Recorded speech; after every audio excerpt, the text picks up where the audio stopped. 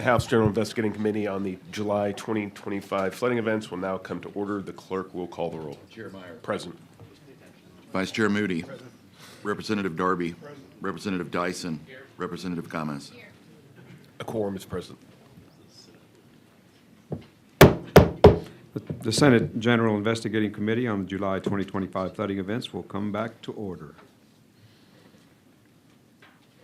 So at this time, the chair invites Nim Kidd, the Chief of the Texas Division of Emergency Management, TDEM. Welcome, Chief.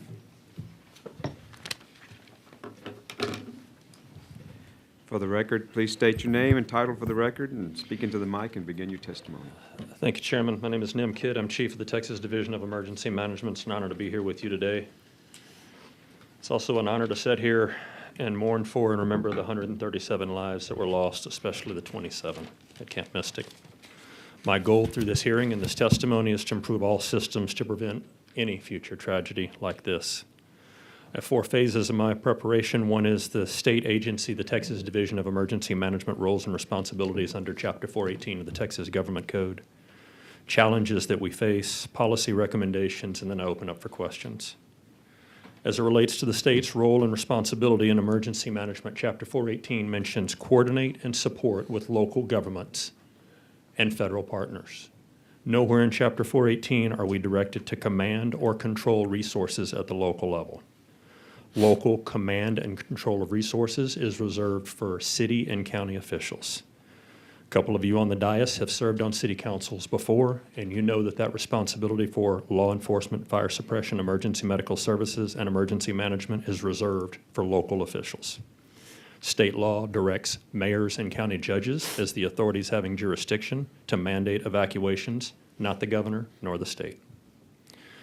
As it relates to challenges through this event and others, we have seen volunteer management, mass fatality management, communications and interoperable communications, and the emergency management and volunteer fire department workforce a challenge. Our recommendations moving forward is to mandate some sort of volunteer registry system, not for the volunteer organizations active in disaster that we all know and work with, but for the spontaneous volunteers that show up from all over the place that mostly want to do good work, but we have no idea their background skills or capabilities or motives. We need to continue to improve the mass fatality response system in the state of Texas. I think most people are unaware that there are 13 medical examiners for the entire state of Texas. The rest is run by justices of the peace elected at the local level. We need to continue to improve operable and interoperable communications as well as fund those programs. And we need to train and credential emergency management and volunteer firefighters. I want to get into some of the questions and answer about the resources and capabilities. And we need to continue to improve our warning systems across the state. I think for those of us that have lived in a city under a mayor, regardless of it's a city manager or mayor form of government, strong mayor form of government, police chief, fire chief, EMS director, and emergency manager have one boss, and that's the mayor. But when you get into the unincorporated areas of Texas, your sheriff is usually always a countywide elected official and has responsibility for the law enforcement side. In the case of Camp Mystic, we believe the Hunt Volunteer Fire Department was responsible for fire and rescue. I believe EMS came from the city of Kerrville. You had multiple competing and overlapping jurisdictions there. When we talk about incident command versus incident management, I think we should identify and separate those out. In my line of work, there are events or incidents. Some of those can be a water line break. That's not necessarily an emergency until it impacts part of the community. Emergencies are always best handled at the local level. Those emergencies become disaster when the local government responsible for responding to those incidents and emergencies no longer has the capability or resources to respond. And that's where Chapter 418 directs this state agency to coordinate other assets to support those local governments. Through the testimony that we've previously given, you know that we had resources and assets deployed ahead of the storm. I've heard some testimony today about the TDEM alerts, and I'm grateful that you acknowledge those and use those, but I need to remind you, those are National Weather Service watches and warnings. Our job is to echo or emphasize or amplify that message to ensure that our local partners that have responsibility are getting that message. And you may ask, why do you do that? There are 13 independent National Weather Service offices in the state of Texas. Many jurisdictions line up on the boundaries of those. And we see that those different Weather Service offices can give different forecasts. So we have our statewide calls when we're worried about weather events that are coming in, and put the National Weather Service regional headquarters on the call to give a singular forecast to all that will call in. And we invite all elected officials at the local and state level to join those calls, to call in to get the same weather forecast, to give us a common operating picture, and to ensure that local governments have assets that are ready, and if not, know the process to request additional state resources. So, Mr. Chairman, I think that'll end my opening and prepared remarks, and I'm happy to answer any questions. Members, any questions? real Senator quick. Perry. So I want to be clear, these updates, National Weather Service echoes, I know we as legislators know about them and can dial in, but it's strictly voluntary, correct? For our 10 As a.m. far as- weather calls? Yeah. Yes, sir. If you want to dial in, anybody, is that open to the public too? No, sir, or is it's that- not. Just a few elected officials and then pretty much in the government ranks? Yes, sir. In accordance with Chapter 418, the Disaster Act of Texas, mayors are the emergency management director for the municipal corporations. County judges are the emergency management directors for the unincorporated area of the county. We invite all mayors, all county judges, if they have identified or designated an emergency management coordinator, that coordinator is invited. And then we invite the state agencies of the Emergency Management Council to that call. So a lot of the conversation has been, there was nothing from the locals to the camps. The locals not only can get information from those briefings, but have all other resources, NWS, NOAA, they're getting information from everywhere, if they choose to participate in receiving that information. And then the connection from there to the camps is a whole different conversation. We really didn't explore a lot, but there really was no formal process. But to be clear, those are voluntary. Some participate, some don't. Some do sometimes, some do never time. But it's fair to say, too, based on the 14-hour hearings, that particular community was, at best, I'd say lax in who is the emergency management coordinator. What was the train of I mean, they had labels, but they definitely did not hear the role. Is that kind of your recollection? Very close, Senator. So to answer the first part of what I thought was your question is, there is no teeth in Chapter 418 to mandate that a mayor, a judge, or the emergency management coordinator participate in our calls. I will tell you, I am appalled by the number of emails and text messages I get asking to be removed from those distribution lists because they think we're giving them too much information. Okay. And I ask them to do that in writing and send it to me, and I'm going to share it with everybody else. That usually stops them from asking again. But we get requests like that from local officials all the time. That's part one. Part two is we have a form. It's called the Division of Emergency Management, DEM 147. By executive order of the governor, we ask every year the mayor, the county judge, and the emergency manager to update their contact information with us. State law indicates they are the local officials responsible, and we ask for their contact information. Those are the people we invite to the call. Thank you. And then you mentioned registry. What else were the four things? Because I'm going to follow up with the question. Yes, sir. I think we addressed that in legislation that did not pass. Members, I keep going back to a bill that had it passed, we'd already been implemented halfway down the road, but it didn't pass over pure politics. Had nothing to do with the subject matter or the content of the bill. And that's shame on us. But what were the four things you mentioned So volunteer management of spontaneous volunteers, that was in there? mass fatality management there. dealing with medical examiners and justices of the peace, operable and interoperable communication setting a state policy and funding, Separate bill. training and credentialing of emergency management personnel. Addressed. And I'm adding volunteer firefighters, Senator. Addressed. We've got to train and certify our volunteer firefighters. So we have work to do next session. We just don't have to start from ground zero. I appreciate what your agency does. I get daily, especially if it's in my district, y'all do a tremendous job of keeping us in tune and in line with what's going on, be it fire or any other potential problem. So, and San Angelo's in my district. Y'all deployed early. And what did we have, one fatality? Yes, sir. And that community did not see the economic loss because It was coordinated, planned, and activated. Kind of what we've been talking about. If you got a plan and you've trained on it, and San Angelo's serious about training on it, you don't have these catastrophic events to deal with afterwards. Thank you, Senator. Chair recognizes Speaker Moody. Sorry, Chair recognizes Chair Darby. I just wanted to echo Senator Perry's remarks about San Angelo. I think it's important to note that on July 3rd, your office recognized the weather conditions to be such that you needed to pre-position assets in areas that might be subject to flooding. Kerrville's obvious, flood alley, so you positioned a unit there. You also positioned a unit to San Angelo, Texas, did you not? And San Angelo is a relative flat community behind 3 flood control dams. And if you'd have told me on July 3rd you're putting a swift water rescue team in San Angelo, Texas, I probably would have laughed. But you did. And the rain came, and it came, and it came to 14 inches, and it flooded. We lost 500-plus homes and 1 fatality. I just want to thank you. I don't know if you're Karnak the Magnificent or you just pay attention to what's going on around you, but you have my profound thanks, and so does the community of San Angelo. Chairman, thank you for that. I don't feel like I deserve that, but I'll tell you, we do have a great team, and that great team still has things that we can do better.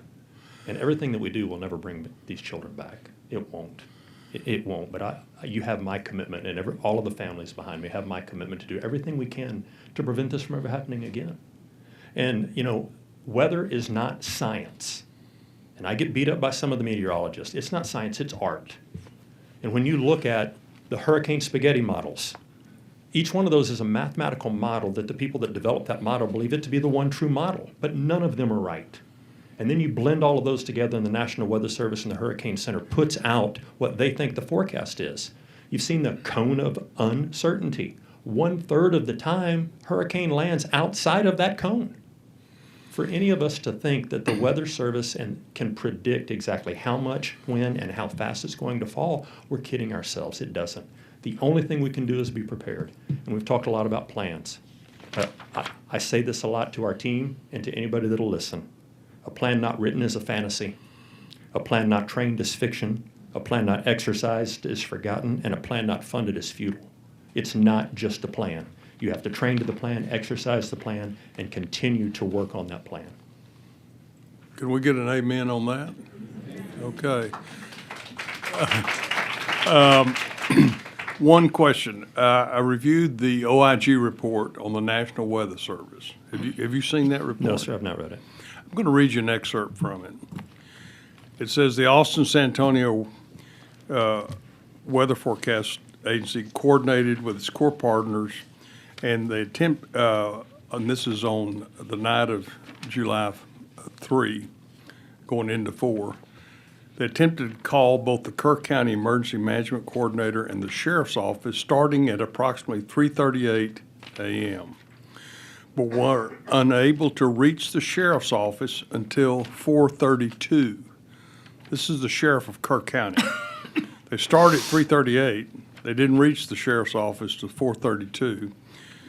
And they didn't reach the Emergency Management Coordinator, which you and we all agree is an important functionary in this whole process. They didn't reach the coordinator till 6:19 a.m. As there are no river gauges upstream of Hunt on the South Fork of the Guadalupe River, which we now know is just created fatal conditions, and the weather agency was unable to reach Kerr County officials, they decided to upgrade the existing flash flood warning to a flash flood emergency. And I want you to explain the difference between the two at 4:03 a.m. based upon observed radar and rain gauge data. Will you kind of illuminate on that for us and expand a little? Yes, sir, I'll do my best. I'll try. So I think we've talked a lot about the watch is something could happen. The warning is something is likely to happen. The emergency is it is imminent or happening. It's really about the timing of what event could take place. And back to the watch. We have places in Texas right now that are under a tornado watch. I'm getting text messages about them. We got large hail up in the North Texas area, your area. And so as we look at this past, we're under the watch. When the National Weather Service, through their technology, their tools, sees the potential for it to actually happen within minutes is when you're going to get the warning. The imminent attack or the imminent event is when that emergency is keyed in, and that is a very rare occurrence, extremely rare occurrence. But when that happens, it's usually too late for us to take action at that point. We're now responding to the event instead of doing anything on the preventative or preparation side. Explain Code Red. Great question. Code Red is a trade name. Code Red is a reverse telephone system. Over the years, when we all had copper telephone lines, cities and counties and local officials had your number to the unlisted or listed telephone number, and it was a computer system that would call your landlines. We've evolved to nobody has landline phones anymore at home. I don't. I have cell phones now. Even voice over IP phones are tied to the internet, so electrical dependent and internet dependent, not plain old copper telephone like we used to have in the old days. And so there are cities and counties today that have reverse notification systems, emergency notification systems, or wireless notification systems. Think of them as all the same thing. In most of them, like a school district, for instance, or a water or utility district, you have to register with that system in order to get the alert on your phone. If you're their customer or have a kid in their school or have a kid in their university, you register to get on that system. Jurisdictions in Texas can also activate the WIA, the Wireless Emergency Alert System, under IPAWS, the Integrated Public Alert Warning System, and that's where they can take and draw a polygon around an area, and the theory is they notify every cell phone in that polygon Kind of a area. geofence, if you will, Yes, sir. around Yes, sir. that phone. Regardless of whether you have registered for that system or not. And I'll tell you, in talk, it's really good. In practice, it's not perfect. You may recall we did on April the 2nd, we did a statewide test. We had a lot of feedback on that test because many people didn't get the message. Many people didn't register. Some telephone line carriers couldn't produce all of the messages that went out at the same time, and sometimes it took them hours to get it. We are going to continue to request, we don't have the authority to mandate local officials participate, request local officials participate in exercises like this because it trains the responders with responsibility for warning and notification on how to use the system. It highlights the limitations and the capabilities of those systems, and I believe it helps the citizenry understand what those messages are meant for and take action whenever they're requested to do so. Is that something that you can tell this committee or that local emergency coordinators, for example, how many have signed up for this notification? We'll produce that information and for who you. hasn't? Yes, sir. I mean, I would think that would be helpful to know who's participating and who's not, and we can perhaps take a look at requiring some of that response as opposed to simply allowing them not to opt in for such an important notification. So Thank you, sir. we've talked about the local Clark County officials and on vacation or asleep or sick, but I just can't imagine not being able to reach the emergency coordinator till 6:38 in the morning. Of course, that's after the event's already happened in Mystic and upstream. Have you, and we can take this offline, but we ought to, as collectively as the House and Senate, look at options on who should be designated, what their roles and responsibilities are, and how they report back to the legislature about their performance in that role. And I think I for one would welcome your input into that. I feel compelled to share that out of 1,470 jurisdictions in Texas, 254 counties, 1,216 cities, there's really only about 480 emergency management programs across the state out of roughly 1,600. And the reason is because you get into the West Texas area, your county judge is also the emergency management coordinator. They have zero depth in their staff. But then you have so many interjurisdictional programs as well, where one county emergency manager may be that point of contact for 5 or 6 different cities. I'll tell you, you can't be a peace officer in Texas anymore without going through a TCOL approved academy with approved instructors and approved curriculum and graduate after you take that test. You can't be a firefighter in Texas, a paid firefighter in Texas, without going through a Commission on Fire Protection, certified curriculum, certified instructor, certified academy. But to be an emergency management coordinator in the state of Texas, you need the signature of a mayor or a judge, period. That needs to change. I hear you. Thank you. Thank you, Mr. Chairman.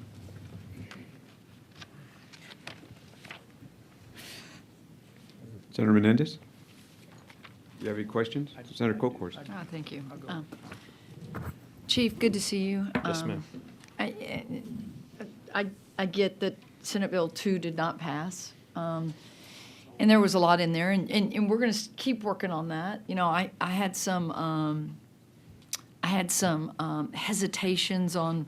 I think a database is good. I don't know about fingerprinting and creating barriers for people that really want to run to the fire. And so I'm going to ask a series of questions here and try to go through our investigators' report here. We've made a lot about the 1:14 a.m. alert. That was a warning. This last summer, I think we spoke a lot about different alerts, and alert fatigue has come up. Senator Hughes, I think you brought that up yesterday. In your opinion, do you think we have a grasp on what the difference is between a watch and a warning for the general public? We do not. So we don't, okay? Because I've actually talked to a number of people in Kerr County who survived the flood, believe it or not. I mean, one lady, it's the most incredible story. I mean, God wanted her to live, right? And she said as the water was rising, they probably made every mistake under the sun. They got in their pickup truck and they started to drive and they realized that the electric gate's not going to open, and then the truck started to float away, and one thing after another with her 15-year-old son, and it's quite a story. So I would ask this: what would you recommend that people understand? And we're about the camp directors. We've made a whole lot about that 1:14 a.m. call. What does it mean? I've read aloud today, imminent danger, life-threatening. I mean, what do we do to get past alert fatigue? So, thank you for the question. Alert fatigue also comes from us having too many sources of information and they're not the authorized source. Part of the exercise that we conducted on April the 2nd was to see just how many people would push the message out. When you think about a county having the capability, a city having the capability, citizens of the city are also citizens of the county. Those systems need to be coordinated together, so it's not enough just to have a plan. You have to train and exercise to that plan as well. When you talk about school districts that have it, universities have it, municipal utility districts have it, electrical systems have it. Everybody has the capability to send this message. And then you have our media partners that also want to send the same messages. And you have the National Weather Service sending messages. My goal is to make sure people know who the trusted source of information is and only take action on the information that source sends them. And I professionally believe that should come from the local Office of Emergency Management, staffed by local officials that are trained and certified to do the job, and it should come from the National Weather Service. And those should be the only two places that are pushing information out. Nobody else should be pushing it out during a disaster. So we need to continue to work on that. Yes, ma'am. Again, some bills that didn't pass. I want to kind of drill down in the timelines that we went over yesterday. So July 3rd, TDM ramps up communication, activates more, these are my words, protocol awareness for floods. 10 a.m., TDM has a call with 468 that have dialed in. Do we know if anyone from Kerr County was on that? And somebody might have. We do not.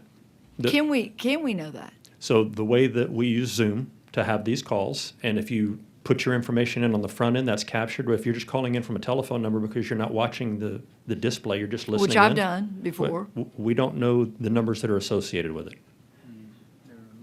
So we don't know if Kerr County called in. Obviously, Kendall County did. There was more prep. I want to keep walking on. Okay, at 1 p.m., resources deployed. Correct? I have resources. On which, I which think it's day, from, ma'am? I could go and find. I got a lot of open Yeah. programs here, but that resources were deployed. We're told y'all were starting to stage boats in different places. Correct or We not? started having coordination calls on the Okay. 2nd and moving resources to have them in place by July 3rd. Okay. But it was So a 35,000. This was on July 3rd. 35,000 square mile area because the Weather Service couldn't tell us what was going to fall where and how fast and how much. So that is an important point as well, because what we learned was that there's a weather station in Del Rio all the way down to, I think it is Brownsville, and nothing in between. Yes, And we're ma'am. working to fix that. Yes, And the ma'am. river gauges. And I know this isn't your part of it, but we're hoping those get deployed and installed ASAP. Yes, ma'am, we It- are too. It got funded. So I want to kind of move to the point of when the disaster started to happen, and I guess the aftermath. So, Ms. Garrett really brought out the aftermath, and that, you know, we've gone through everything that happened, timelines. She certainly, it's called Daylight and Beyond, okay? So, at the evacuation of Bug House Tree, we're getting people out of there, bodies found in Mr. Eastland's Tahoe. And then she hit upon lack of incident command. And I want to go back to this because I think we're focusing a whole lot, and we should, on how to prevent them. We're not going to always prevent a disaster. But as she pointed out, no information, misinformation, death notifications to parents was lacking, delay of resources being deployed.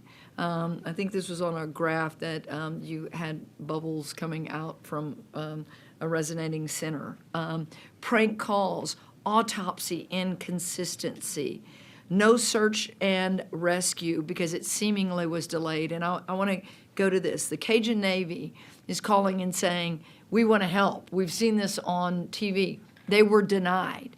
And nobody can answer to me, who were they denied by? Who denied the Cajun Navy? I have no idea. That's a problem. That's a I problem. can tell you the Cajun Navy doesn't participate in our statewide exercise in communications platforms. They're a volunteer group that chooses not to participate with us directly. If they want to choose to participate with local officials, we would support that, but that's the local official decision to accept them or not. I have another line that I wrote in my handwriting, off-duty firefighters, et cetera, denied.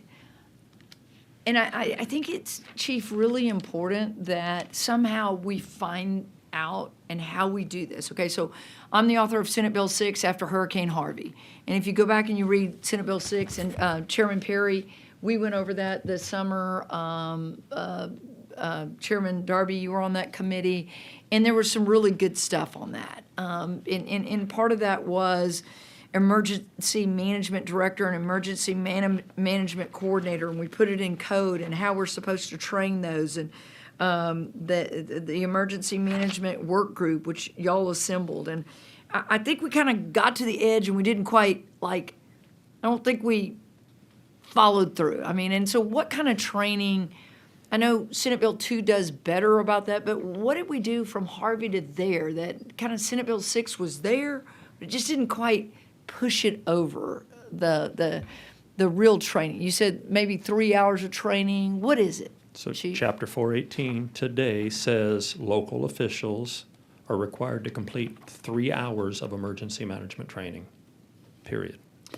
So, Judge, I want you to know after Kerrville, Chief, I want you to know after Kerrville, we are re-electing 254 county judges in 254 counties. You're either re-electing them or you're electing them, right? I mean, everyone is up in all 254 counties. And I have said since our hearings and being in Kerrville, and certainly this reinforces it, I have told my constituents who you elect as a county judge is possibly the most important decision you make with your vote, because that person becomes the CEO during a disaster. Am I right on that? Yes, ma'am, you are. They are the CEO, not the mayor. Well, municipal corporations, cities, the mayor is the CEO during a disaster. The county judge is the unincorporated area of the county. But they have to coordinate. They have to talk to each other, that's correct. They don't have to do the same thing. The law gives them the independence and the autonomy to operate separately. And so we did see through our hearings and much media coverage, there was a number of breakdowns, right? Yes, ma'am. And so when I ask these questions in the aftermath of what our report, we're putting together a report, and it's from Daylight and Beyond was the title. Those hours that happened after that. So, for example, some people claim that the state didn't act for 11 hours. True or false? False. Okay, how quickly did we act? Before the event happened. But were we deploying that? Because we Yes, know ma'am. that the Coast Guard evacuated how many of the young ladies from Camp Mystic? I think it was, 165. Those were additional resources that we called in. But ma'am, Great. you've heard here on the dais today, we had boats deployed in San Angelo and Kerrville and Menard and other parts of the state before July 4th. The state Right. had assets in place before the rain came that morning. Now, was it enough assets and were they in the right place? I don't think we'll ever have enough assets for the amount of rainfall that we saw, at the rate of fall, at the place that we saw it fall. But we didn't know where that was going to happen until it happened. Nobody knew that It's a until great it point. happened. And something that we discovered, I remember one of the panels in Kerrville, and actually it was an academic panel. I'm telling you, it was Texas Tech, then it was the University of Texas, then it was Rice University, and all the way down. And they talked about we can get better at these rain bursts, right? can. And we're funding that. Yes, ma'am. Thank you for that. And we're going to get better at that so that you can better predict and be able to deploy, right? That's right. And so when we look at what, and I really, I wrote down in bold words yesterday with lines all over it, where was the incident command for Kerr County? And then I wrote out to the side, or is it the state?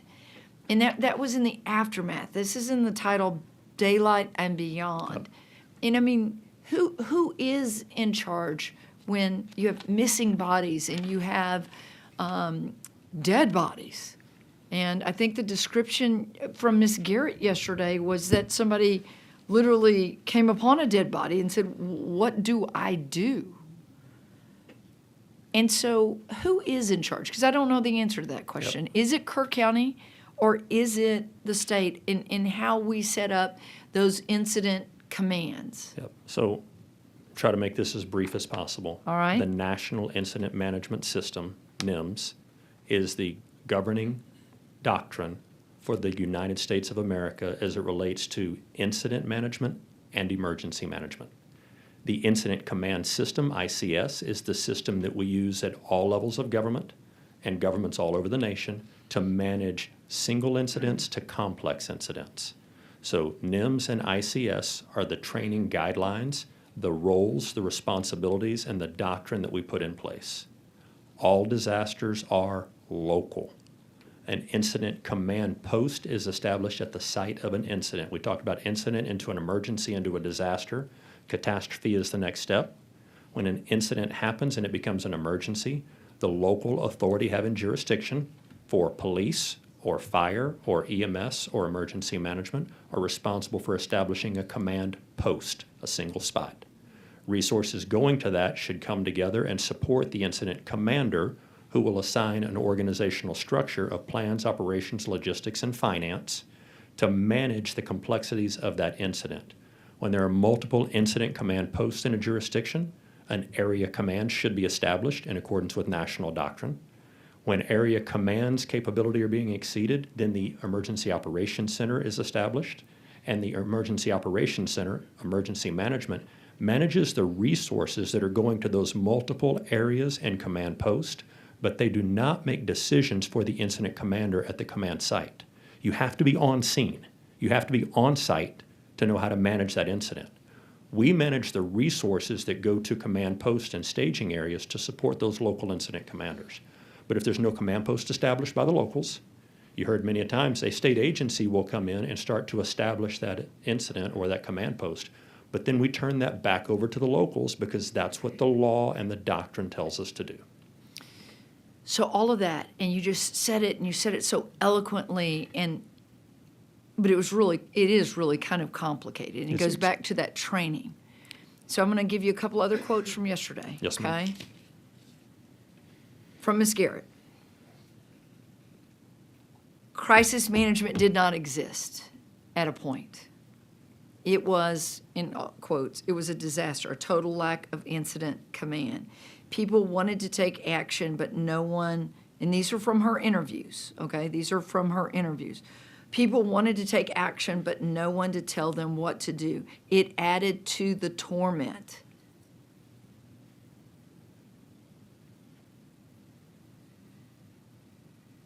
This is not from her slides. This is what I extrapolated as she was talking.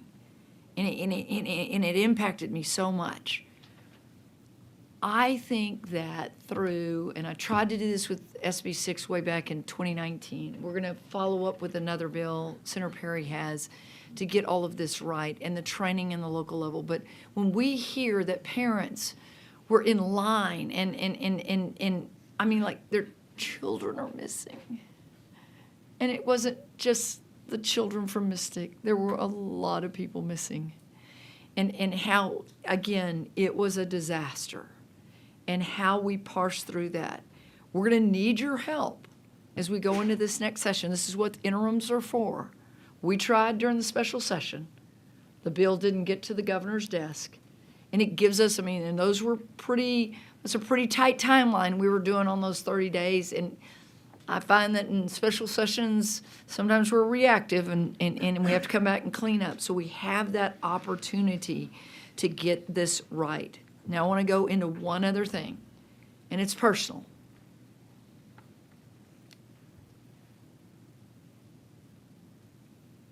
As I said earlier today to the Eastland family, I sit here as a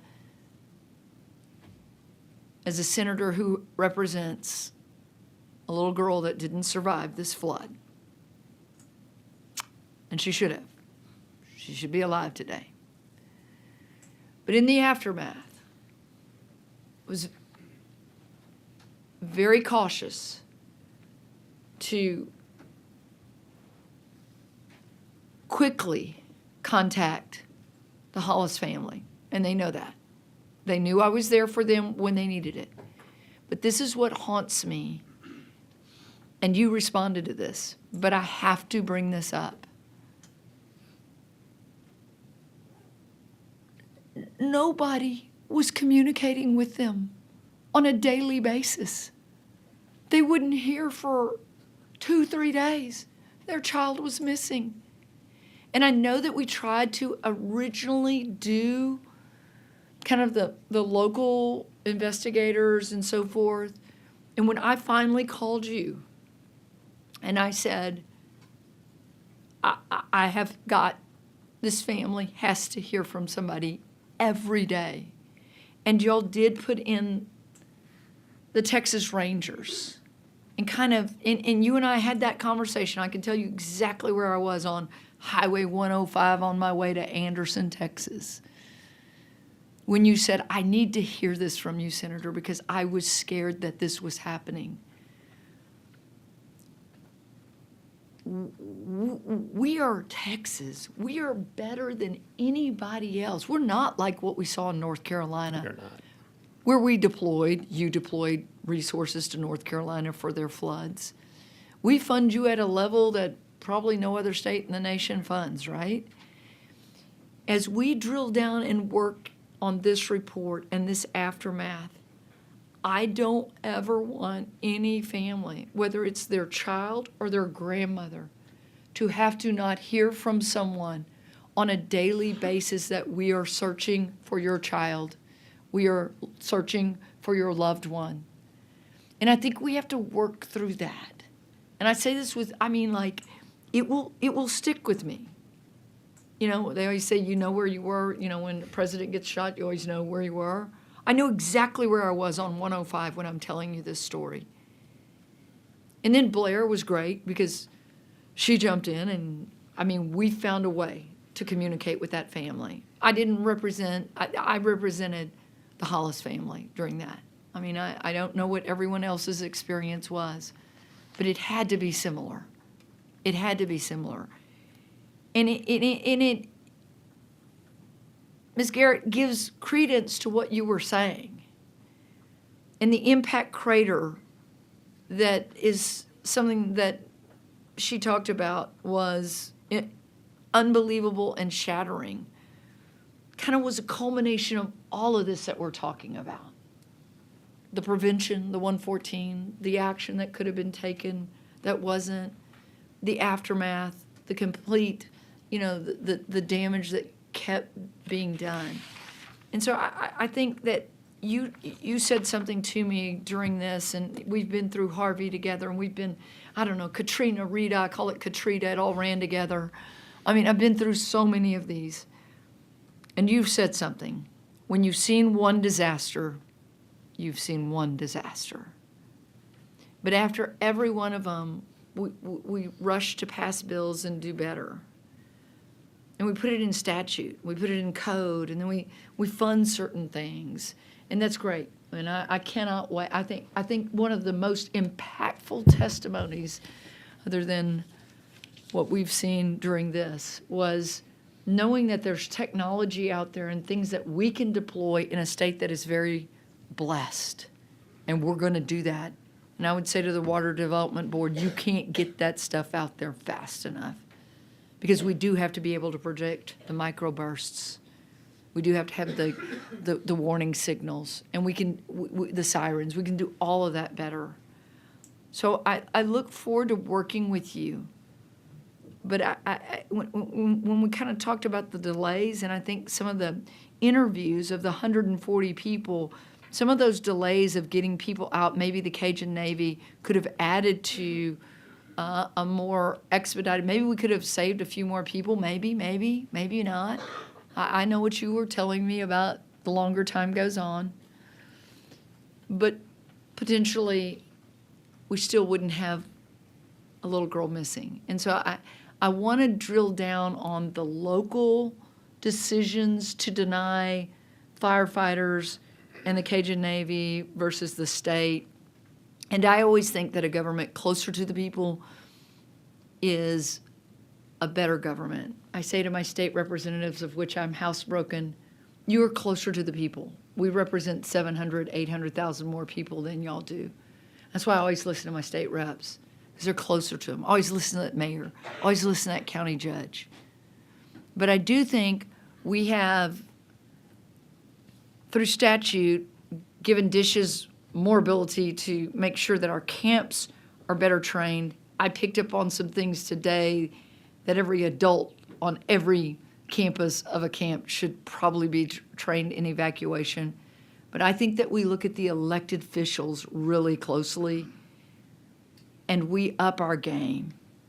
And Senator Perry, the point that you made, it's not that a county judge isn't going to go on vacation or a mayor is not going to go on vacation. That's fine. You just have to appoint somebody that is in that role after that, and that person has to be trained. I'm glad that the Kendall County judge went to bed. I think your quote was uneasy, disturbed, didn't feel right, nervous that something was going to happen. I think those are indirect quotes, but I think I captured the emotion. And Kendall County fared a whole lot better in this flood than Kerr County with 119 deaths. is a staggering number. So I look forward to you helping us be better. We're a very blessed state. We can have those resources and do better. But when it comes down to it, you got to have leaders that are trained, that know what to do. We just drilled the Eastland family on that. And we learned that there wasn't enough training. There wasn't proper training. And I think that we have to look inwardly to our elected officials as well. Thank you. Anything you want to add to that? We have also got to look at our volunteer fire service. What do you mean by that? Because I love them. Senator, we've danced around this for years. I love them too. I started my career almost 35 years ago as a volunteer. There is no state-required training for volunteer firefighters. Even There's at the no Texas state- A&M Fire School? You don't require it of volunteers. You don't mandate it. You mandate that paid firefighters go through a curriculum and graduate from an academy. But I can go volunteer with a fire department in any county in Texas and show up and just say, I want to be here and volunteer. And some of them are great departments. They really, really are. There are great volunteer fire departments and great volunteer firefighters all across this state. But you don't mandate what training they get. You don't mandate that they get fire suppression training. You don't mandate that they get swift water rescue training. You don't mandate that they have to have any emergency medical training because they're volunteers. You mandate that for paid fire departments. You mandate that for the cities. But Would you- so much of Texas is covered by a volunteer fire It department is. that has And they are no terrific, as you mandate. said. Okay, so. And they are part of the incident command system, and they should be part of the incident command structure. But if we can't even mandate that they get training, what good are they going to be to us on our worst day? Would you have the state pay for the volunteer fire departments? I think you have plenty of emergency services districts out there right now that the citizens of that community are electing to have an emergency service district and be taxed by that district, and you have some that are voting them down. So if you didn't have an ESD, do you think that we could mandate and supplement? I think you should ask the local officials in Kerr County, but I believe there's an ESD in Kerr County right now. They still don't have paid firefighters. Thank you. Chair recognizes Speaker Moody. Thank you, Mr. Chairman. Chief, thank you. Senator Colcourse touched on a couple of things that I want to touch on. I was also very glad to hear that she listens to state representatives. I'm gonna hold her to that next session. Oh, just some. Okay, I got it. And I think you hit nail on the head in request versus mandate, and something that we need to look at seriously. And you mentioned it in a couple different ways. But I can tell you one thing, the families that are in this room didn't request to be here. They did not. It's mandatory that they're here because That's right. they tragically lost life. So if they're here in their pain and their grief, then we need to figure out a way to have a better system for them. Because a lot of these families out here, they didn't elect the judge in Kerr County. They did not. They didn't elect the mayor in Kerrville. And I'm not trying to denigrate any elected official or emergency management coordinator or whatever, because I'm sure many of them do the best they can do. But, and I do agree, when you're local boots on the ground, maybe there's some nuance to what you know that works well. But, you know, when you answer the question, do people didn't know a difference between a watch and a warning? Well, we've heard that people don't really, didn't change their actions much at the local level. But I know you do. I know your top brass does. I know the people that work for y'all do. And I'm not saying that a massive system statewide is the solution for this, because it's not an either or in my mind. I think it's a both and. Because and correct me if I'm wrong, is there anywhere in the code that we give you the ability, or anyone at the state, the ability to step in and move the locals to the side and take control of the situation? Not at the incident command post level, nothing that I'm aware of, and nor that we've ever practiced, or I don't think we have the authority. Again, when you look at Chapter 418, the Disaster Act of 1975, and you look up command or control, that always relates to the local level. when you look at our agency's responsibilities and duties, it is coordinate and support. Yeah, yeah, and I think that, and two very different scenarios, but the idea of incident command and control was something we talked about an enormous amount in Uvalde. And they said, well, the Consolidated Independent School District folks, they showed up there first. Well, they're in control. That's what our teaching, that's what the doctrine teaches us. That's what the philosophy of law enforcement, they're first on site, they're in control. They were the least qualified to be in control. But that's what everybody was taught. Well, he's in control. He's in charge.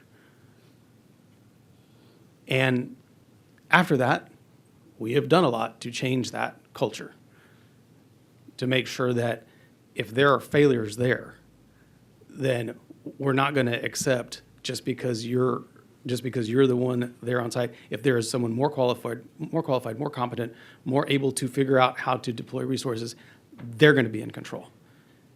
And so we didn't accept doctrine and philosophy because just like we just talked to the Eastlands for I don't know how long about, just because this is the way we've always done things doesn't mean that you should continue to do it that way forever. And they all said that. That's of course, if we knew now what we knew then, we're not going to do that going forward. We have to expect that of us too. If the answer is that at the local level, the response is inadequate, then we need to have a mechanism in place where the state can have experts or a strike force when talking about post-event. And I don't have the solutions here. I don't. I'm trying to just make the point that we have to not accept the norms if time and again we realize that there are, like you said, each disaster has its own flavor to it, and all different confluence of things can create crisis. And there's something here to be done through emergency management. And I don't think you're going to find anybody up here that's going to, step over the top of their local elected officials. I think there's some value there. But we do need to figure out, when it comes down to it, where we have more qualified, more competent folks, how do we take control of a situation? And I'm not saying, that's 1 out of 100 probably, maybe 1 out of 1,000. But we do need to figure out how we do that in an organized fashion. Otherwise, we will keep having these situations come up. And look, I don't magically think because some people elected me in El Paso that I know all the answers to everything. Just like the county judge isn't an emergency management expert just because he or she got elected to that position, or the mayor, just by virtue of getting elected. Or like you said, these other people are just appointed and they get 3 hours of training, insufficient. Yes. And there's a big picture here that we need to kind of step back. And I mentioned it yesterday. This is a great state, and we talk about that in a lot of different ways. If we're not going to think critically about how we do this type of work, then we are not doing our job. And so I just know that you're going to be a partner in that. I know that we've heard a lot, going back to last summer, about the work that you did in this crisis, and helping to coordinate the best you could. And I know that you'll be a partner with us in this discussion. But, well, I guess I'll just ask you that question. Should there be a situation in which we have the ability to sidestep the locals and start to manage a situation if it's gotten to a point where it is not being managed competently and correctly at the local level? Thank you for the opportunity to answer that. In most cases where we have had local officials or local capabilities that have not been up to the size or scope of management that was needed, we have come in and wrapped around them and supported them to continue to move them forward. It's very rare that we get a local elected official that starts to push back once we bring in an overwhelming amount of resources to help support them. It's very rare. I can't even think of a time that that's happened. It didn't happen. It did not happen in Kerrville either. But the challenge with that is I have been the guy in the water. In San Antonio, I was the lieutenant for the city's technical rescue team. I've shown up in my own city where an incident was started by other competent responders. And I got to tell you, boss, one of the hardest things in the world to do is to take over a situation that is already going bad and turn it around. It's a better capability if you can bring the resources in to help support the people that are managing it, if they're doing it competently. And in this case, we know that that did not happen. But we quickly put resources in there and started working in that case. My fear is if we put this into law, if you put this into law, that the state can come in and take over, then what keeps every local jurisdiction from just stopping it from the very beginning? So there, I think, is the trip line that we have to be cognizant of. Because we talked a lot about complacency. I don't want someone saying, oh, well, it's not our deal anymore. We know that the state's going to come in and take care of it, so we're going to step back even further.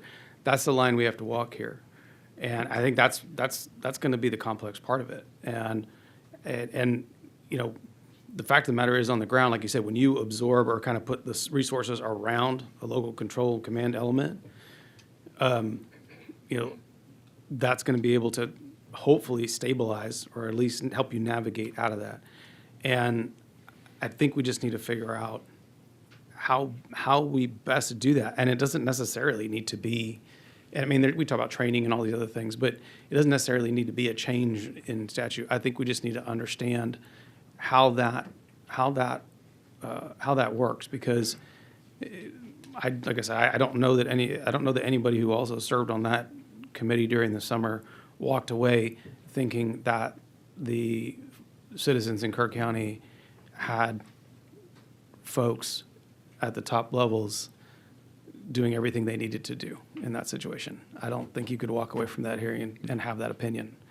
And so what do we do? What do we do in a way that does not create complacency where we pass the buck? Well, the state's going to do it. We do need to figure out, there's a fine line to walk there, but I know that we have your commitment to work with us as we move forward. So, Yes, sir. I thank you for that. With that, I don't have any other questions. I know we have some discussion about the mass fatality team and how we need to continue to work on that. And I know Casey brought that up yesterday.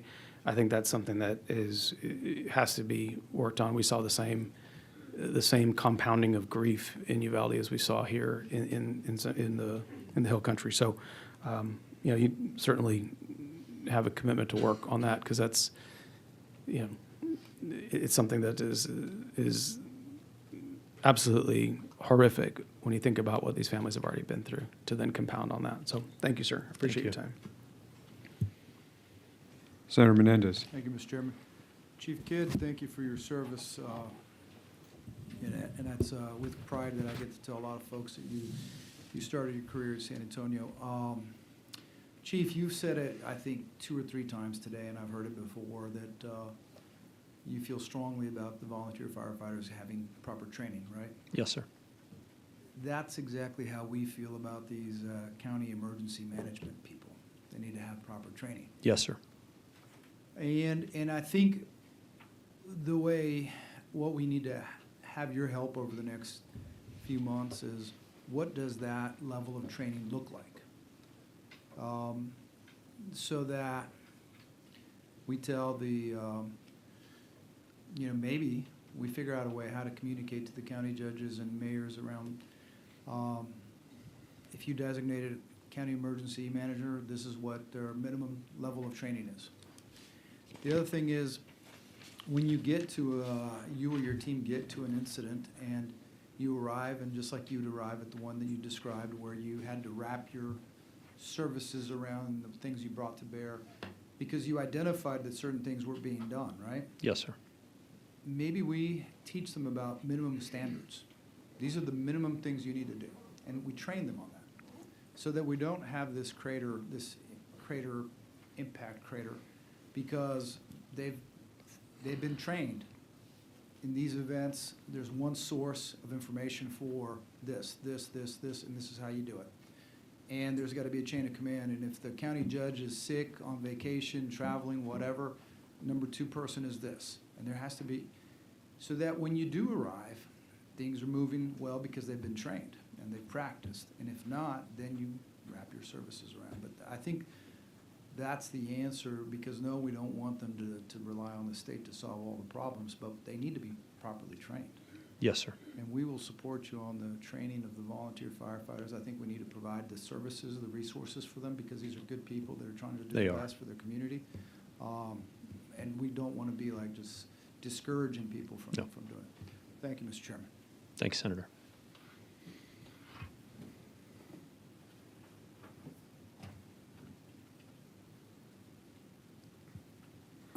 All right, Chief Kidd, thank you for being here. I just have a few questions, and really, if we could, and I know you all testified for hours at length last summer, but for the benefit of those who maybe didn't watch those hearings or read the transcripts, can you describe for this committee your interaction with Kirk County, your agency's interaction on July 3 and July 4 of 2025, for the benefit of maybe those folks who aren't aware of the failures that, quite frankly, caused many of my constituents immeasurable pain and grief on top of the pain and grief they were already feeling due to the lacking of coordination, the lacking of information, incorrect information, and the other areas that Ms. Garrett addressed. So if you could just give me from your perspective, point of view, the interactions on July 3 and July 4. Yeah, Chairman, thank you for that opportunity. Again, we having coordination calls and pre-positioning resources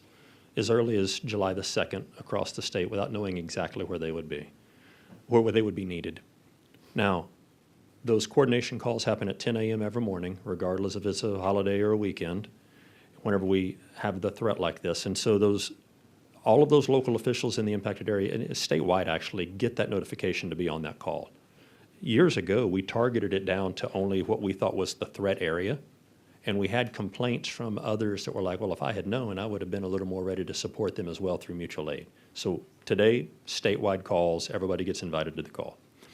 We have, in 137 of the 254 Texas counties, TDM has at least one employee that's assigned to that county. Kerr County had a county liaison officer.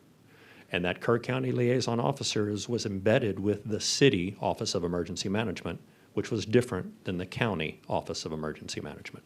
The city's the one that offered us the space. And so that CLO, County Liaison Officer, working with all of the authorities having jurisdiction within that county to make sure they were getting the reports from the National Weather Service and our resource appointments and allocations, and to be there for anything they felt was an unmet need, a need that they had identified at the local level that they weren't able to suit with their own resources. They could have asked our CLO. Our CLO would have sent that back up to the State Operations Center, and we would have found resources from somewhere in the state to move into support. So that's on the front end of the rainfall. I think some of the things that we're asking about, and it was a great presentation yesterday. I got to watch a little bit of it last night. But some of the things about mass fatality management, notification of the families, identification of remains, those are in a separate part of the law and the penal code that really assigns that authority to a justice of the peace. And JPs take that job very seriously, but again, they're locally elected. They're a local elected official. They're not all judges. They're not all lawyers. As you know, they have varying backgrounds, and they have set requirements for training that they need to go to. The JPs in Kerr County, I believe, did the best they could with what they had on a holiday weekend with their knowledge of the law. And it was much more than they had ever planned or trained or exercised for. And it was deeply personal to them. They lost friends and family in that community as well. So what we need to do as a state is to assign, just like we do for firefighters. We have TIFMAS, the Texas Intrastate Fire Mutual Aid System. Today, we have firefighters from non-impacted parts of Texas that through the money you give to the governor in the Disaster Contingency Fund, we are paying those firefighters to be where the fire threat is. We have the Emergency Medical Task Force, Senator, made up of hospital physicians, ER nurses, and paramedics on the street that are from unimpacted jurisdictions that we pay to support local communities all over Texas. We need to do the same thing with the justices of the peace and the medical examiners. That has not happened yet. If we had teams and organizations like that, I think that would have minimized some of the confusion at the local level and would have eliminated some of the unnecessary burden and pain on the families for notification. Well, a few more specific questions. Was there any specific outreach from TDEM to Kerr County officials before the 10 a.m. call on July 3rd? Yes, sir. And what was that reach out? That was phone call, text messages, and they're sitting there in the same office with the city officials there, so it was just conversation.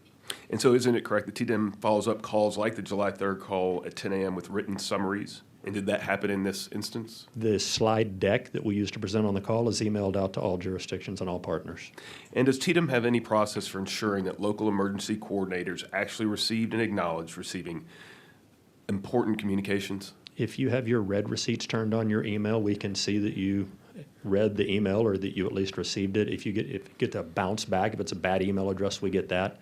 But once I send the email, I don't have any way of knowing whether you read the message, acknowledged the message, and are going to take action on the message. Understood. But as it relates specifically to Kerr County, can you just briefly summarize for me the failures that occurred at the county level that I know we had legislation addressing on a go-forward basis, but I want to make sure that, everyone here and watching online understand the levels of incompetence that we saw that, again, contributed to additional grief, additional pain for a lot of families in this room and families not in this room. Chairman, I believe I understand your question, and I just want to say that, remember, our agency is a response agency. It's not an investigative agency, and we are not a regulatory agency. So I can tell you, based on observations, that we didn't get responses back, but the most direct and best answer to your question is probably from the investigative team that you have together. Okay, very good. And the regulatory bodies. All right, very good. Thank you, Chief. Thank you, sir. Senator Perry. Again, I'll go back to SB2, but to be clear, and I don't have an answer for this today, and this is hard to say, but a lot of the casualties had to have DNA to identify. And I would be remiss to say that we had a whole lot of volunteer labs or DNA certifiers. Maybe it's academics or somebody, but we got 24, 72-hour responses on things that would typically take a long time. So we had a really ad hoc, impromptu network of people that were requiring the DNA verifications for obvious reasons, the trauma involved in all of that. And to their credit, they just stepped up and did it. And so a lot of the pain was not knowing, but some of the information sought there was not an answer to until DNA samples were returned with identifiers. So it was very complicated, very ad hoc, very chaotic. Absolutely 100% the lack of local, if you will, coordination, communication, and support, the Cajun stuff. That's definitely one aspect. But there was a piece of that I don't know how you manage that, other than had you had an engaged, trained, that on this issue we know to do X. But I don't think we had that, and we should have that, and I think Uvalde had the same situation. But that's just one of those very personal, hard conversations that some people just couldn't identify without DNA samples.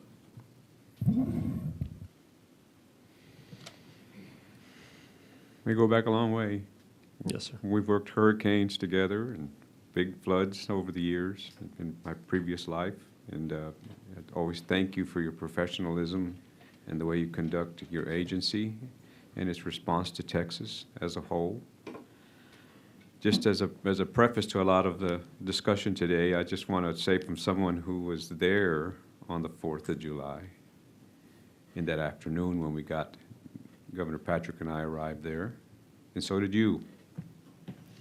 And I'll preface it by saying that in Kerr County, the people there, when they responded the best they could under the conditions that they had. As a community, you can tell story upon that of bravery and rescue and selflessness that the citizens of Kerr County cut off from the fire departments, cut off from the city, cut off from the county assets. It's, you know, is a Hill Country strong and Texas strong? That was a great example in Kerr County of that happening, members. The officials there were operating at that day with the Kerr County Incident Command Center, and then they had the City of Kerrville, and they were working in silos. Would that be a correct statement? Yes, sir.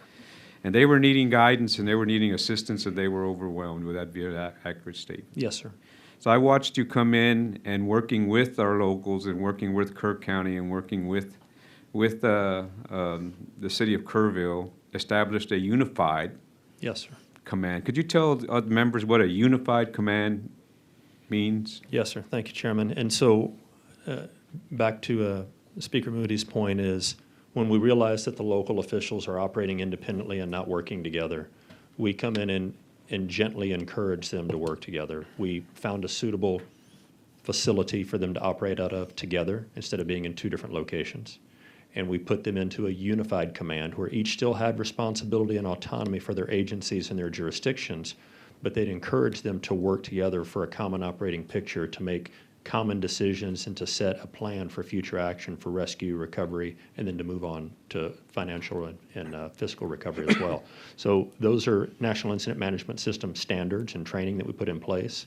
And it was just that coordination of bringing them together, making them acknowledge their roles and responsibilities, and then encouraging them to work together for a unified decision. So it's so important that anybody that's in emergency response, that no matter what level of government that you're at, would you agree that they, just the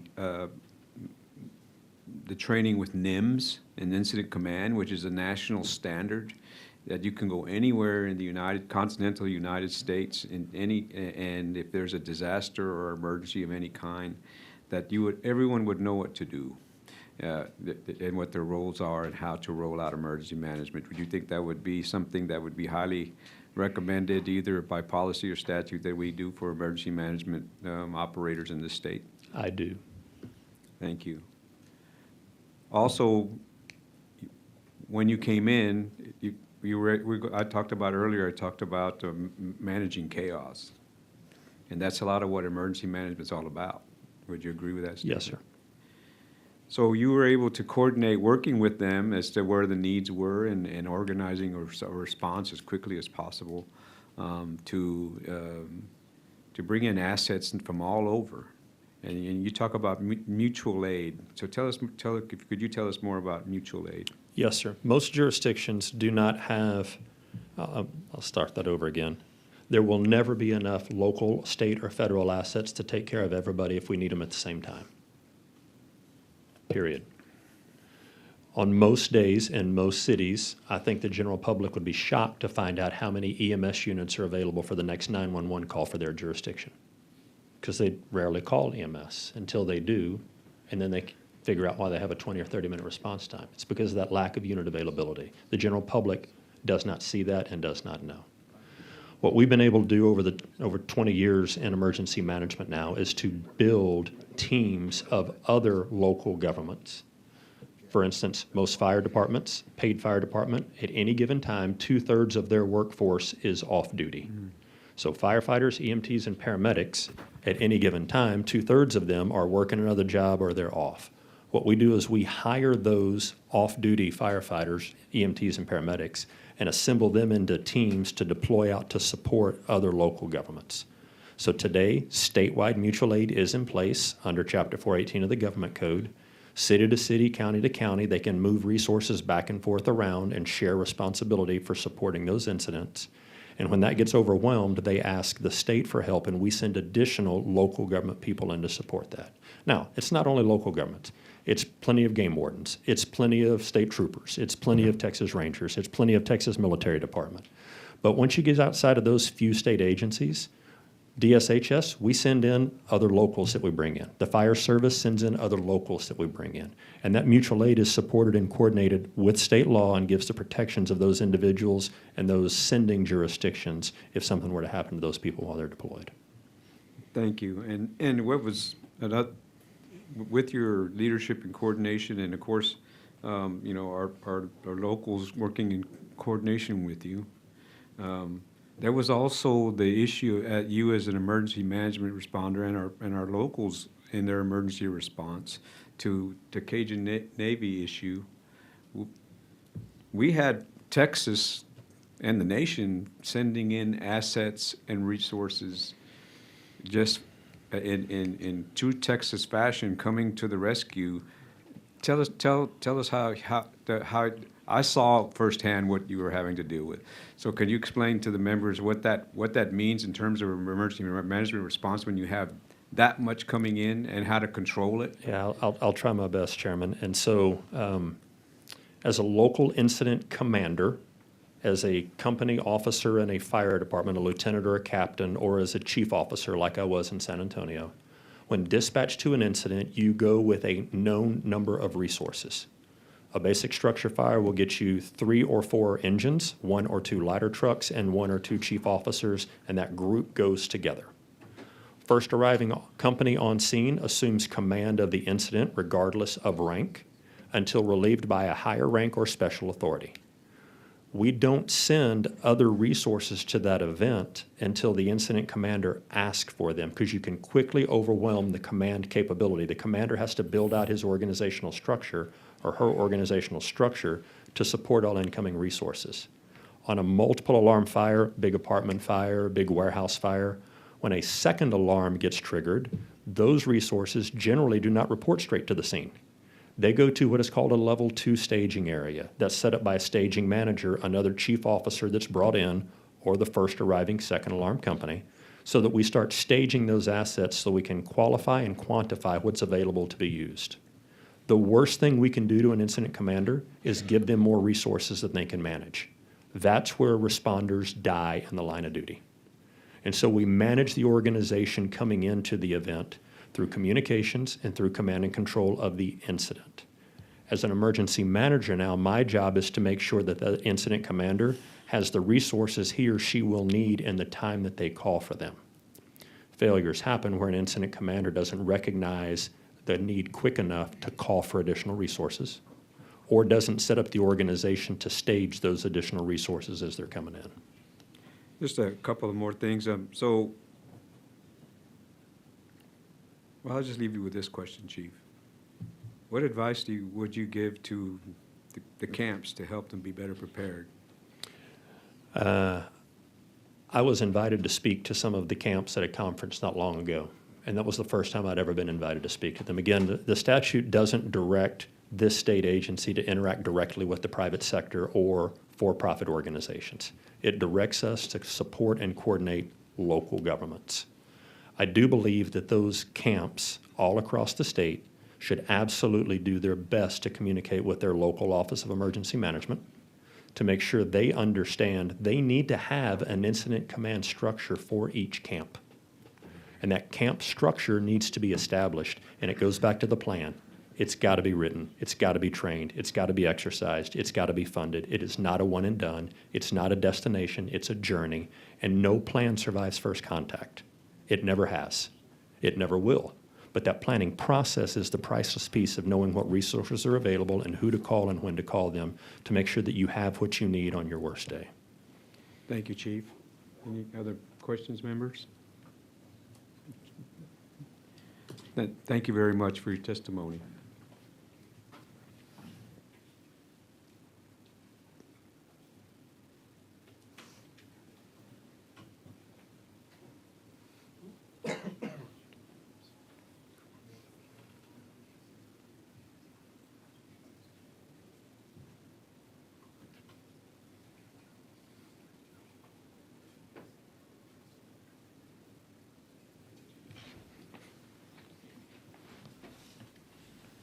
We will stand at ease for 5 minutes. Committee will stand at ease for 5 minutes. Thank you.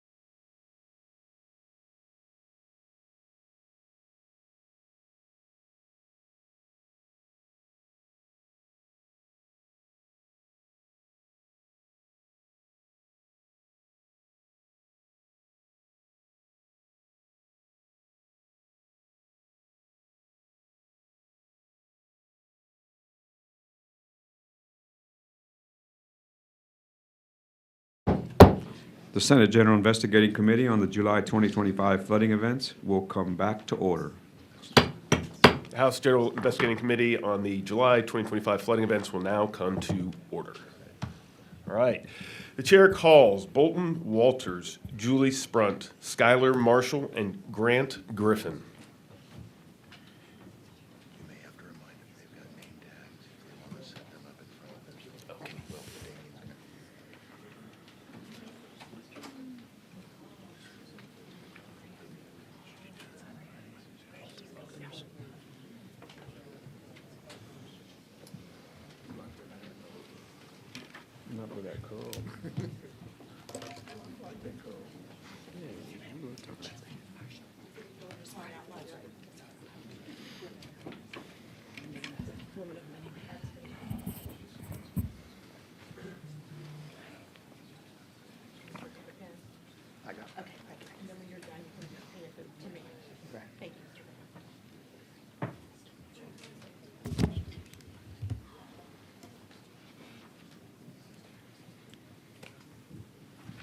All right, thank you all for being here, and we will start going right to left with Ms. Sprunt. Please begin.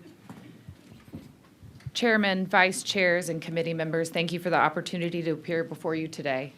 To Casey Garrett and Judge Massagill and your team, thank you for your hard work and excellent presentation yesterday. My name is Julie Sprunt Marshall. I'm a surgeon here in Austin. My husband, Skylar, and I are parents to a 9-year-old daughter, Mackenzie. On July 4th, Mackenzie was a camper in Twins 2 when she was swept more than a mile downriver and survived. I am also a former camper at Camp Mystic. I loved this camp enough to send my daughter to it.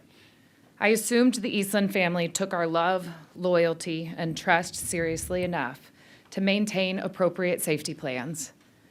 I assumed since I attended 30 years ago that the Eastland family would have invested in safe technology to improve safety at Camp Mystic. It has become very clear they did not. I want answers to the heartbreaking questions my daughter asks me about what happened to her friends. I hope Mackenzie's experience offers this committee a sense of what these children suffered, those that survived and those that did not. All of our daughters in those cabins were awake with enough time to be evacuated. Our daughters were told to stay in place. They waited. They obeyed the Eastland family's instructions.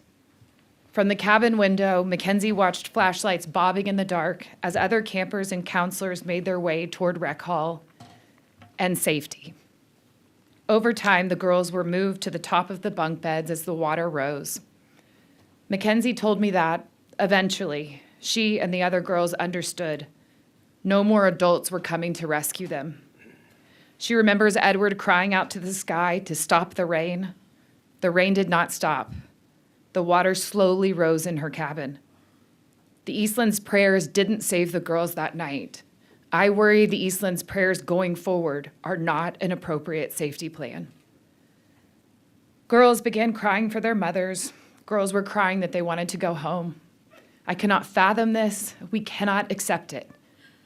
Had these 8-year-old girls and their counselors been allowed to run for their lives, there were many safe places to go. We all grew up at that camp. We knew those safe places. Our girls did not. Instead, they obediently waited, and the counselors, heroes themselves, decided that if the water reached their shoulders, they would evacuate the girls rather than leaving them to drown in their cabin. Once the water was 2 feet from the ceiling, the bunk bed tipped, spilling the girls into the water. Mackenzie was swept out of the window. In total darkness, amid fast-moving, churning, debris-filled water, Mackenzie fought for her life as the current catapulted her downriver. She describes thinking, "This is what it is like to die. This is it." My daughter tried to grab onto cypress trees, but could only strip leaves off the branches. She would lay flat in the river, feet first, but would have to be under the level of debris because it was all so thick. The river pushed her under over and over again, and she would hold her breath as long as she could. The debris was so thick she could barely come up for air. She has told me she thought she should just give up.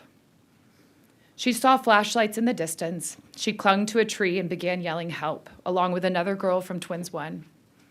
The neighbors heard them and put their own lives at risk to rescue both girls. Strangers then, guardian angels and heroes forever, they pulled them from the water at great risk to their own lives. The neighbors, the Griffin family, texted Britt Eastland at 4:45 a.m. to tell him 2 of his campers had been found alive downriver. Britt did not respond. When the Griffins notified Camp Mystic about our 2 daughters, Camp Mystic made no effort to reunite our girls with their cabin mates, nor did they provide updates to us about their location or well-being.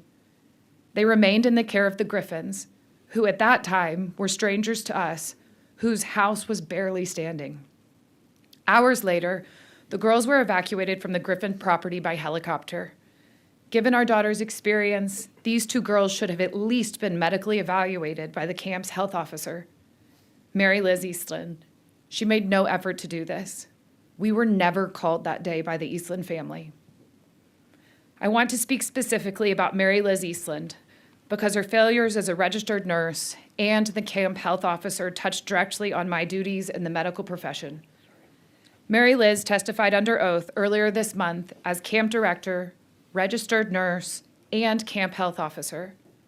As the camp health officer, she was required to be on site and on call. The infirmary was staffed around the clock by licensed nurses that she supervised. She testified that she did not know the camp was under a flash flood watch on July 3rd. She did not know the difference between a watch and a warning. She was not signed up for code red alerts. All things that we are very familiar with, especially in the medical community, especially if you are providing trauma care. She did not go to the infirmary that night. When the gatehouse flooded, she knew something unprecedented was happening. When asked what she did with that knowledge and that concern, her answer was simple and emblematic: nothing. She did not call the nurses to warn them. She did not instruct them to check on the cabins. She never called 911. She abandoned the campers on Senior Hill and the flats. Instead of running toward the children for whom she was duty-bound to render aid and care, she admitted she never even tried. Instead, she ran the opposite direction, to higher ground, while our children were told to shelter in place. Even worse, they evacuated the nurses from the Guadalupe campus instead of instructing them to stay and help. After the flood, she did not survey the camp for missing or injured children. As chief health officer, she did not know that dead children were on the grounds of the camp for days. She failed her statutory obligation to report camper deaths to DISHES within 24 hours. Months later, and today, she admitted she still has not. In the aftermath of the flood, on July 4th and 5th, I was called upon to perform medical evaluations on surviving campers because the camp health officer was nowhere to be found. Assessments for concussions, evaluations for lacerations, concern for water inhalation injuries. In her testimony, one exchange horrified me. Counsel put the question squarely. You knew the property. You knew the flood lines. You knew the access points. Your children knew them. And these were first-year campers. You had 34 more years of experience than Seal, my daughter's very best friend. She needed your help, and you abandoned her, didn't you? Her answer, yes. Just days after this astonishing admission of abandonment, she was photographed at Camp Mystic with a beaming smile and a Camp Mystic t-shirt on, recruiting campers and counselors for this summer. I am a surgeon. When my patient needs urgent medical care, I do not call families and ask what to do. I know what to do. That duty is mine as a medical doctor. The state has that deal with me and holds me to a standard. I take that responsibility very seriously. I maintain my certification. I keep safety and planning at the forefront of my medical care.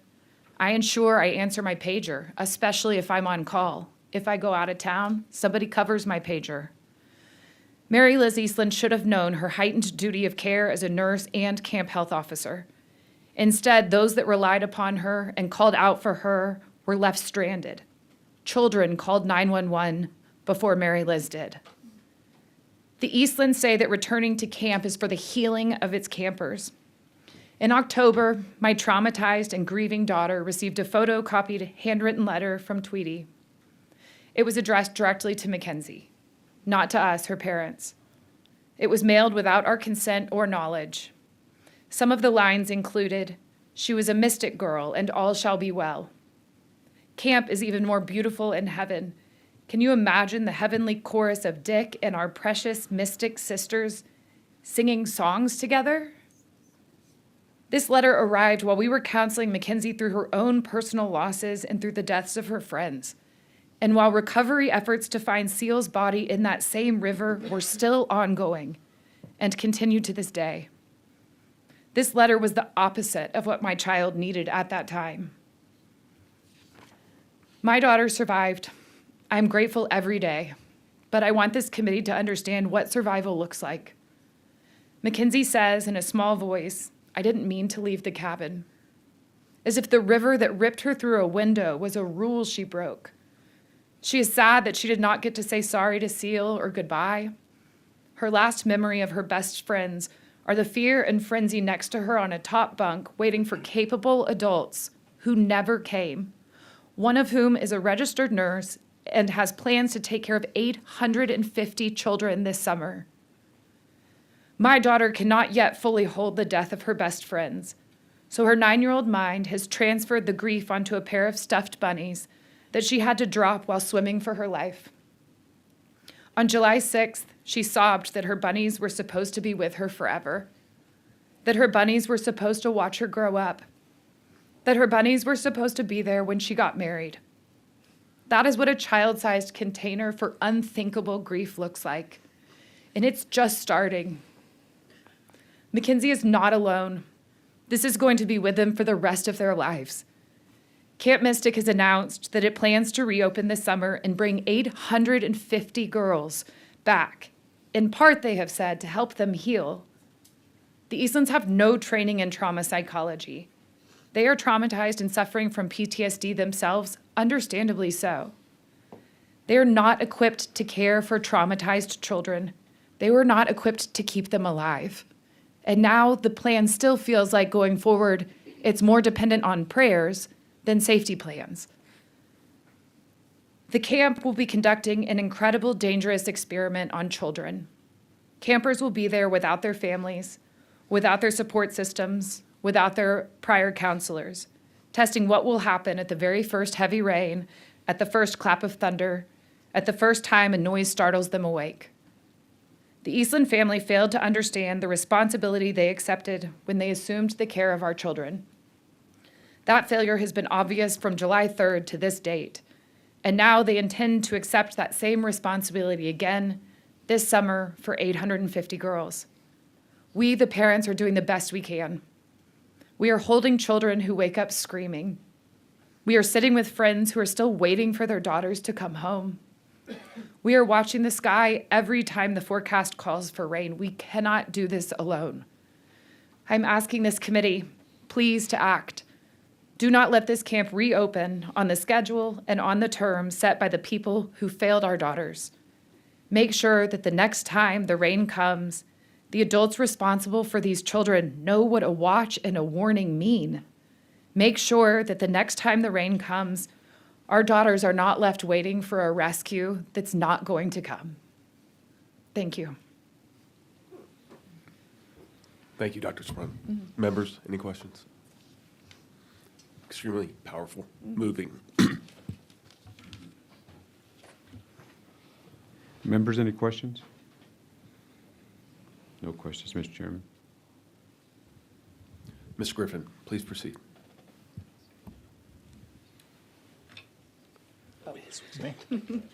Mr. Marshall, my husband. Mr. Marshall. That would make more sense. All right. Mr. Marshall, please proceed.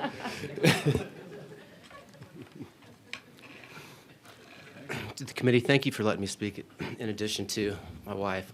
I'll keep it brief because thankfully Ms. Garrett yesterday, her amazing presentation and y'all's excellent questions today, I think have covered a lot of the ground. In the days and weeks after July 4th, I expected the only thing that Camp Mystic would care about would be the family sitting behind me and all of their campers that had gone through this horrific, traumatizing experience. Not just the ones that got washed downriver like Mackenzie, but any of those girls that had to sit in the wreck all night. We never heard anything from Camp Mystic. They never checked on Mackenzie. Instead, a couple months later, the first thing we heard was the letter recruiting her to come back for this coming summer, along with emailed announcement plans to reopen. That was shortly followed by they're hiring a PR firm, putting out statements, putting out news articles that are trying to whitewash the camp, make statements like, we didn't get any warning, we couldn't have done anything different, it was a wall of water. We did have a plan. These are easily verifiable false statements, and some of them are the most disingenuous things that I've ever heard. And in this circumstance, it's just shameful. Even today, claiming those cabins weren't in the floodplain. I think a lot of y'all already touched on this, especially Senator Perry. If you can't, those statements, by the way, in the news articles were repeated in litigation, in court, and today. It goes without saying, if you can't trust people under oath, their answers under oath, you can't trust what's on an application or what they're going to tell parents of kids coming back to camp or anything else. I think y'all get that. So the main point I wanted to make, the one that comes from my heart, goes to the impact crater. Every one of those false, disingenuous statements, equivocations, every one of those is like another grenade being thrown into the impact crater. The parents back here have just been in agony, We've been living it. Thankfully, our daughter, is alive, and we hope will be okay. But we're close enough to these people. They've just been in agony. And to this day, they continue to widen that impact crater. For everyone who loved those precious, the most precious little girls you've ever seen. So I just ask, please, to anybody who's listening and anybody that can help with this, let these families have closure and move on. Thank you. Thank you, Mr. Marshall. Members, any questions? Thank you. Members, any questions?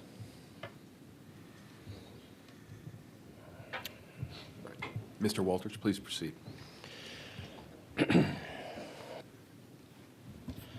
Chairman Flores, Chairman Meyer, members of the committee. My wife and I entrusted our 8-year-old daughter to Camp Mystic last summer. On July 4, that trust nearly cost her her life. This committee's fact-finding will help inform whether Camp Mystic's conduct on July 4th met the minimum standards required to take custody of other people's children. In my family, camps are a tradition. My sister was a camper and a counselor at Camp Mystic, but traditions do not satisfy a licensing standard, and being beloved does not erase failure. Families are not demanding perfection in a natural disaster.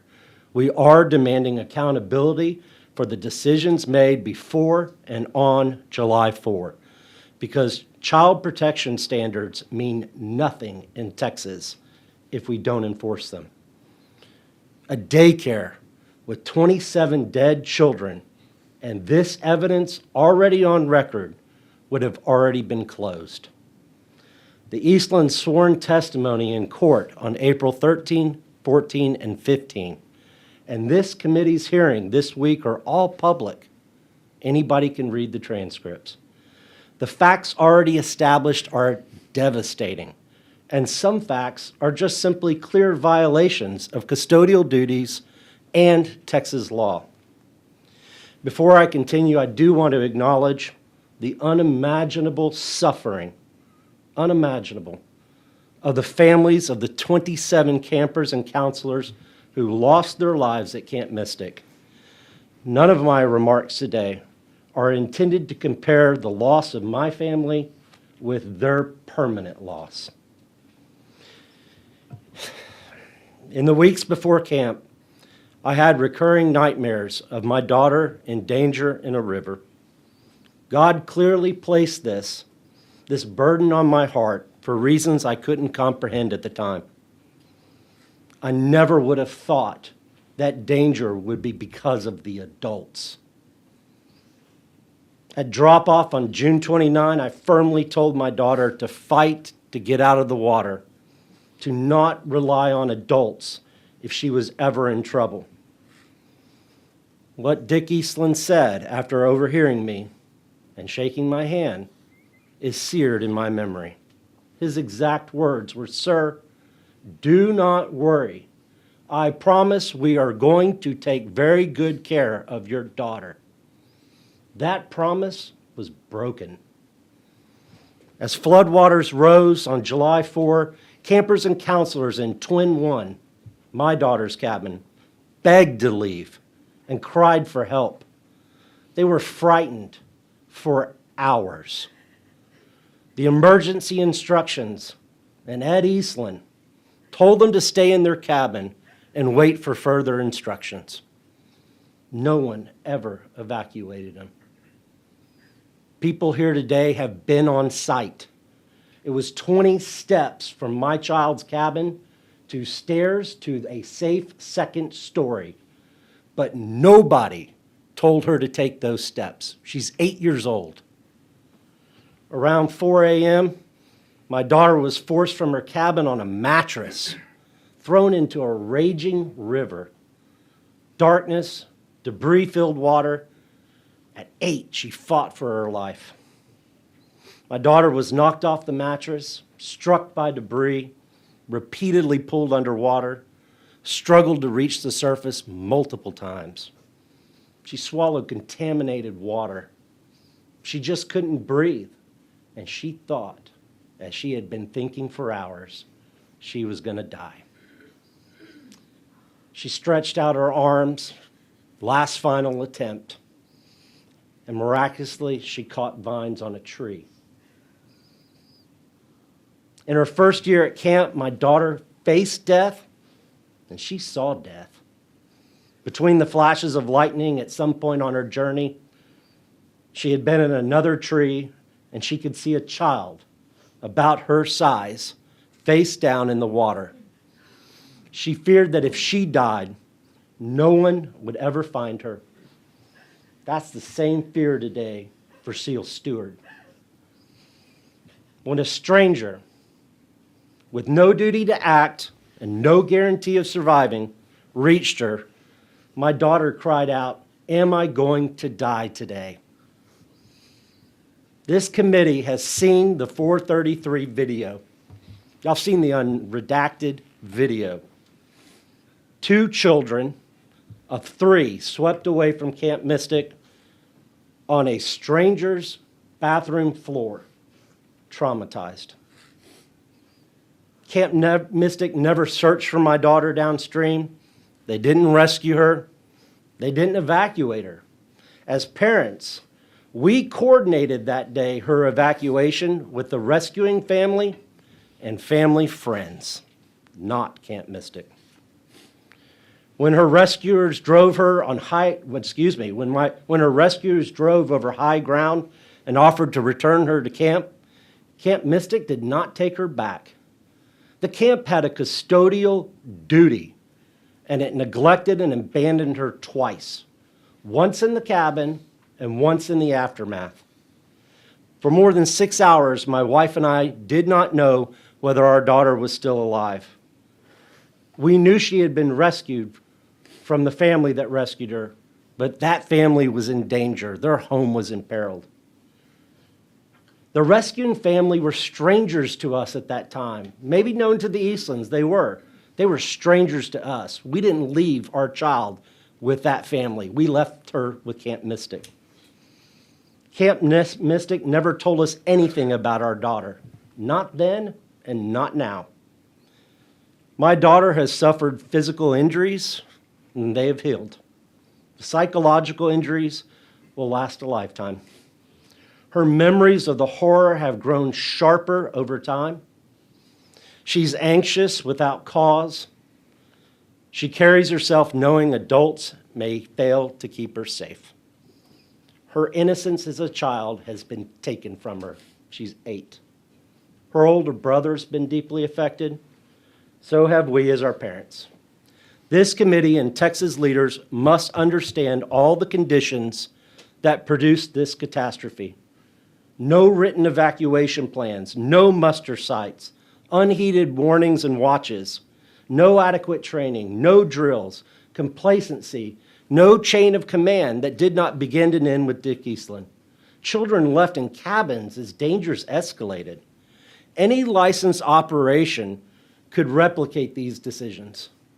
Lax standards and practices fail under pressure. Every family that might send a child to a Texas camp has a stake in the committee's work and in DISH's determination. An extraordinary flood does not relieve operators of their duty of care. The public case for reopening has rested largely on false choices and narratives. Edward Easton himself has destroyed the false narrative in court that it simply happened too fast. He conceded that at 1:45 a.m. he saw the camp flooding, and at 3:15 a.m. every child in the flats could have walked to safety with one loudspeaker instruction. Same loudspeaker that could have been used to call 20 able-bodied adults on premise to save my daughter, to evacuate her and the other children. This committee's independent investigators testified yesterday the same would have been true as late as 3:26 a.m. Further, Dick Eastland knew at 2:33 a.m. about 4 inches of water, and we've already heard that's an emergency. The question is not how the river rose, how it was unusual. It's why children were not evacuated as the visible dangers rose for hours.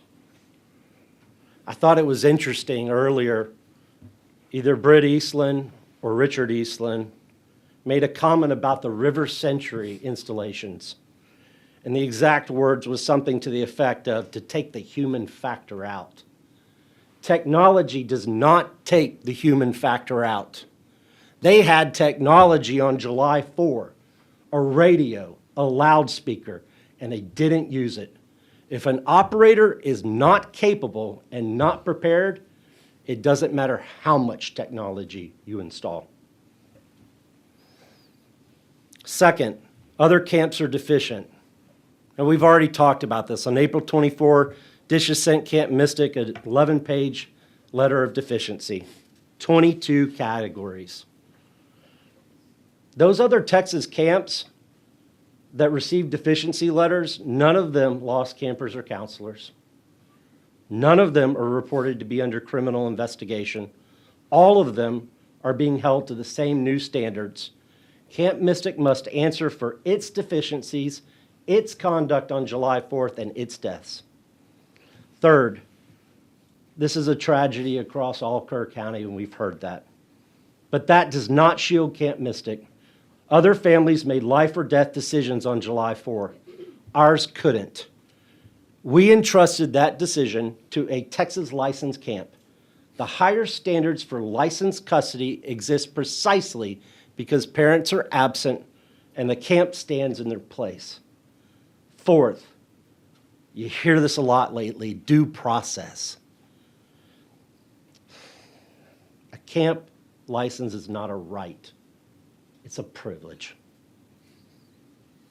I'm not sure the Eastlands understand that. The operator must earn that right, that privilege, by meeting minimum safety and child protection standards. This committee's investigation, the criminal investigation, the civil lawsuits are the due process. Due process does not require the state to renew a license when uncontroverted evidence shows conduct fell below the minimum standards. Nor does it require the state to license an operator under investigation for the deaths of children in its care. Fifth, the new standards need to be revised. Last week, a state rep whose district includes Kerr County asked the governor to call a special session to amend the Heavens 27 Camp Safety Act. The very law passed because 27 children died at Camp Mystic. Proposed amendments would lower the bar, including for Camp Mystic. If the new standards prevent a camp from being licensed, then the question is not whether the standards are too high, question is whether the applicant is too unwilling, too regulation adverse, or just simply too deficient. Nothing shocks me anymore. After these last 10 months, nothing shocks me. But they can't even be bothered to file a report on the deaths. Can't be bothered to do it. Haven't done it. I'm not asking this committee for retribution. This is for judges, juries, and law enforcement to decide. I am asking this committee to complete its investigation and follow the evidence wherever it leads. Questions must be asked, answers must be provided. They cannot be deferred, they cannot be minimized, they cannot be deflected. The counselors on July 4 can and must be compelled to testify. What they know is critical to ensuring the operating culture and conditions at Camp Mystic are not repeated. Families deserve answers, Texas deserves answers, and without these answers, this committee and your colleagues cannot understand what happened on July 4, the utter disarray and chaos of a camp with no real plan. And you cannot prevent the next tragedy because you simply won't know. The events at Camp Mystic were not unimaginable. They were preventable. Multiple opportunities to evacuate were missed for hours. None of this should happen. None of us should be here today. I have 3 asks for Texas. Not necessarily this committee, but for Texas. 1, the committee, DISHES, and the Texas Rangers must finish their investigations before any determination on the camp's pending license application. Until then, Camp Mystic should not reopen. If its conduct on July 4 met the licensing standard, the state must say so. If not, the state must not license. 2, pursue every effort to recover Seal Stewart and ensure the evidence on the Guadalupe River is preserved. 3, hold the line on Heavens 27 Camp Safety Act. Do not dilute the new standards that exist precisely because 27 children died in Camp Mystic's care. In conclusion, and I thank you for your time today, my daughter still asks why no one let them leave the cabin. Her mother and I have no clear answer. After 9 months and 3 days of sworn court testimony, neither do the Eastlands. Camp Mystic was entirely unprepared on July 4 by their own admission. My 8-year-old would have fared better trusting her own instincts than trusting the adults who failed to evacuate her.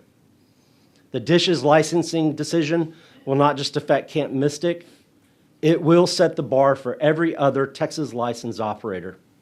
If an institution that lost 27 children can return to business as usual because a summer calendar and their supporters demand it, then the Heavens 27 Camp Safety Act is meaningless. The decision matters to every Texan and to every parent who might send a child to a Texas licensed camp. Camp Mystic is one of the deadliest mass casualty events involving children in the history of this state. Texas must ensure preventable tragedies like Camp Mystic do not happen. Please finish the investigation. Please make sure that we collect the evidence. Let the evidence decide whether the Eastlands can ever again take custody of other people's children. That decision must not be rushed, and it must not be made on faith. Thank you to the committee and for the investigators for your time and diligence. Thank you, Mr. Walters. I can guarantee you there will be no dilution of the Heavens 27 Act. Mark my words. Thank you. Members, any questions? Thank you.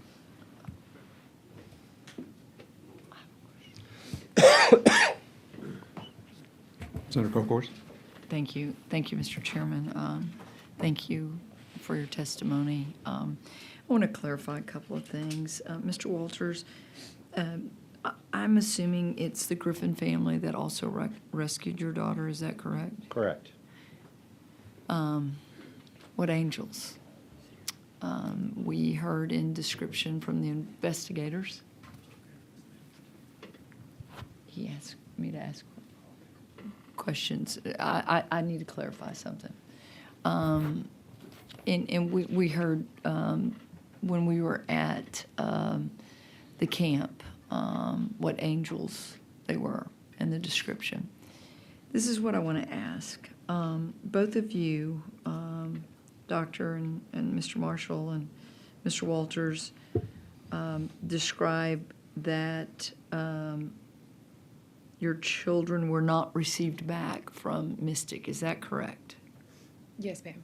Correct. They never went back into the custody of Mystic. Correct. Can y'all speak into the microphone? They did not. Okay. I think this is a real important point that we need to make as we look forward in the investigation. So they rejected the return of your children. Yes, ma'am. That is a word I would use, yes. And so that would be, in some terms, we might have that in statute as abandonment. Correct. And I just want to also clarify for the record, and for my notes, especially in the Health and Safety Code, that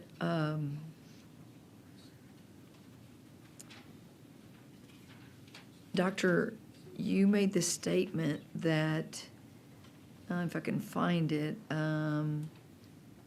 that you did some of the examinations.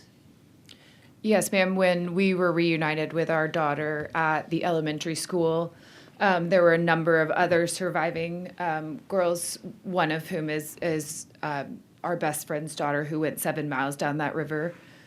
And so I medically evaluated her and several other girls. No one from the Eastland family was there.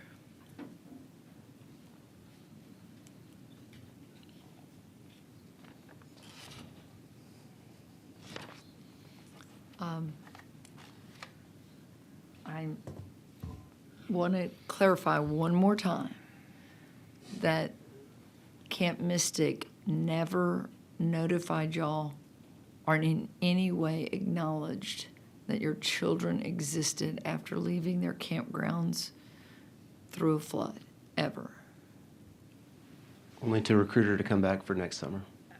I did receive some texts from Mary Liz and had seen Mary Liz and Edward when I retrieved Mackenzie's belongings. Which was what day? This was July 7th. Okay. Understandably so, my very best friend, Cece, is Seal's mom, and their questions were more regarding Seal and not as much questions about Mackenzie, which at that time, yes. Mr. Walters?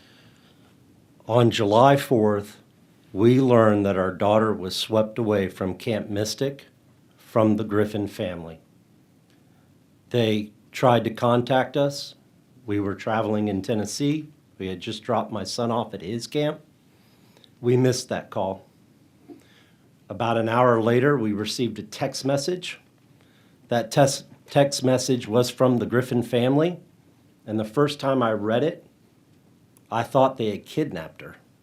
You know, you don't know. You're reading something of, what do you mean you have my daughter? She's at camp. Who is this texting me that they have my daughter?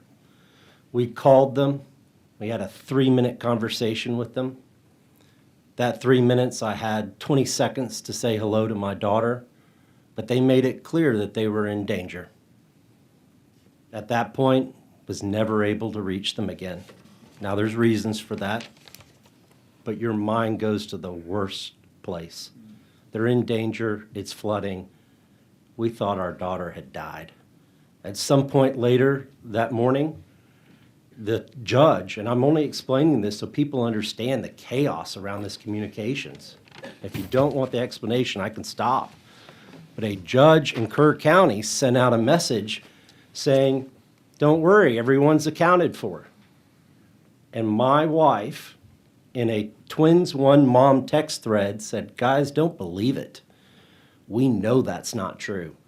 Our daughter was sent down the river, and Mystic has not contacted us. I later did get Mary Liz Eastland's number, and I texted her. My text with her is available as evidence. It was something to the effect of, oh, great, so they're okay. I also got a thumbs up emoji. That's it. Didn't know that Grant Griffin had texted Britt Eastland. Didn't know that Grant Griffin had traveled over to Camp Mystic to report they had our child and to offer to return them. Didn't know that the camp decided that they were just in too much disarray to take them back. Grant and I have discussed this. He may have been a stranger in July. He's a lifelong friend now. Our family's not going to let go of him or his family. They rescued my daughter. But he and I have talked about this. It doesn't matter how well-intentioned someone thinks they were being. They had a custodial duty to take my child back, and they didn't. That is neglect, and that is abandonment. And my Some la- people take issue with the word reject. They rejected the children. And my last question was, where were y'all reunited with your children? This is to my points of the aftermath that we have titled in our report. I can speak to that. We were reunited with Mackenzie at the elementary school, and my husband then left with her. I chose to stay with Seal's parents and the parents of girls who are my daughter's best friends. And I spent as much of that time with them in the elementary school and then when we moved to the church. And I can say it was chaotic. It was not how people should be finding out the deaths of their children. In my medical experience, I was assigned at some point, to medically evaluate any potential survivors they would have brought to that church, which I was happy to provide, but it still felt very disjointed. And, yeah. Thank you. I called my mother in a panic that morning, asked her to get up and get in the car, and didn't tell her the context. Said, go to Kerrville now, please, I'll call you back. She knew exactly what was happening just by the context of that call. My mother arrived at about 7:37. I know that from a timestamp on a text. And she spent the entire day there. She saw the chaos. My wife and I were in rural Tennessee. We got back to Texas as soon as we could. I found out that my daughter was alive on final approach to Austin, Texas. Drove down there. My daughter was reunited with my mother, her grandmother, shortly after 4 o'clock that afternoon. We arrived about 20 minutes later. Again, we were involved in the evacuation of our daughter. Camp Mystic was not. And it's beyond the scope of your question, but that drive home with my daughter that day, it's something I'll never forget. I'll never forget it. Thank you. Thank you for answering my question. I actually do have a question. Nice work, Senator. So, again, letting this set in, you did not know Mr. Griffin. Clearly established. Never met the man before in your life. No, sir. I had to do an internet search sorry, of who these people were. All right. Either of y'all. Never met Never. Mr. Griffin before. No. Just laying this out. Mr. Griffin, a complete stranger, has your two daughters, correct? Correct. Mr. Griffin, I want you to tell your story as well. Mr. Griffin then drives your two daughters, who he just met hours before, you've never met this man, back to the place that is supposed to take care of your daughters. And there is someone at Camp Mystic who tells Mr. Griffin that they will not accept your daughters. Is that correct? What I was told, and this came out, Grant Griffin and I did not take their daughters back. we were Yeah. walking down the river, and he relayed the story several weeks later. At some point, he left the home. He drove over on high ground, cut the fence that is adjacent with Mystic, drove down into Mystic, and said, I have these two children. I can bring them back. I can keep them. He can explain the details of that. Okay. And they said, keep them. Keep the children that you just met, and you're a complete stranger to the families, rather than us, the camp, who you all have entrusted to take care of your daughters. Correct, and I found out within the last couple of weeks, but Mr. Griffin can illuminate if this is correct or not, but he did go back, as I was told, back to Camp Mystic at a later time. They asked him to bring possibly a skid loader to help them. So I was told he'll correct the record if that's not true, that he traveled back even after that conversation. It would have been easy. You can ask him how easy it would have been for him to take him back to Camp Mystic. Now, the conversation is that reasonable? If you're not familiar with custodial issues, if you're not familiar with the concept that we left our child with a camp, then you might think it was compassionate. It's not what should have happened. Our children should have gone back to Camp Mystic. They had custody of our children. It prolonged the pain, and it was not right. That's completely unbelievable. Members, any questions? All right. Thank you, Mr. Walker. Members, any questions?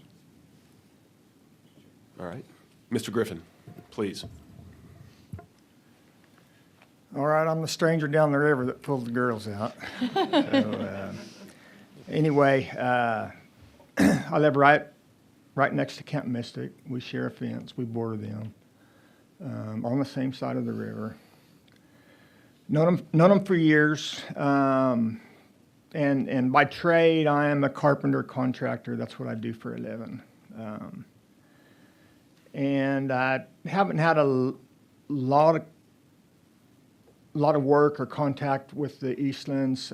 Last year, I did go in and build a new infirmary on the new camp, the Cypress camp. I did that for them.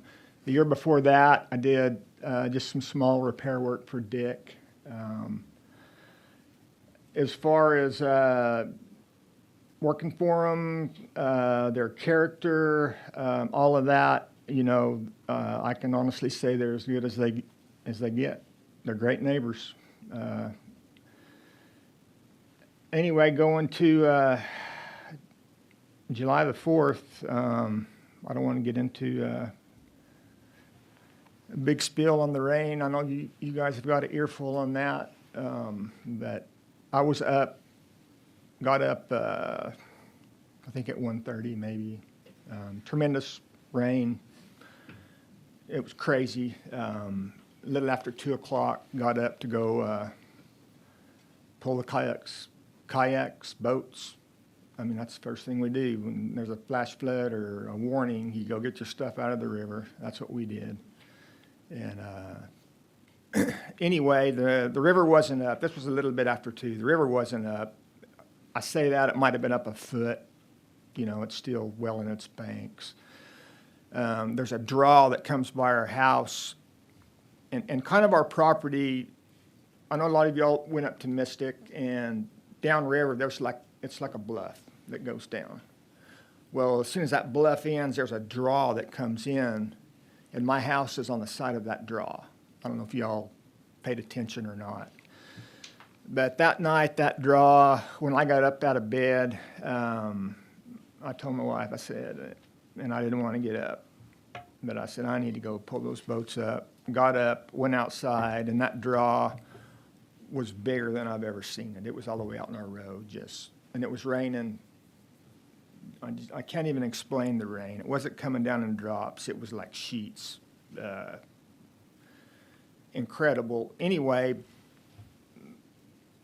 long story short, I guess, in the matter of 2 hours, from a little after 2 to a little after 4, the river rose 34 feet at my house. Never been that high. We consider a big flood 10, 15 feet. A really, really big flood is 20 feet. Anything over 20 feet, it's like crazy big. And so this river comes up, and it's coming up fast. And I mean fast. And it gets up to that 20-foot mark, which is comparable probably to the 1987 flood. The year 2000 was another big flood that got up at that height. And this is, 20 feet, maybe a little bit over those floods. And this kept coming up. It got up in our road. It's probably up 22, 23 feet. And, I'm thinking, oh my God, this you know, this is the big one. This is our 100-year flood. And Mr. Flores, I know earlier you were talking about you need to change your mindset. Well, my mindset, and I'm speaking for most of the people on the river, the river it's not going to get up that big. It's never got up that big. And I can go back to 1932 flood, which was the biggest on record, and hear stories of my grandparents talking about the high water mark of the 32. You know, that was always a big issue with them. Oh, they talk about the 32 flood. So it's getting up, and it's getting up to the point where this is it. It's a 32 flood, and it came into the basement of our house, which it's not really a basement. It's kind of a lower floor that I kind of closed in. We're kind of built on the side of a hill. Water starts coming in, and I'm thinking, this is it. You know, we get down there, and we had a couple of couches. We picked one couch up and set it on top of another one. I thought, okay, well, I'm going to save a couch. Well, long story short, the river was going to come up another 12 feet higher than that, or close to it. And so it's rising, and we kind of went, and that's another thing. I never called anybody. I didn't call anybody, and that's always bothered me, because it's like you're in, when the river's up 20 feet or so, you're okay. My neighbors are okay. Everybody's okay. And then it's going like this, and all of a sudden you go out of that thinking to you kind of go into survival mode, and we're jerking vehicles up to high ground, and it's just rising. It's rising quick, and it was in about 3 feet of getting into our house, and I'm outside. I've stuff floating away. I mean, my workshop's up the draw. It's getting flooded, and I mean, I made a lasso out of a garden hose. I'm trying to catch stuff of mine that's floating down,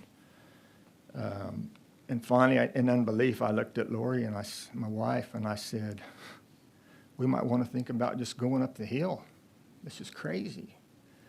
And this was when water was about 3 to 4 feet of getting into our house, and we go in the house, and just like that, my daughter was there with her boyfriend from college, and she all of a sudden she was in a panic. She said, "There's water coming up through our floor," and so she was picking stuff up off the floor, and we just helped her. We started picking stuff up off the floor of the house. By then, you know, your ankle, calf deep of water. And my wife says, "My pictures, the computer." So we run, and we were in the back bedroom then. And when my wife said the computer, the pictures, that's in the front of our house, which is facing the river.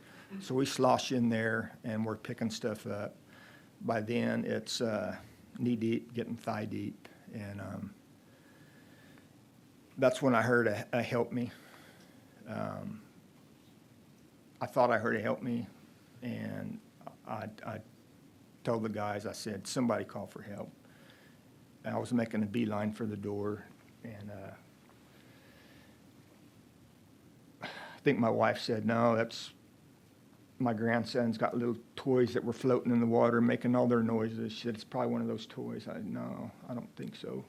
And so my daughter's boyfriend, and he's a big, stout kid, he was right on my heels. I went out the door and we heard, "Help me, help me." He said, "There's two of them." And of course, by then we had no electricity. I'd probably been gone for at least 30 minutes, so we had flashlights, and he hit the first girl out there, and I couldn't see the other one. She was clinging onto a tree, maybe 15, 20 feet away. And so anyway, and the water at that point, it wasn't like I was jumping into a turbulent, raging river, because the river, it was backing into my house and that draw was flooding at the same time. And so it was kind of making a swirl, I guess, there in that area. And I think that's what brought the girls there. It was kind of made an eddy where they were washed down and they kind of just pushed over to that area. And so I jump in. As soon as I saw that little girl, I jumped in. And as soon as I did, I was like, oh, you idiot. I still had my rubber boots on. I still had my rain jacket on. I said, you're going to sink. But there was so much debris coming in that, I just went. And she was coming toward me at the same time. And anyway, I got her to Willis. That's my daughter's boyfriend. I said, get her inside and get back with the light. Because I couldn't see the other girl. She was kind of hanging on to the backside of a tree. And he came out, seemed like forever, but he came out with the light. Actually, my wife did. And I'm in the water. I'm probably hanging on to something, just waiting on him. And he came out, he looked at me, and he said, I got this. And he just jumped in the water and went over there and went to that tree and got her on him. And then he told me, he said, I can't move because the water was pushing debris against his legs. And I said, well, just get her to me. And I swam over there and got her back. And then once he was free of her, he was able to get free from the debris and swim back. So we got the girls, got them inside. We have a two-story, so we were able to take them upstairs. And the water got up to like 28 inches in our house. And probably about the time we got the girls there, it started to recede. So we got the girls upstairs. My wife and daughter got dry clothes on them. And then my wife asked them, hey, do you guys know your parents' phone numbers? And they did. Of course, at this time, for one thing, in that area, the cell phone service is not good at all. And with power, we have the cell phone boosters, so cell phones are okay. But at that point, it was all in and out. And so she got the numbers from the girls. They both knew their phone numbers. And called, no answer, and then she texted. And that was another thing at that time. Also, I texted Dick Eastland, hey, we have these two girls. And then I didn't get a response. I didn't know Dick had already been swept away. And I texted Britt a little bit after that. But you might send a text and you might not get it for an hour. That's just the way things were there. And so I know Britt told me later, he said, I didn't get your text till like 7:30 or something. And when he did, I got a reply back from him.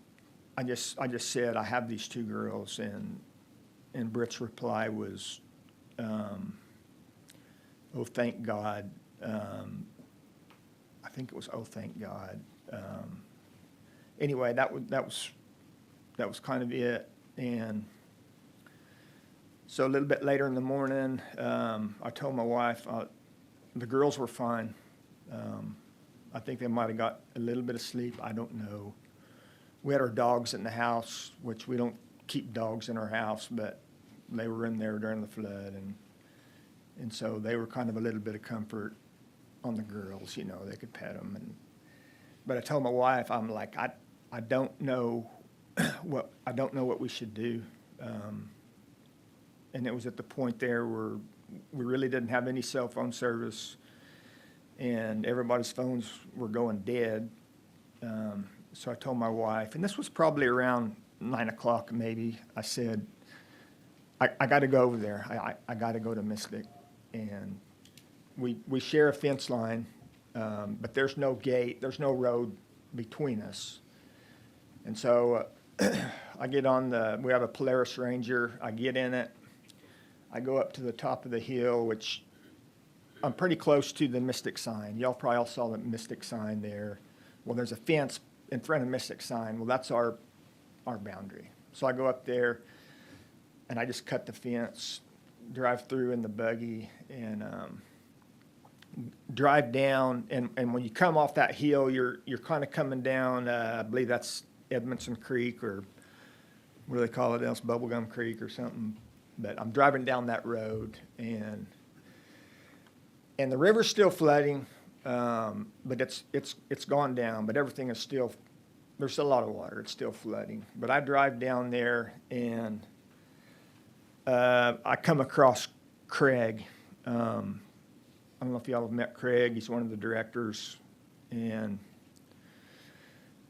I stopped him, and I just said, Craig, I don't know if you know, but I have these two girls, and I said, I don't know what I should do, you know, and Craig, he was in shock, obviously with everything that was going on, and he just kind of had a blank look on his face, and you know, I'll disagree with Bolton. They were never rejected, the girls. Craig just said, I don't know. He said, we got no food, we got no water, we got no electricity. He said, Dick's gone. We're missing 27 girls. And I said, Craig, I said, we got the girls, we have dry clothes on them, we have food, we have water. I said, I will hang on to them. I'm the one that offered to keep them. I said, I will hang on to these girls. I said, if they get anxious, start crying, want to come back, I said, I'm bringing them back over here. And he said, I think that's a good idea. And that was it. And then at that time, Craig asked me, he said, can you operate a skid loader? I said, yes, sir. What do you need me to do? Well, the road going across Edmondson Creek, and one thing after the flood, when the waters recede, there is muck this thick, and you just can't drive. It's like being on ice. You can't. They needed to get vehicles across that creek. And so I went up and got a skid loader, and I cleared it out so they could drive. And also did a little bit on the Cypress Creek crossing as well. I didn't go all the way across it. It was still quite a bit of water. I told Craig, I said, I think I can go all the way across. And he said, no, don't chance it. Just do this. And so I probably spent 30, 40 minutes there. And when I got there, you've heard the stories already on the cars floating and all that, and it was a wreck. I mean, a total wreck there. I mean, just a disaster, war zone. There was cars just piled up on top of each other, and you know, in my opinion, the girls we had, they were a lot better off with us there than being back at camp. And I know Bolton probably disagree with me, but I really think that was the best thing for them to stay with us at that point, with all the chaos that was going on and everything. And I know that Eastlands, they know me, they know our family, they know that they knew they were in good hands. There was no reason to reject them from staying with us. So anyway, I did that little bit of work, and then I went back, and you know, as I got up on top of the hill, I could get cell phone service there, and there's a friend of mine who's a mutual friend with Bolton and his family. He texted me, and he said, hey, do you have this girl? Give me the name. And he said, the family says that Lori Griffin, who's my wife, had called or left a message saying she had the girl. And I texted him back and I said, yes, I do. And I know we could have done better communicating with these parents. I can't imagine what they were thinking going through. Some strangers got my kid. I'd have been going berserk myself. We just had a problem with communication. It was almost zero till you go up on top of the hill where I was at. And so I don't know if it was at this point or a little bit later, my friend who was kind of being the middleman between me and the Walters family, he texted me and said, don't send the girls back to camp. There's a private helicopter coming to get them. And I told him, I said, okay. I said, if a helicopter comes, you're gonna have to land right where I'm at, because it's up on the hill, it's cleared, there's a cleared spot. He said, okay. He said, drop me a pin, and I did. And I said, when are they coming? And he replied back, it could be 10 minutes or it could be 2 hours. And I'm like, and through this whole time, it's raining off and on. So we don't even want to take the girls out. They're safe, dry in the house. And so I told him, okay, I'm going to the house. I said, I'll listen for them. And in the meantime, the helicopters were coming. First, it was the state police, and then pretty soon the Blackhawks. Before this, they were coming, flying the river. And they would come by the house, and I would just, if I was there, I would walk out on our deck, and I would just give them a thumbs up. Hey, we're okay here. Just keep, because I knew it was bad, but we were safe. I'm telling these guys, go, just go. And I guess after about an hour or so of waiting on this private helicopter, all of a sudden I heard a helicopter right above our house, and it was a Black Hawk, one of the military. And if you know anything about those things, they were so powerful. And there was tree limbs snapping off, flying through the air everywhere, and I thought they were going to knock the house down. And I was like, oh my God. And so I run out there, and I'm trying to wave those guys like, you got to go. And then I realized they were letting the guy down on a rope. And as soon as he hit the ground, I ran over there to him, and I said, hey, you got to go back up and move this helicopter. You're going to blow the house down. I said, I got 2 little girls with me. Go up on the hill. There's a spot to land. I will bring the girls to you. And that's what they did. And then we took the girls up there, and they got on the helicopter. And I told the guy coming to get them, I said, look, there's supposed to be a private helicopter coming for these girls. I said, can you radio and let them know that you've got them? And he said, no, I can't do that because we don't communicate with the private sector. And so I said, okay, well, tell me where you're taking them. And he said it'll either be the airport or the Ingram High School.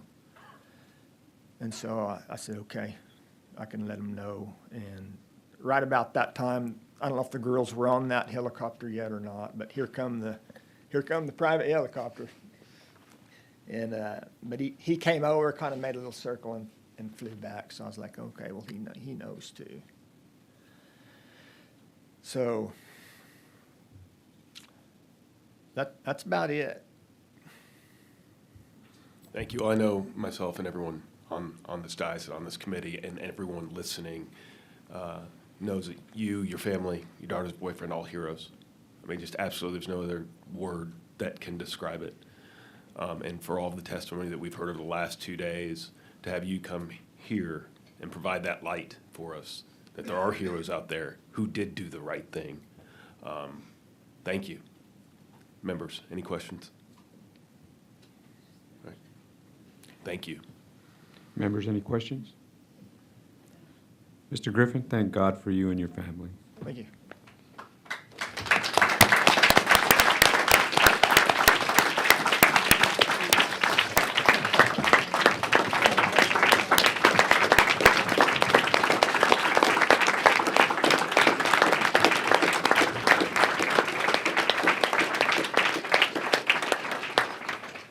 Thank you all.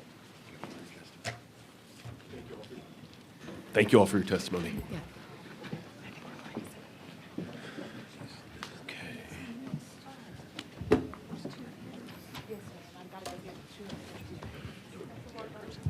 Chair calls the next panel Philip Robertson, Charlie Johnson, Fletcher Cordell, and Catherine Hoffman.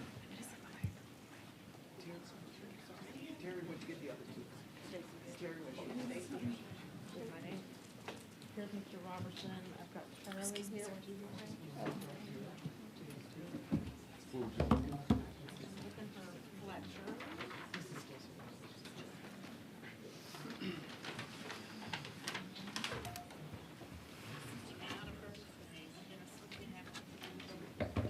That's okay.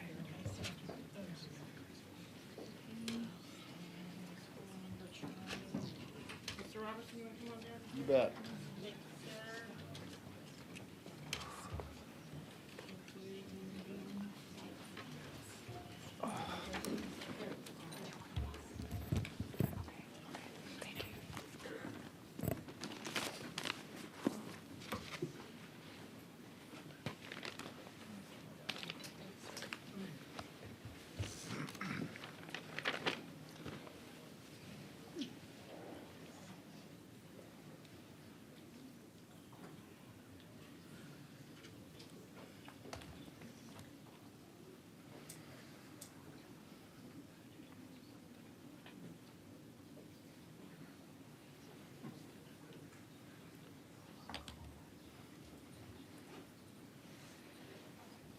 All right, Mr. Robertson, you can begin. First of all, I'd like to thank Ms. Garrett for having me and listening to my story, inviting me here today. I really believe she cares, truly cares about everyone. In this process, she really strives for transparency and objectivity. I'm sure you guys saw the 119 signs as you drove in to hunt. I represent the views of the rest of Kerr County, what we went through. My views are mine alone. I live on Highway 39 across from Camp Rio Vista. On July 4th, I had 2 daughters at Camp Mystic. And I was at home with my wife Lindsay and my 15-year-old son Jack. Sir, do you mind pulling the microphone just Yeah, a you little bit bet. closer? Thank you, sir. Appreciate it. Is that better? Is that better? Okay. Jack was headed for camp a few days afterwards, and so we were hanging out some time for us to spend some time together before we left. So we were watching a movie between about midnight and 2 a.m. And we saw the 114 warning. And the warning we got said 1 to 2 inches had fallen, and there could possibly be another 3 to 4 inches. And that's about what fell last year, July 27th. There was a flood. Our dock was covered. And that's what we thought that we would get again. That report must have forgotten about the other billion gallons that fell 40 miles upriver on the Johnson Ranch, because that's what hit us.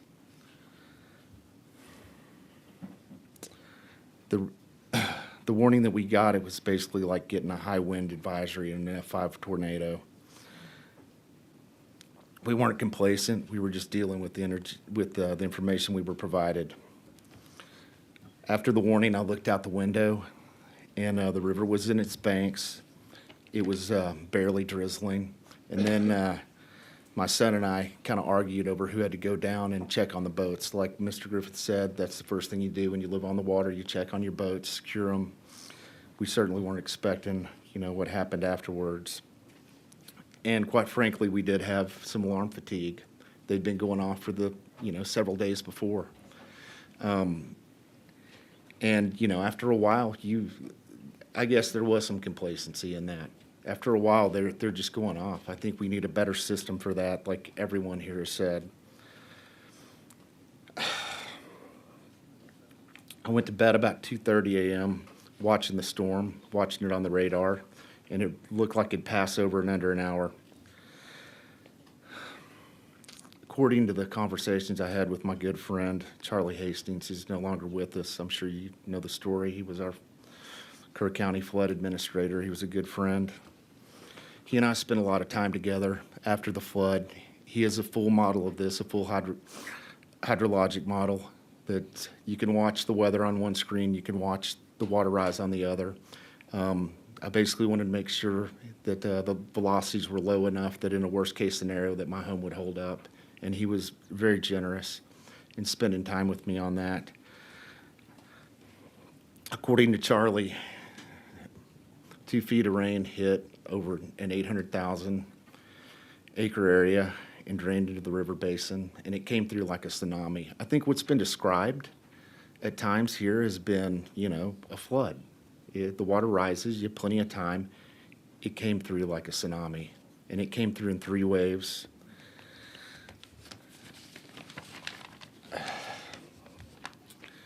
So I went to bed watching the radar. About 5, I woke up to a loud noise.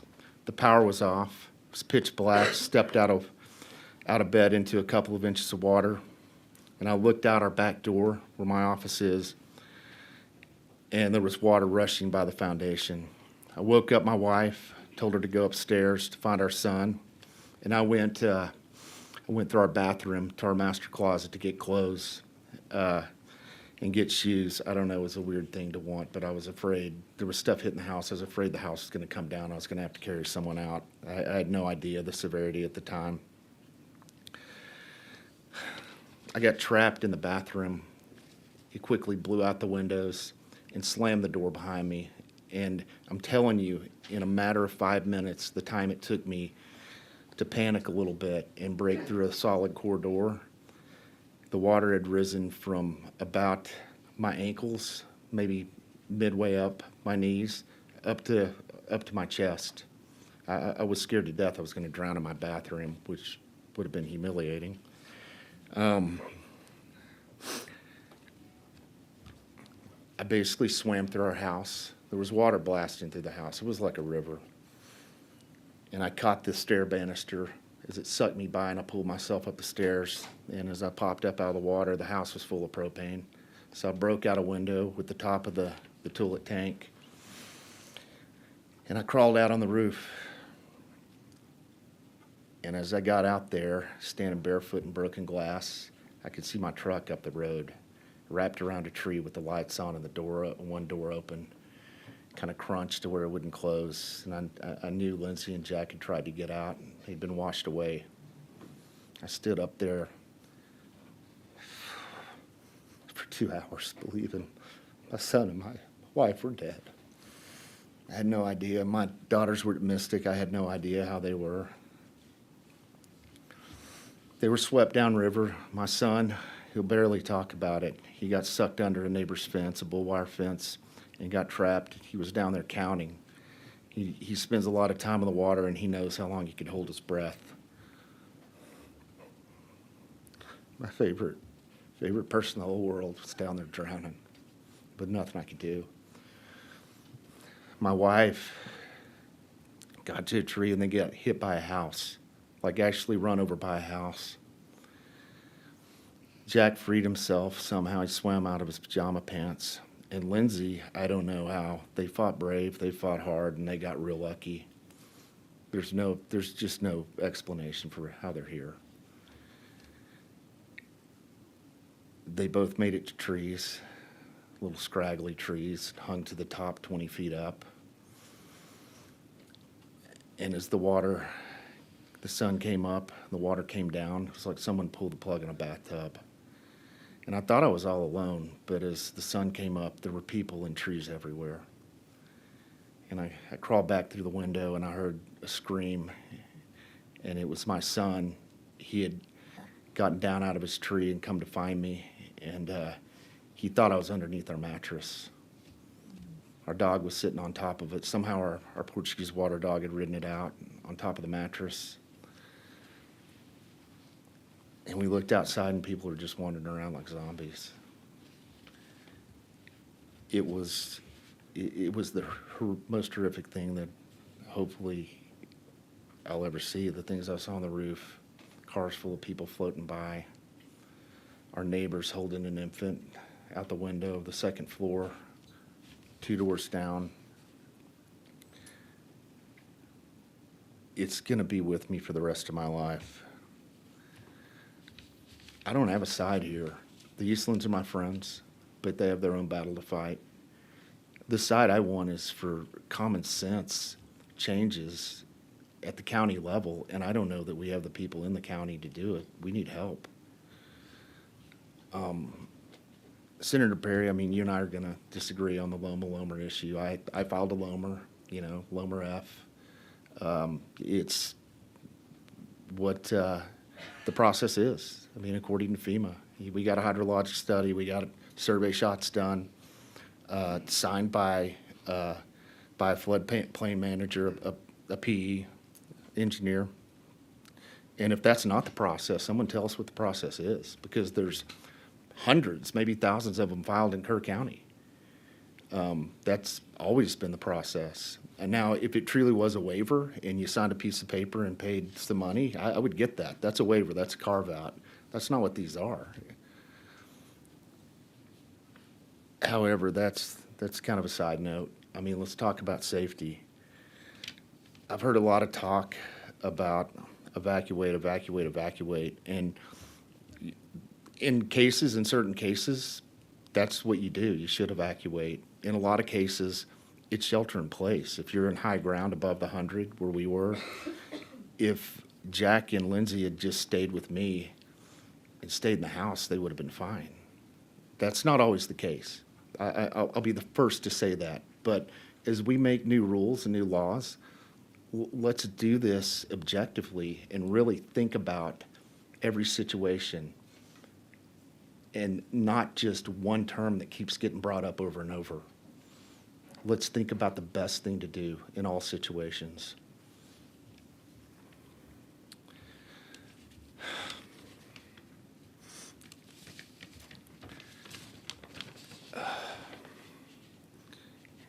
In the aftermath of all of this, we have largely been left out of the conversation. We didn't have any input into SB1, and some of that does affect us. A lot of it is a camp bill, you're right, and there's a lot of great stuff in that bill. The ladders on the cabins, I'm installing a ladder on the side of my carport. There's a lot of really good stuff in there. The Loma stuff, I don't necessarily agree with, but I think more time should have been spent on it. Let's do these things right, and I know that there's more coming. I just want to make sure that it's thought through, and I want to get the best new rules and the best new legislation out there to keep everyone safe. I mean, we're just individuals who live on the river. We shouldn't have to hire a professional PR or lobbyist to be heard in all this. And we really have been largely ignored until we met Miss Garrett. She was wonderful. She's smart. She's thoughtful. She is really, I don't know where you found her, but she's run a great process in all of this.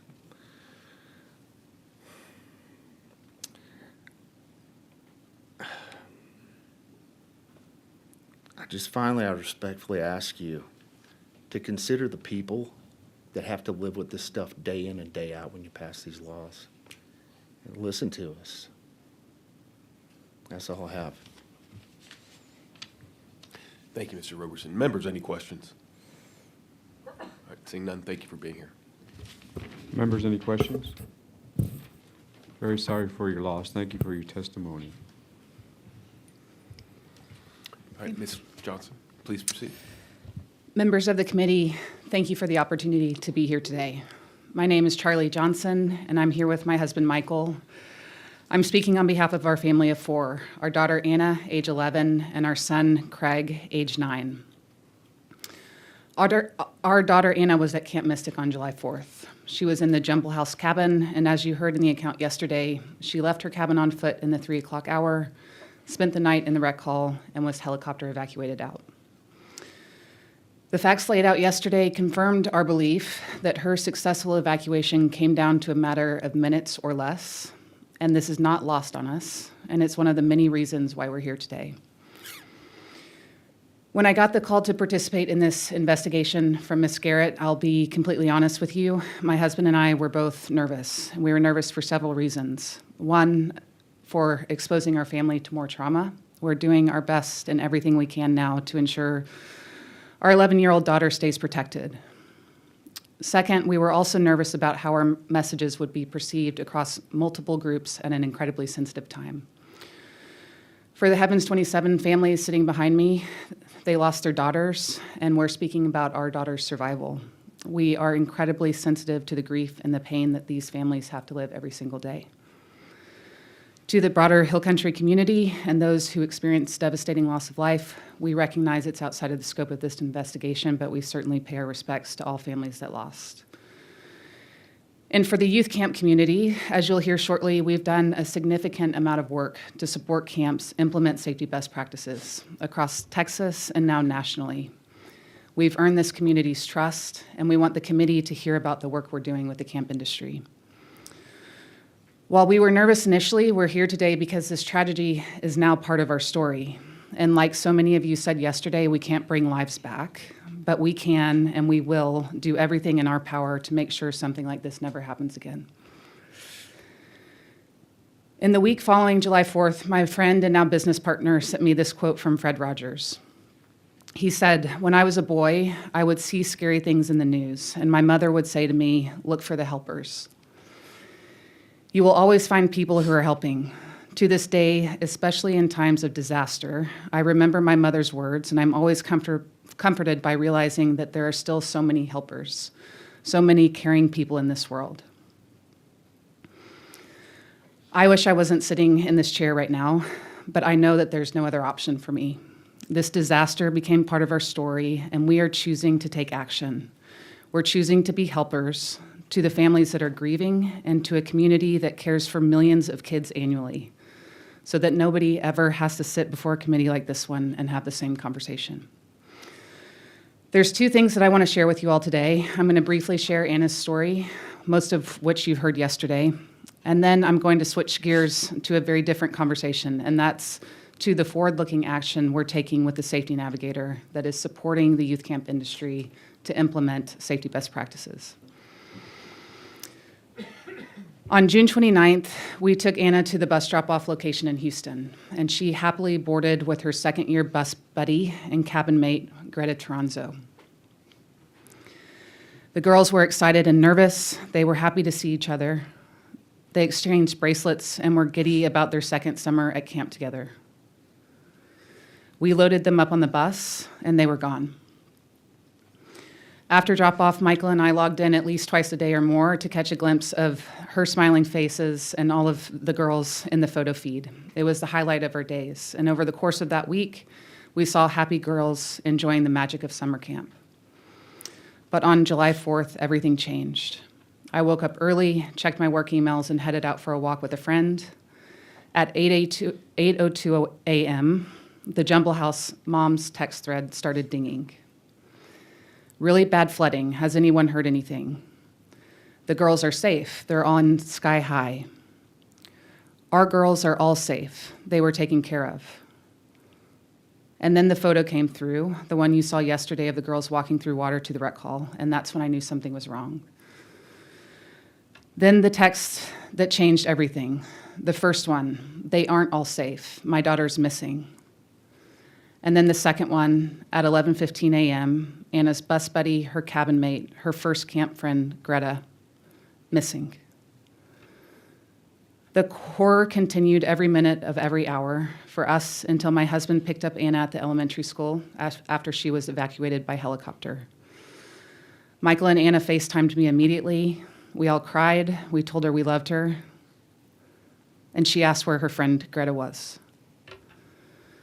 That question from a 10-year-old girl, safe but not whole, that question is what drives me every single day. When Anna returned home the next day, she began slowly talking about what happened. She was 10 years old at the time, and the way she talked about it was very matter of fact and in short bursts. We listened on her schedule and at her pace, and her account is as follows. She woke up in the middle of the night to storms. Girls in her cabin were scared. When lightning flashed, she could tell the water was rising by the sight of the canoes outside the cabin window. They were told to stay in their beds until the director instructed them to get to rec hall. Her account included instructions to grab her things, like pillows and blankets, and go. She grabbed her things and went. She does not remember anyone else being with her when she did. No adults, no counselors. This is when it became very clear to me that this was not an orderly evacuation, it was chaos. In fact, they were not evacuated. Instead, they were left to navigate the darkness themselves. 10 years old, 3 a.m., darkness, rushing water. No child should have to navigate themselves to safety under these conditions. Anna spent the night in the rec hall. She said girls were singing and praying. They were upset about not knowing where their friend was. Some had to use the restroom, some got sick, and she could tell the water was rising when the lightning would flash. Then the water went down and the sun came up. They moved out of the rec hall and walked to Cypress Lake, where they waited in the dining hall. They changed clothes. They heard very many false stories about where their friends were, and then she was evacuated by helicopter and bused to the elementary school. Anna got on the bus on June 29th with her buddy and first camp friend. She returned home via helicopter. Greta went home to heaven with 26 of her camp sisters. I shared this story with Casey, and I repeat it again here today, so the appropriate parties in this committee can review the facts and assess what happened and make a decision.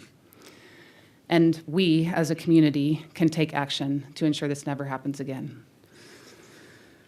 There's no rule book on how to deal with disasters and tragedy. As a family, we spent July and August making sure Anna was okay, making sure we were okay, and navigating our new normal.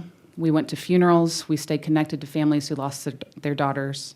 And in those early weeks, I thought daily, how can we help? And then in August, we watched what the Heavens 27 families did, turning unimaginable grief into courageous advocacy and leading the charge on new laws designed to improve safety best practices at Texas camps. In their darkest moments, they were the ones showing up as helpers. My cousin and I came to the Capitol the night the Senate passed the laws. We felt deeply the intention of the laws to ensure that camps are both safe and fun. We heard the pleas from the families, and we left that night asking ourselves, what happens next? Who is going to ensure these laws are implemented effectively in a way that drives true safety best practices? Who's going to support the implementation to make sure leading safety practices are adopted and not just compliance boxes ticked? We could have taken a wait-and-see approach, but if you meet us, you'll learn quickly that's not our style. We saw families grieving, we saw communities shaken, and we saw an industry deeply impacted. I referred back to Mr. Rogers, in times of disasters, look for the helpers. And then we started creating answers to some of those questions. Our answer is a nonprofit organization called the Safety Navigator, led by myself and two co-founding partners, Marley and Ted. The idea is simple. We've activated a network of professional safety experts, all volunteers, to support the youth camp community and make sure kids are safe at summer camp. Safety best practices exist in many industries today and have for decades. Camps don't need to start from scratch, and safety should be supported. Nobody should have to design these things on their own. I've spent 20 years of my professional career in oil and gas and mining and business roles, but I've been surrounded by safety experts. I've been surrounded by a deep safety culture and world-class systems specifically designed and built to protect people. These are the types of resources we're bringing to camps.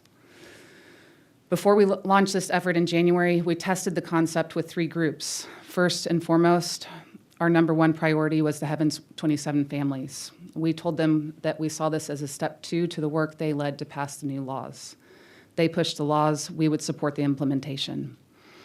Then we went to the safety professionals across various industries. We told them what we wanted to do, and we asked for help. We did not get a single no. We have volunteer representatives supporting our efforts from high-risk industries like oil and gas and mining, major sports arenas, former military and special forces officers, and individuals with local and state emergency management experience, and the list goes on. This is a powerful group that keeps growing. And finally, we went to the youth camp community. We've done a lot of work to build trust in this community, and for good reason, they had questions.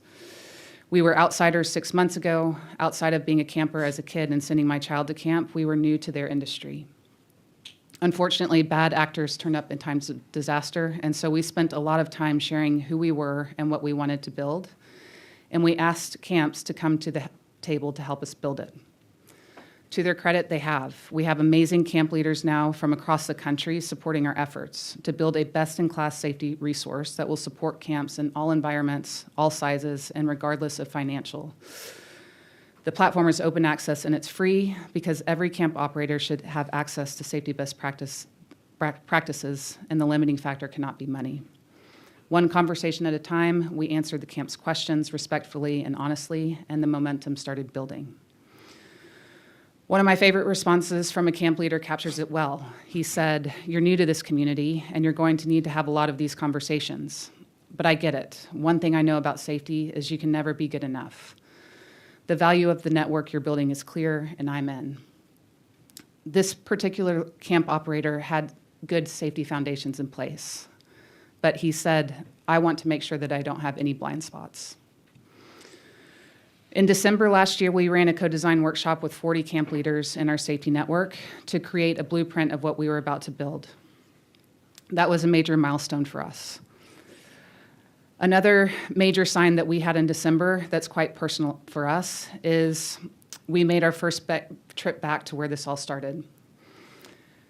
We were in the hill country, and on our way out, we pulled over to the memorial site on the side of the Guadalupe River and paid our respect to the 27 girls. As we were leaving, we received a message that our 501c3 nonprofit designation had been approved by the IRS in less than 1 month's time during a government shutdown.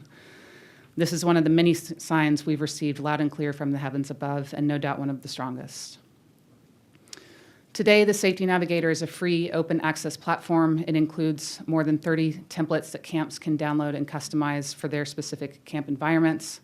The priority template for us in Texas this year was the Emergency Action Plan for all of the reasons discussed today and yesterday. This template was designed by a group of safety experts and a collection of camp leaders. We also have an interactive risk assessment tool that helps camps across the country understand what their major risk and hazards are. It's not always floods, it might be tornadoes, wildfires, et cetera. And last week, we launched a Safety and Emergency Action Plan training series designed for camp staff, counselors, and campers to not only plan, but to practice the plans.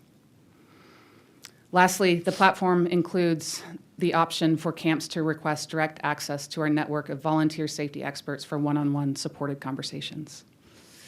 In less than 3 months, we have close to 600 camp users actively engaging with the platform. Last week, as I mentioned, we launched our training program across 3 camp locations in Texas.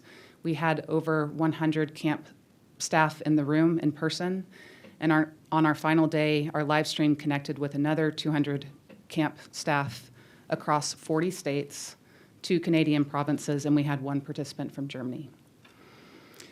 It's one thing for me to tell you it's working. It's another for you to hear it from camps directly. I have 2 quotes from last week. "The training was fantastic and made such a difference in helping me understand how to make our emergency action plan trainable. What you have built in such a short amount of time is seriously impressive." The second, "For me, the biggest win was getting more buy-in from our team on the importance of safety and how simple it can be. On the 3-hour car ride home, my colleague was telling me everything he wanted to start including in our EAP. You broke through, and I know my camp will be better because of it." Our work isn't about making sure that documents are filed and in binders or that the boxes are checked. This is about transforming a culture of safety in an industry that serves 26 million children a year. This is not a compliance exercise. We are not inspectors, certifiers, or accreditors. We are leading and supporting a transformational change, and again, from the position of the helper. Our team doesn't feel like we chose this mission. We feel like the mission chose us, and we're answering the call.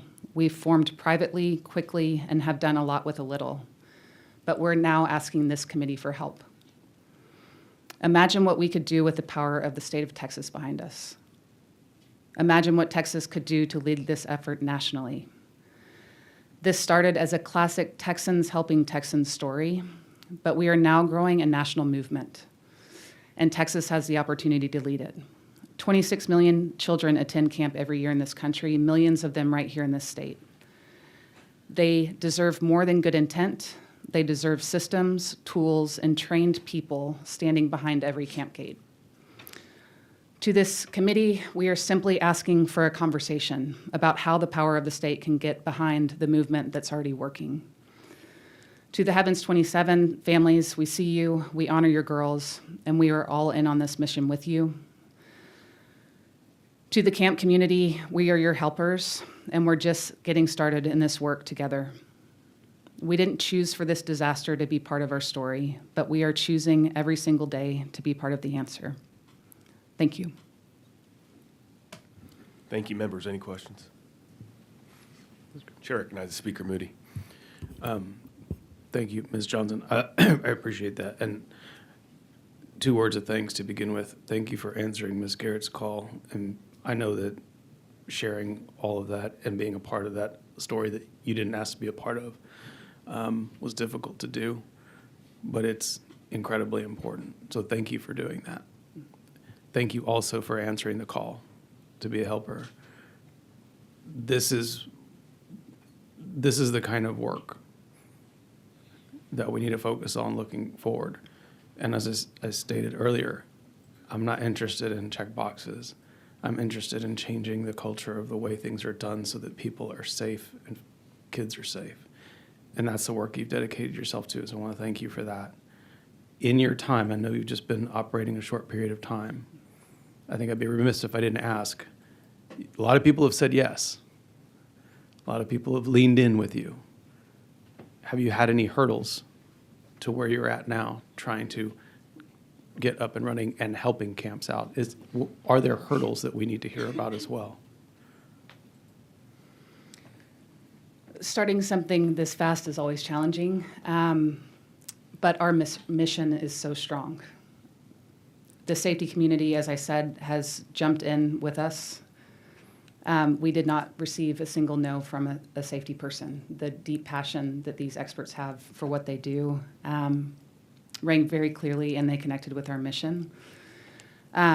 We were new to the camp community, as I mentioned, so we spent a lot of time last year building that trust and respect, and we have it. And there is an openness from the community to lean into this work with us. And I think there were comments yesterday asking the camp community to listen. Many are, and many are wanting to improve the foundations of safety that they have today. We are a team of 3, and so our hurdle is scaling this nationally. We need funding. We need state support with resources. Resources like the ones that were discussed earlier with Chief Kidd, emergency management coordinators, folks within the state that have access to resources and people that can help us amplify this movement. That's our greatest hurdle so that we can move this across the nation quickly. What, in the work you've done so far, what interactions have you had with state agencies as you've started to deploy some of these resources to these camps? We have talked to individuals from state agencies that are supporting us as individuals, but we have not been able to have formal conversations with state agencies to this date, which is why I'm here asking for help. And that's why I'm trying to drill down on which agencies? Any of them. Anybody? Yeah. So you have individual people that are within agencies discussing things with you, but essentially not a top-level coordination. Yeah. And that's what we're asking for, is a meeting with the appropriate officials. I'm glad you asked, because we're going to get an answer for you, and I assume it's going to be another yes. Thank you. Senator Perry? Thank you, Mr. Chair. Real quick, have you reached out to the Mystic group? And if so, what was the response? Because clearly, based on their first round of applications, if that's your work, they didn't get the message. It seems to be a very incestuous kind of culture with camps, that they want to keep everything close to the vest. But have you had conversations with Mystic about your services, your plug-in and access? And if so, what was the response? Representatives from Camp Mystic contacted us, as did many others from the camp community, which once word started getting out about what we were doing. They contacted us, and we spoke with them early this year and shared with them what we were building with our platform. Our platform, as I mentioned, is open access to the public, and it's free of charge for anyone.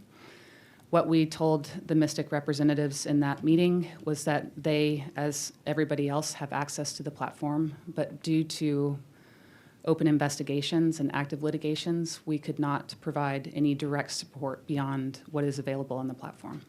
So to be clear, your platform would have been a help, though, in filling out the new requirements of the Heavens 27 bill. There are templates like emergency action plans that are available on the platform that anyone can download and use to be submitted. Thank you. Members, any other questions? All right. Thank you, Mrs. Johnson. Right. Well, I've got one quick statement real quick. I just wanted to echo Speaker Moody's statements, and we're here to help you on your missions. Do not hesitate to reach out and ask. Thank you. Senator Menendez. Thank you, Mr. Chairman. Ms. Johnson, first of all, thank you for, I was just looking on your LinkedIn. It appears that you have given up your corporate career, successful career, to do this work. That's correct. The Safety Navigator, free safety platform built specifically for youth camps. One of the things that, and I'm fairly confident that you'll have that meeting that you're looking for with state agencies, but I think too that maybe you could help us with maybe minimum standards in terms of what it would look like.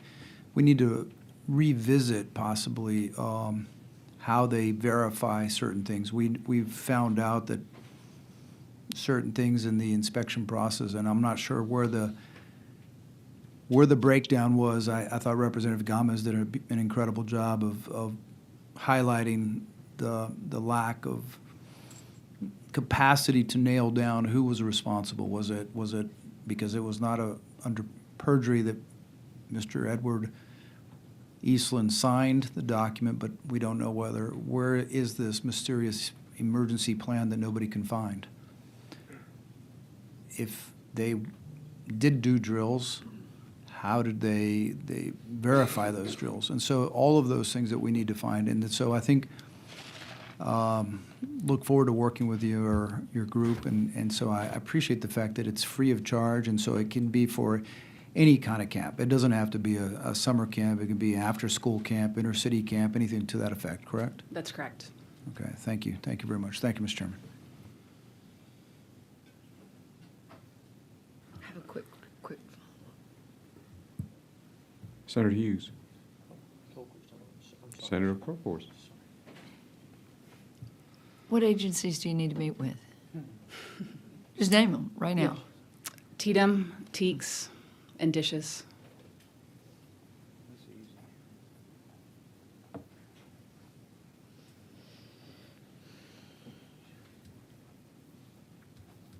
And one more question.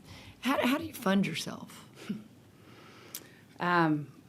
We are a nonprofit organization. We have successfully raised close to $250,000 since December. We have an active raise now to get the funds that we need to sustain this and scale this. But funding would definitely be another hurdle, one that we're working on now. And follow up, TDM, Teaks, and Dishes all at the same time or separately? Separately for separate reasons. Okay, great. It'll happen. Very good. All right. Thank you, Mrs. Johnson. All right, Mr. Cordell, please proceed. Afternoon. My name is Fletcher Cordell. My daughter Olivia was at Camp Mystic in the hangout cabin on July 4th. Happy to talk about that. Appreciate the opportunity to also echo a lot of the comments that have been shared with Ms. Garrett and her team and how they've approached and their sensitivity. It's very impressive, as was watching their work on the feed yesterday. And there was a lot of discussion at our house about showing up for same reasons everybody else probably has, which is protecting your daughter. But I also think that a big part, if not the main part of being a father, is showing up. And so I'm showing up. And before I talk about her experience, I want to read something I wrote that inspired by Heavens 27, if that's okay. All right, ladies, need you. Well, what to say? What do you say? Hello, how are you? How was your day? It's an odd thing to feel this connection when distance and pain blur love and affection. And it does leave me reeling and haunted and healing and feeling the feelings that hang in the air, the tension, the fear, the dread, the despair. So here are some words. You can take them or leave them. We all love our angels. We love and we grieve them. And we look to the sky and ask, why, God? Oh, why? Why did you take them? You didn't stop it. The thunder, the rain. So why so much pain? We're hurting, oh God. We hurt and we miss them. Help us to understand what was their mission. Are you that callous, that heartless, that cruel? But then who am I to question his plan? A mortal, a father, a man, a fool, to question his providence and dispute what he wants for us, to pray, to love, to live and let live. And then one day, after hitting my knees, I asked once again the question of why for these girls that we miss. The answer, I don't know, but maybe it's this. And this isn't a lecture. These are my thoughts, my attempt at conjecture. Later that day, the Coast Guard was approaching, flying to rescue and hoping. But the weather with malice was refusing to leave, and you cannot find what you cannot see. And so the flight time required, which normally takes 2 hours, was extended, upended, and turned into 7. And I wondered, was there another mission that day, invisible, undetected, but well underway? Where are they? Where are they? The crew members asked, flying feet off the ground, hearts beating with fear. And right when it seemed they might not succeed, hey, follow us. Our friends are over here. It's more of a suggestion than an answer to the question, but it's one I happen to believe. How many angels are needed to part heavens? Well, what do you know? It's exactly 27.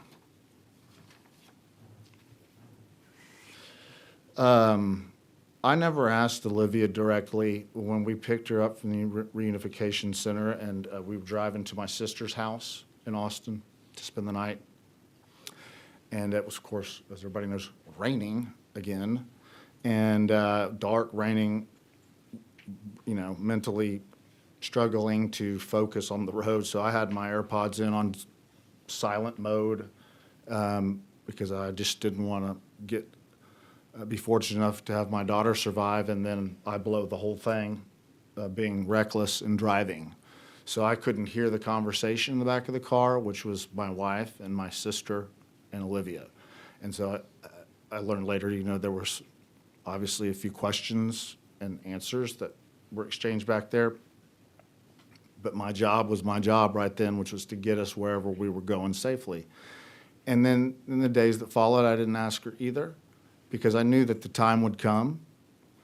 And I also never wanted her to confuse her dad with an inquisitor.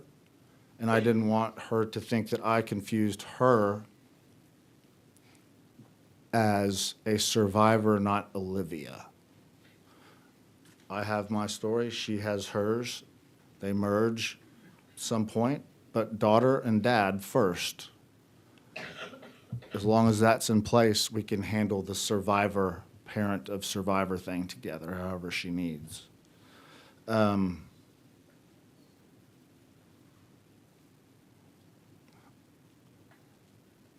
day started, similar timelines, putting on bathing suits to go do July 4th things.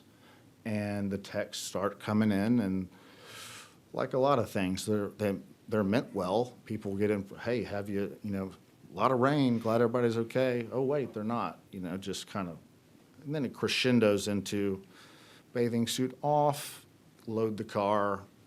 About the time we got the email from Mystic, that was very brief and to the point and desperate. And that feeling of an institution, whether it's Mystic or a hospital or the Capitol saying, help us. We are bad shape. And it outlined the situation, as you've probably heard. If your daughter was at Cypress, she's accounted for. If your daughter was at Senior Hill, which is in Guadalupe but up, she's accounted for. And then, it didn't name the flats, didn't have to. It just said, if you have heard from us this morning, then you know that she is not accounted for. And if you haven't, then she is. So we got in the car to leave. And even reading that letter, it was just so mind-blowing for a lot of different reasons. I mean, to go in from getting ready to go to the pool to, what do you mean? Flood, washed away. Saw the same picture. And realized this is not just a problem, this is biblical, literally. Read the Bible many times as you want. That ain't in the playbook. So we get in the car to head south, to head to the hill country. Didn't know where at that point yet. I can't remember the exact time the reunification stuff came through. Maybe that was like 2 or something o'clock. So about 11:30, we load up. I ran back inside. I forgot my phone charger. And I grabbed it out of the closet, connected to our bathroom, and I started to walk back to the car, and I stopped in the bathroom and looked in the mirror, and I just looked up, and this guy is alone and scared. And how am I going to do this? Meaning, show up, get in the car, drive, be strong. And so I got on my hands, I got on my knees on the floor mat, put my elbows on the vanity, and prayed. And the first prayer was, "Thy will be done, not mine," because I knew that would help me execute if I could turn the outcome over. And I did say selfish prayers after that in the car, but I had to lead with the one that said, don't know. And a lot of times when I talk, it's like about Mystic to people because it doesn't take a break, and that's okay. As part of the survivor part of it, it's like, it's easy for me to say, and it is, and it isn't. A lot, it isn't. This collision every millisecond of every second of every minute of every hour of these like atomic particles of gratitude, heartbreak, and guilt all the time. And you can either take that and have a red button and push it and say, I give up, it's too much. And you can do what atomic energy can do, which is destroy. Or you cannot. And it's hard not to hit the button, because the button, like all instinctive decisions, makes you feel good at the time to get mad or to let it go, but it's not healthy, and it's not the right thing to do for your daughter. And to honor those that lost their daughters by not showing up, by doing the wrong thing. So many people, my connection to Mystic is cosmic in a way that is hard to explain. I went to Rio Vista for 2 summers. Camp's not really my jam, more of a sleep-in Doritos situation. I like air conditioning. My dad went there, my uncle went there, but I do remember the Mystic dance. That was the standout. I can pause archery, let's go dance. Mary Seal, I still remember her name, pen pal, first girlfriend. And then in 1994, I am at the Fiji House, where I went to college at Texas, and I'm in August of '94. And I meet a fellow named Richard Eastland, who I had known of, and he had known of me because my uncle is his godfather. So we both grew up, two separate worlds, never met. Oh, yes, you have a godson named Richard, right? And, oh, you have a nephew named Fletcher, right? And our uncle wanted us to meet face to face. Makes sense? And so we did at the Fiji House, party before, pledgeship starts. And 30 minutes, had a nice chat, and that was the last time I saw him until the 7th of this past July. And later that week, I met another fella, Cullen Childress, who was my pledge trainer. And of course, his brother and Chloe's father, Matt, and got to know Wendy. So here I am. Cullen is I feel like I know Chloe because I know her blood, and I talk to Chloe a lot. She helps me through stuff. She is a machine. I've never met her, but I know her because I know her blood.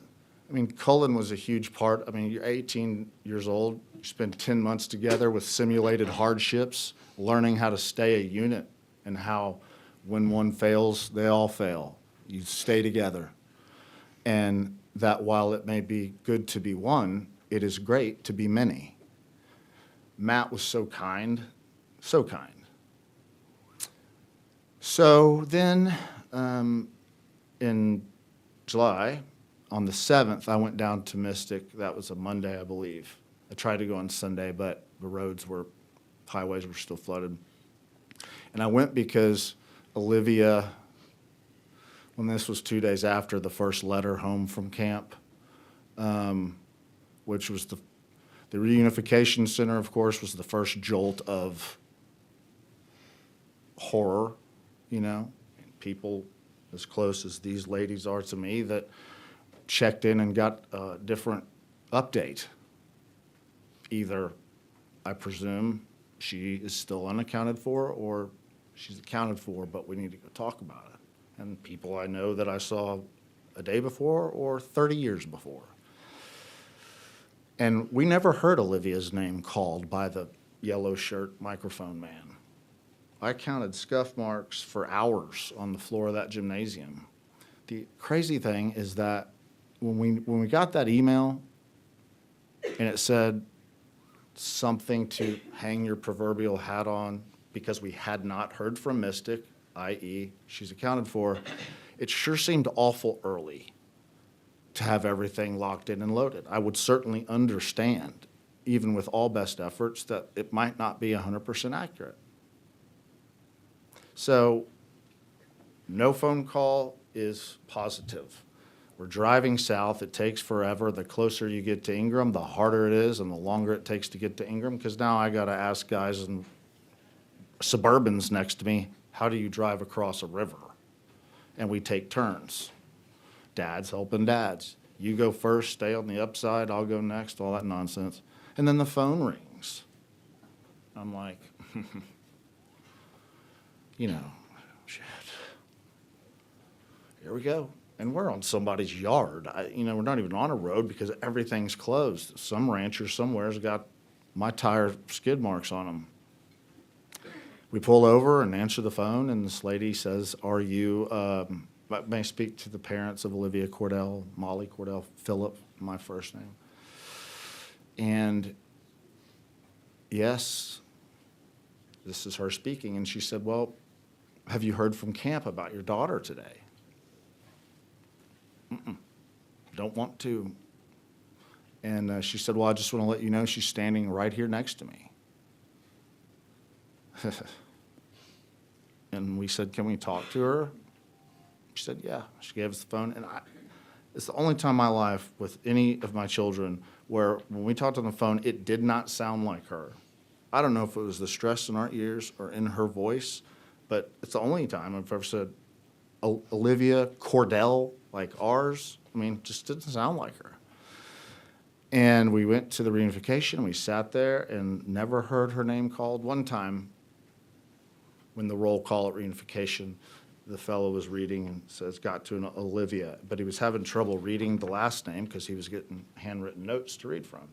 And so after about a couple decades, it felt like he got to the last name and it wasn't ours. Well, unbeknownst to me, my wife, showing up in her mom way, went over to the other building where the girls were held when they were ready to be reunited to go home, because we had gotten a call technically.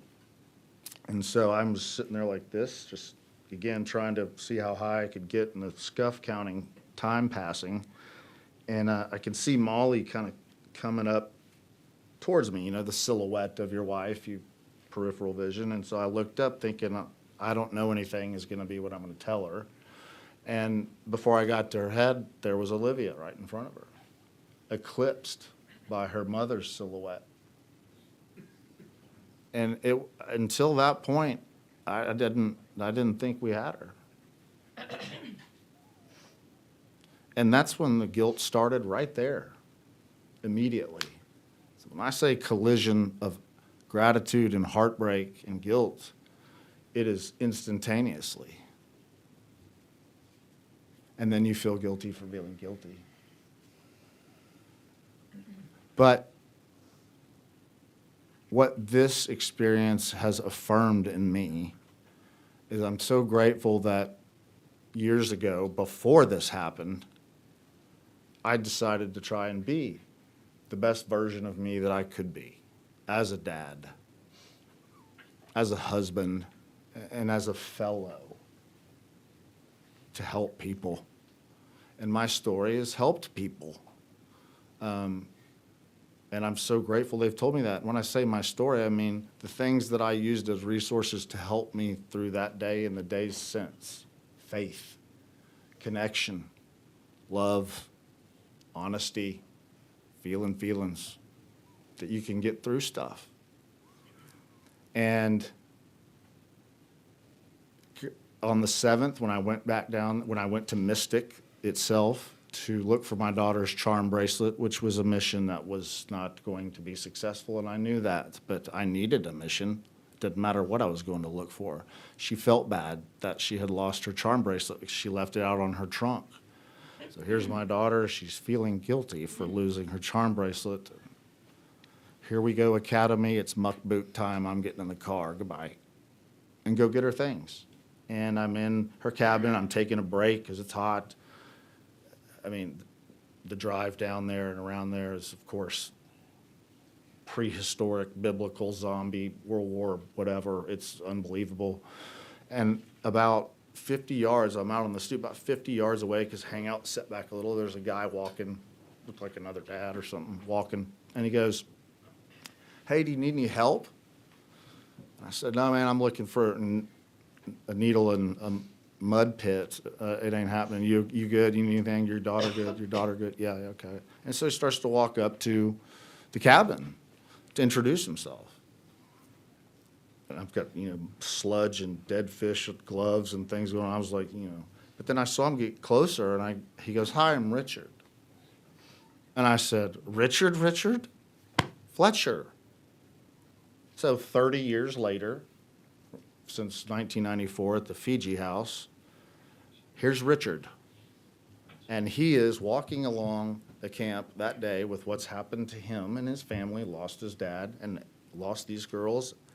And he is approaching, at the point, strangers and say, "Can I get in the mud with you and help you with whatever it is you're doing?" And that says something about a man or any person. It sure stuck with me. And the questions when I ask myself about whether it's parents of Heaven's 27, the Eastlands, everybody in this room, and Edward Eastland in particular, who saved my daughter. There's 3 links in the survival chain for Olivia. Edward Eastland drove, I believe, his pickup truck down along the river to the cabins. I don't know how many visits he made. I just know that he got down there and my daughter sat on the wheel well of his pickup truck at 4 a.m. in a flood. And I believe he reversed, she told me reversed, a straight line all the way back to the main buildings at 4 a.m. in the dark rearview mirror, I imagine, was a little full of 15 or 20 little girl heads. It's a tough gig. And I can't even imagine. I said, Richard, Edward, how do I thank him? He goes, man, he ain't thinking about the wins. He is thinking about the losses. Thanking is not something he's down for right now, and I understood. And then I went to Marble Falls to buy a metal detector, not because I thought I'd find a bracelet, but because I could donate it to the camp. So I came back. I didn't see Richard. As I'm messing around with a metal detector, I then see Richard. So this is a couple hours later. They said, Richard's out surveying property. Well, I found out what that meant. And I watched Richard in a buggy as I'm near hangout doing, nonsense with a metal detector. And I see Richard in what looked like a, ranch car, whatever, with parents, one set at a time, driving them down past Bug House, down to the Grove area, spending a lot of time down there, coming back. That dismount and that pain, and I realized at that moment what surveying the property meant. And I watched that for an hour before I had to go, one after the other. And I watched, Richard couldn't see me because of where I was standing. I watched him get in his car between each one, bawl his eyes out, and then rally and show up and do it again. So where I'm standing, here's an example of how my life is affected, a practical example. I don't own any other blazers besides this one, but I have had anxiety all day because it happens to be a certain shade of green. I have a bracelet that my daughter made me. It's a green bracelet. It doesn't say Mystic, but it's for them. I took it off because I don't want to upset anybody. So it's hard. Even with my daughter living, it's nothing. My worst day is nothing like their worst day. The Heavens 27, not even close. I just don't want to add to people's pain.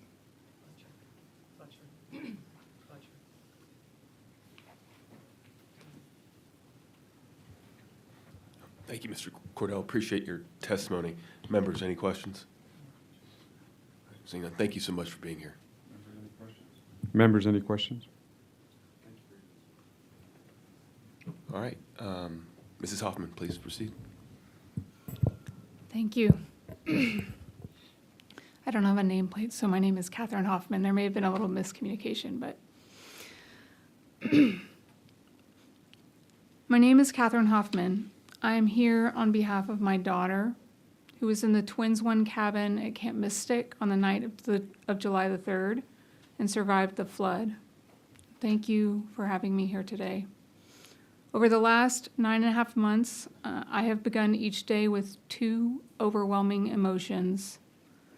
I feel absolute and utter gratitude that my daughter somehow survived that night, but it is always weighted with the heaviness that others did not.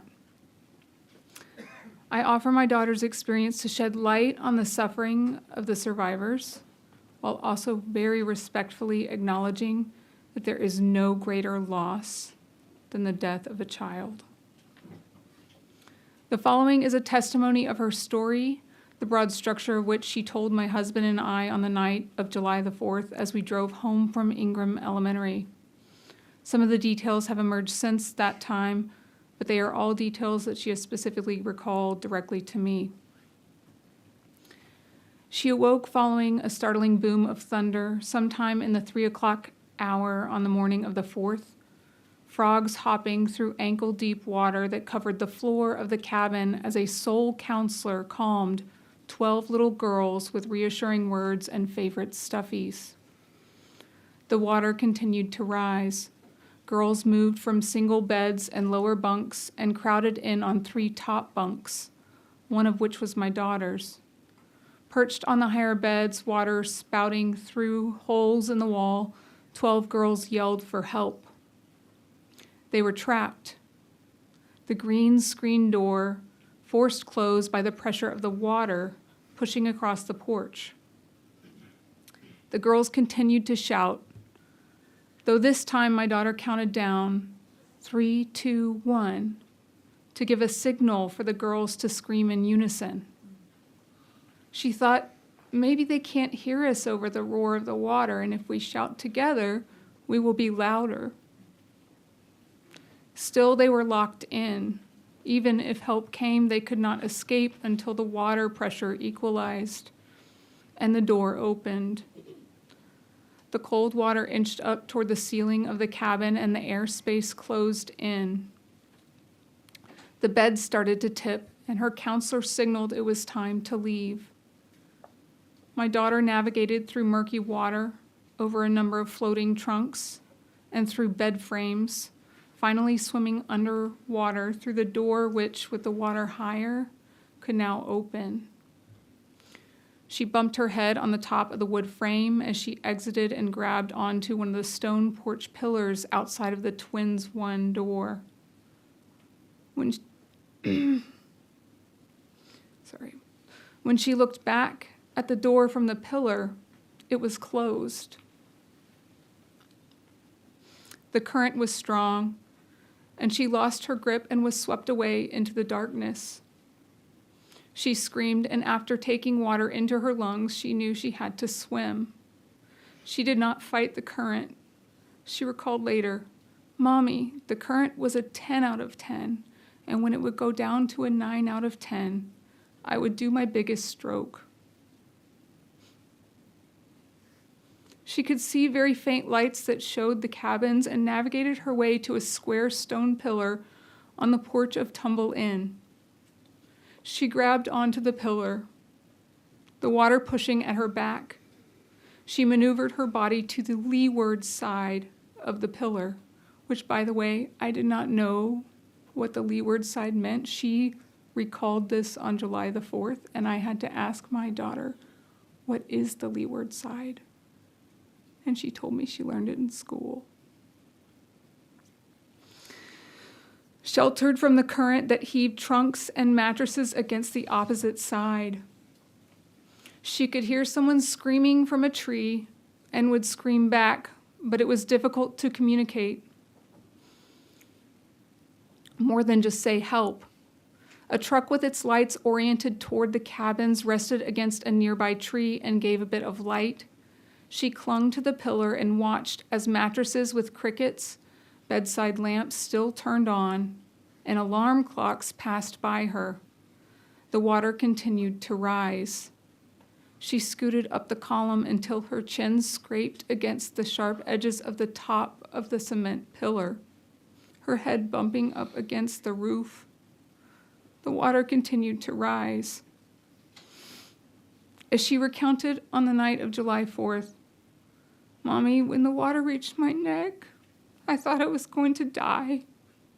I thought of my best friends at school and corgis so I could die a good death." Thankfully, she managed to hold on until the water receded. As she recalled, it was like someone had pulled the plug in the bathtub and the water started to go down. She said, "When I could finally touch my toes to the porch, I went like this." She gave me a heavy sigh, and she said, "I thought I might live." This was one example of many times, I'm not sharing the full story, that she thought she would die, and has told me she thought she would die specifically in this story. My daughter carries tough memories with her. Often in the late evening, when the burden of these memories becomes too much, the weight of the thoughts spills out. "Mommy, she was just a few trunks behind me. I should have saved her. I should be dead instead. It was my fault." And in the shock at her words, I pause. I take a breath, and then I reply, faking the calm for the sake of my daughter. "You did the right thing. Children are not supposed to save other children. You were all trying to survive. in the water, and it was not your responsibility as an 8-year-old to save others. Her questions continue. Then whose responsibility was it? We called for help and no one came. Why didn't anyone call 911? Her questions are the ones that I have too. How do I answer? And on another night, Mommy, we had a fire drill today at school. I don't think it is likely that we would have a fire. But I am really glad we practice. I know exactly where to go and what to do.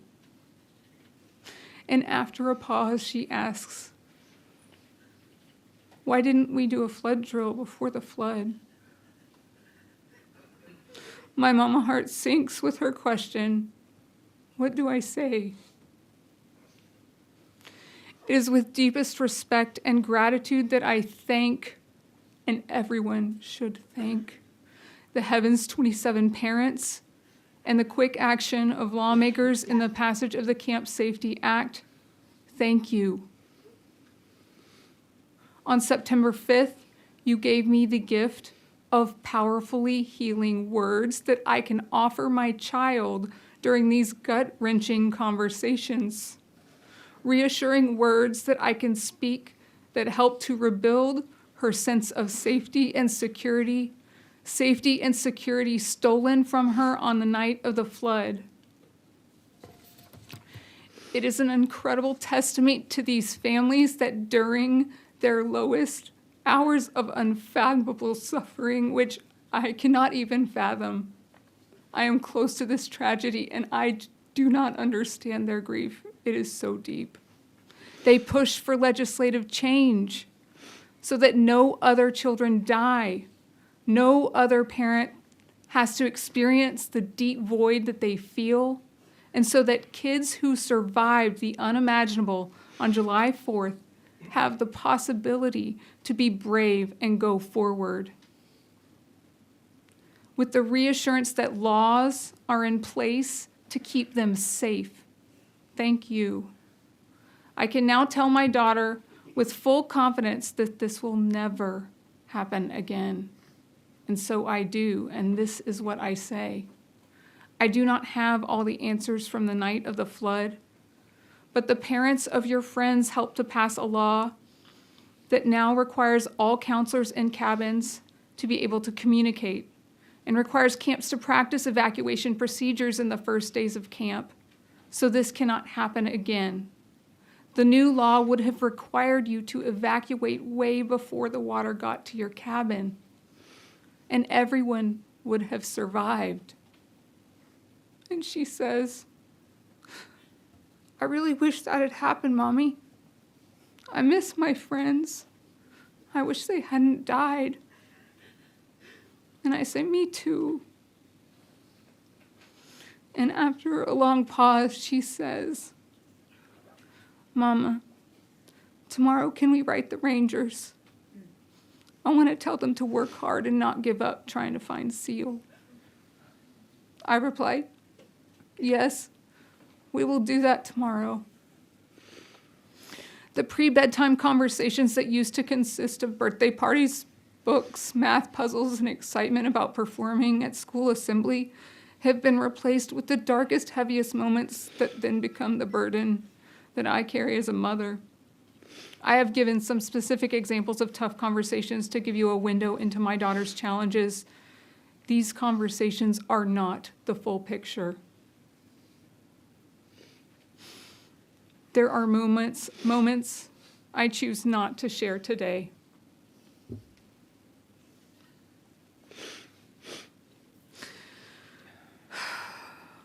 My daughter endured many points during her story that she thought she would die. She helplessly watched others struggle for their lives. This type of an emotional burden is heavy for any human, much less an 8.5-year-old girl. When considering future legislation, it is imperative to consider the cost of this collective emotional trauma.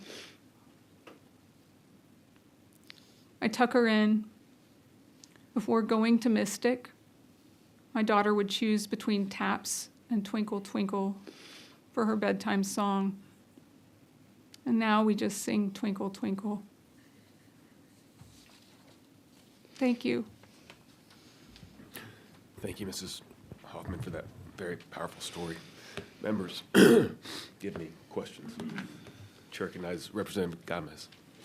Thank you, Chairman. I just want to thank everyone for the bravery that it took to come up here and share your story today. Thank you. Particularly for Ms. Charlie Johnson. Thank you for your work. Thank you for your service.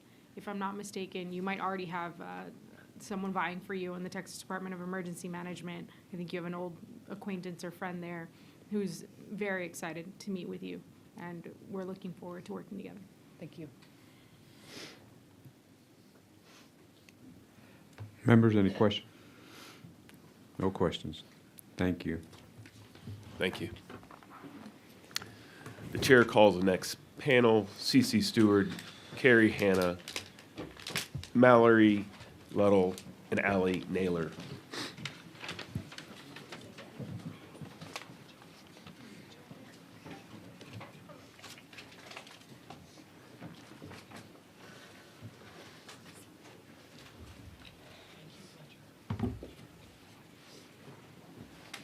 I'm sorry, it's Mallory Lytle. Hannah Naylor.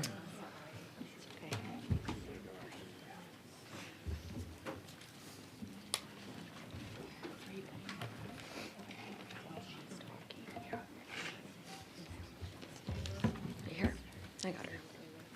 Let me hold her.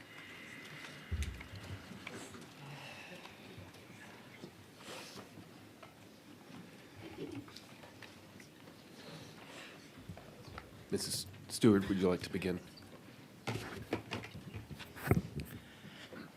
I'm going rogue for a second. I did prepare a statement, but anytime I've publicly spoken, I always talk about the importance of hearing from the survivors and the families and the trauma and the impact crater. Glad we have that term now. Most of those were really, really insightful and hard to hear, and I'm glad that they were shared. So thank y'all to the survivors who are speaking out in support of the trauma and the help that is needed for the families and the victims that survived. So, chairs, vice chairs, and members of this joint committee, thank you for the opportunity to appear before you today. My testimony has changed a bit in light of what we heard from the Eastland family today. I haven't seen y'all yet, so thank you for making eye contact with me for the first time in almost 10 months. I thank you in advance for your indulgence. There's a lot to address. My name is C.C. Stewart. I am here on the behalf of myself, my husband, Will Stewart, and our youngest daughter, Millie, who I would never succumb to an environment like this. But most of all, I'm here to speak for our oldest daughter, my precious Seal. I didn't even bring a photo today because I know that each of you know who she is, and you have seen this photo, and it continues. Tomorrow will mark 10 months since I hugged and held my 8-year-old daughter for the last time. 10 months since she spoke her last words to me. Don't worry, Mommy, I'll be okay. But we all know she was not okay. No child in Bubble Inn, Twins 1, or Twins 2 could have been. The horrors that Seal and the other children and counselors endured that night, the darkness, the thrashing, the desperate fight for breath and survival play on an endless loop in my mind.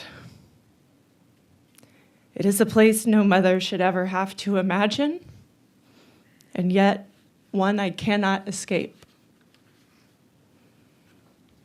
Our family will always live in two halves, before July 4th and after.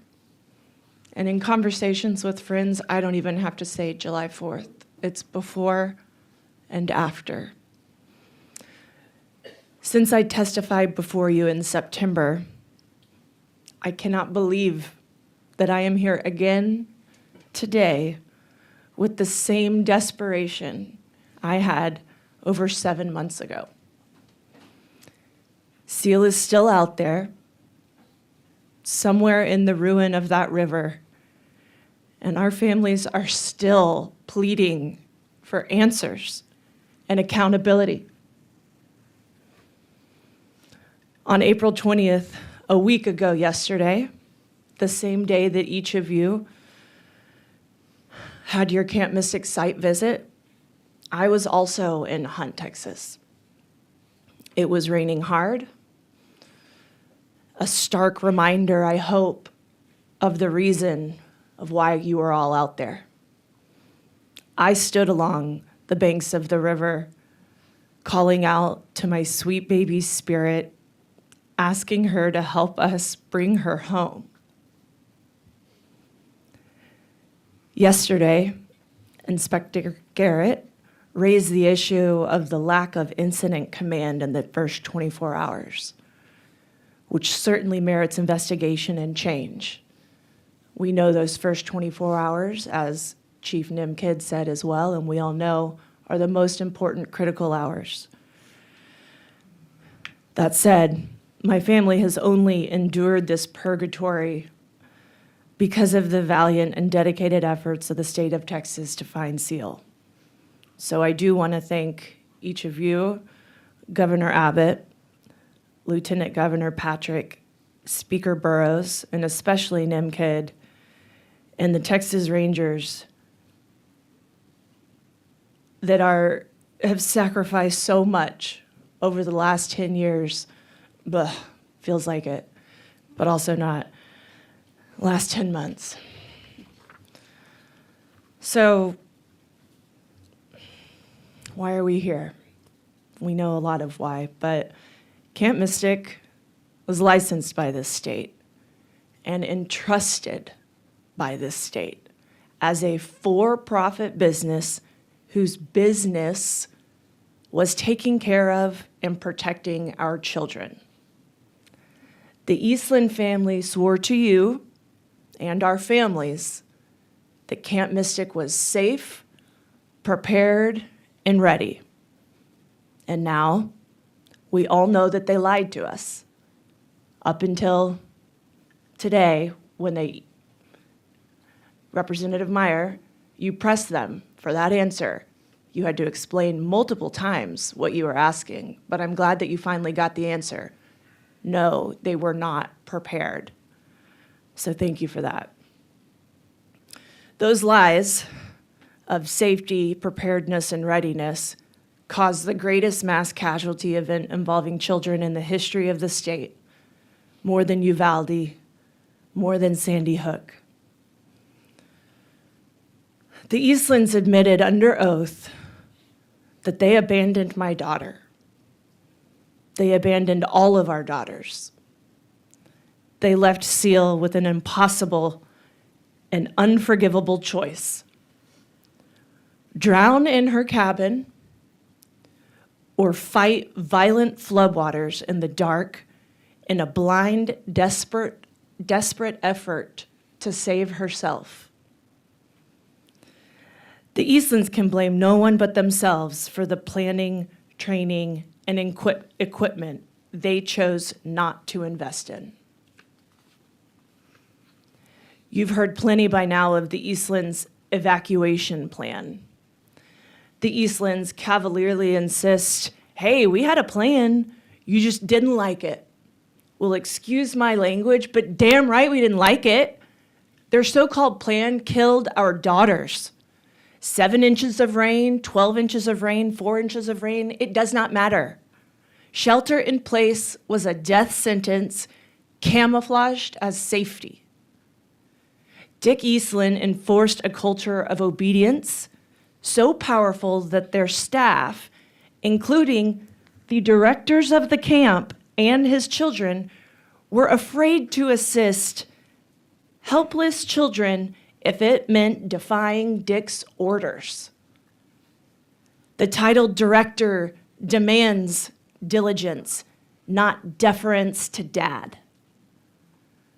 The Eastlands operated on obedience, faith, and complacency, and called it a plan. They rolled the dice each year and waited for the river to prove them wrong.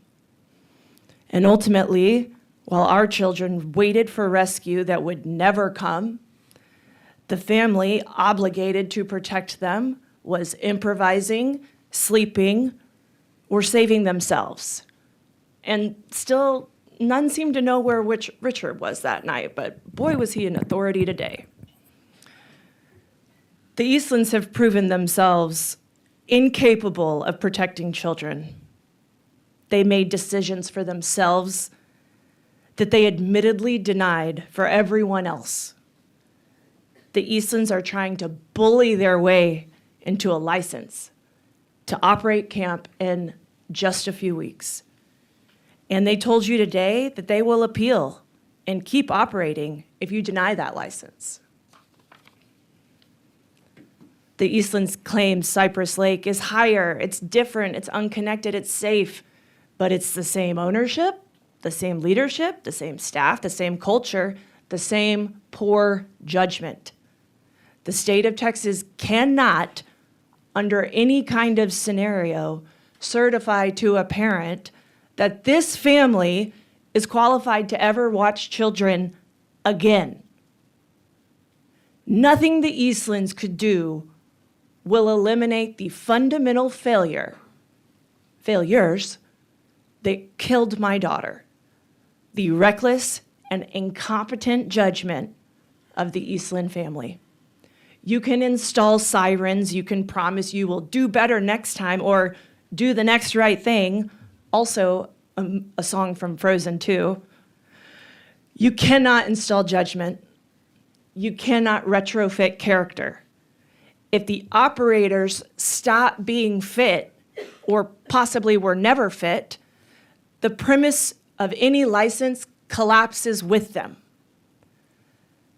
The Eastland family could transfer this entire camp to the arid desert of Big Bend with nary a drop of water in sight, and it would not make a difference. No camp will be safe for any child as long as the Eastlands are associated with it. This committee may think it has no bearing on that decision, but you do, and you should. Dishes has asked you for your findings. Nothing should stop you or the state of Texas from preventing future tragedy. Isn't that why we're here? And isn't Camp Mystic, the Eastland family, in open defiance and violation of the very laws you helped pass in our daughters' names, as evident in their much-discussed 11-page deficiencies letter from Dishes?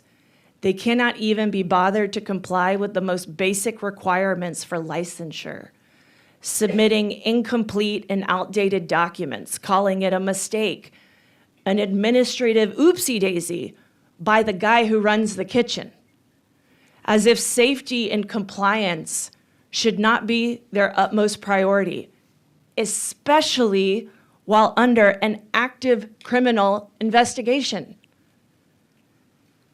Senator Kolkhorst, thank you for addressing the Eastlands' failures to report deaths to Dishes. Not within 24 hours, not by the date of our hearing a couple weeks ago, and not even now, today. When Mary Liz was asked about this in court, it was the first time she had even read the law that governs her conduct. She was the health officer It was her job to know. It was her job to report. She did neither, and still hasn't. She is defiant and blames the camp for not reporting the deaths, the camp of which she is a director and owner. There is, however, one child she perhaps hasn't had to report yet, and that's Seal. The Eastland family markets its camp as a Christian ministry, a camp whose walls and songs and traditions all testify to the same thing, that the adults in charge are serving something higher than themselves.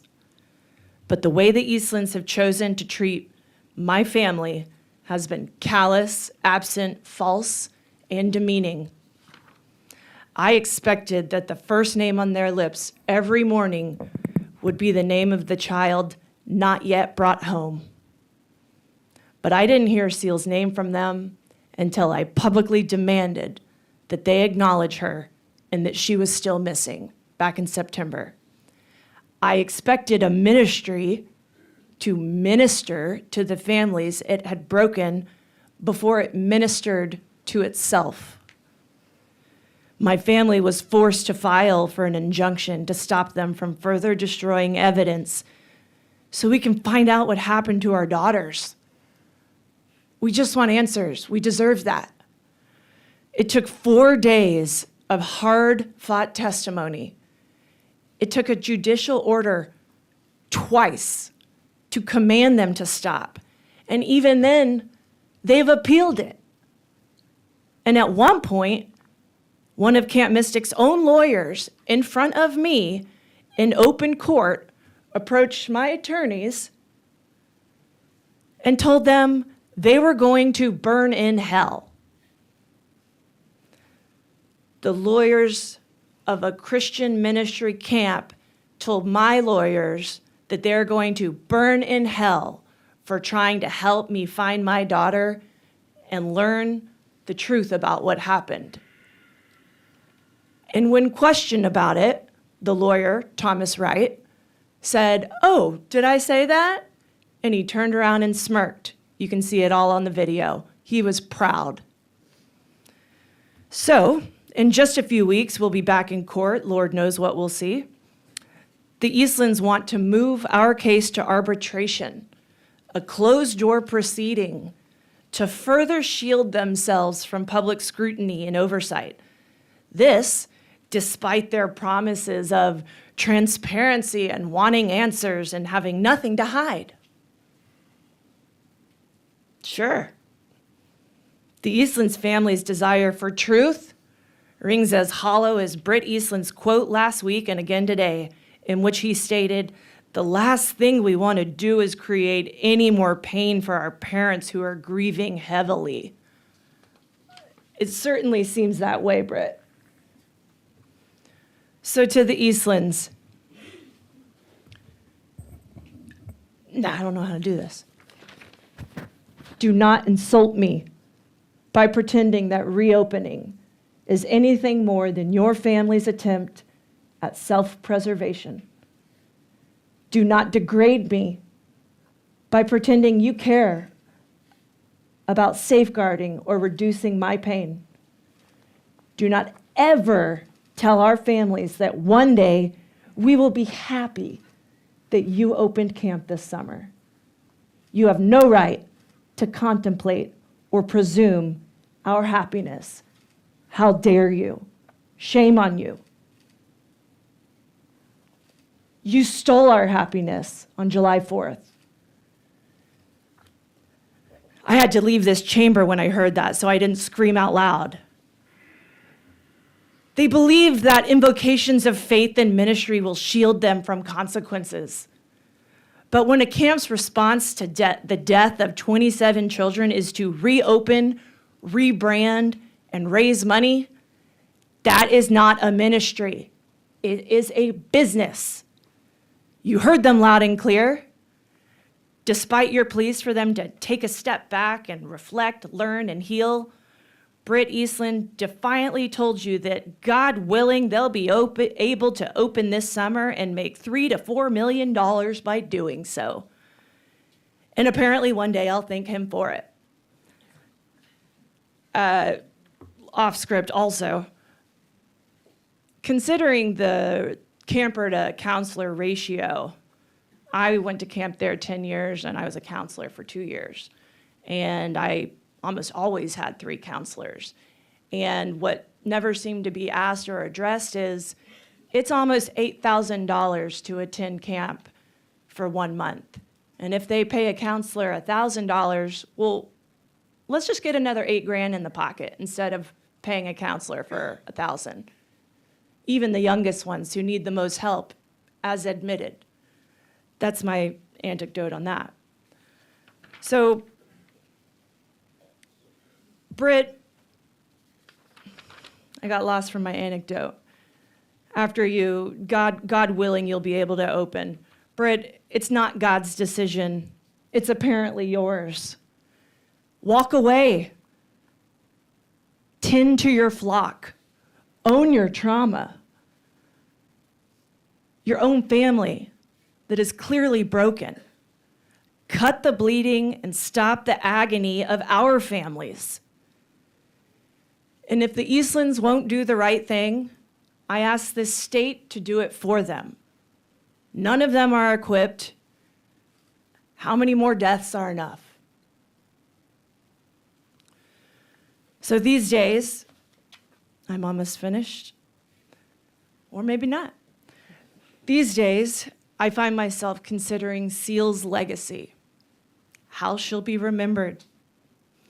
It is not what I imagined for her, and certainly not what she imagined for herself.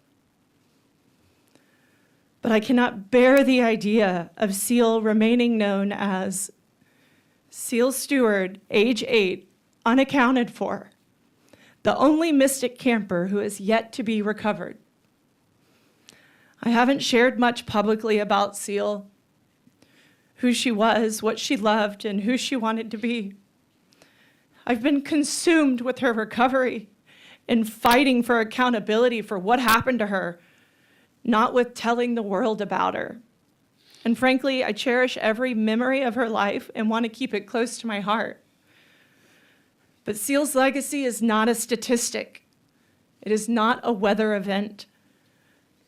It is a parent's worst nightmare, but she was my daughter. And her absence is like the sky spread over everything. Seal would never want our pain to be the only thing that survived her. She was extraordinary.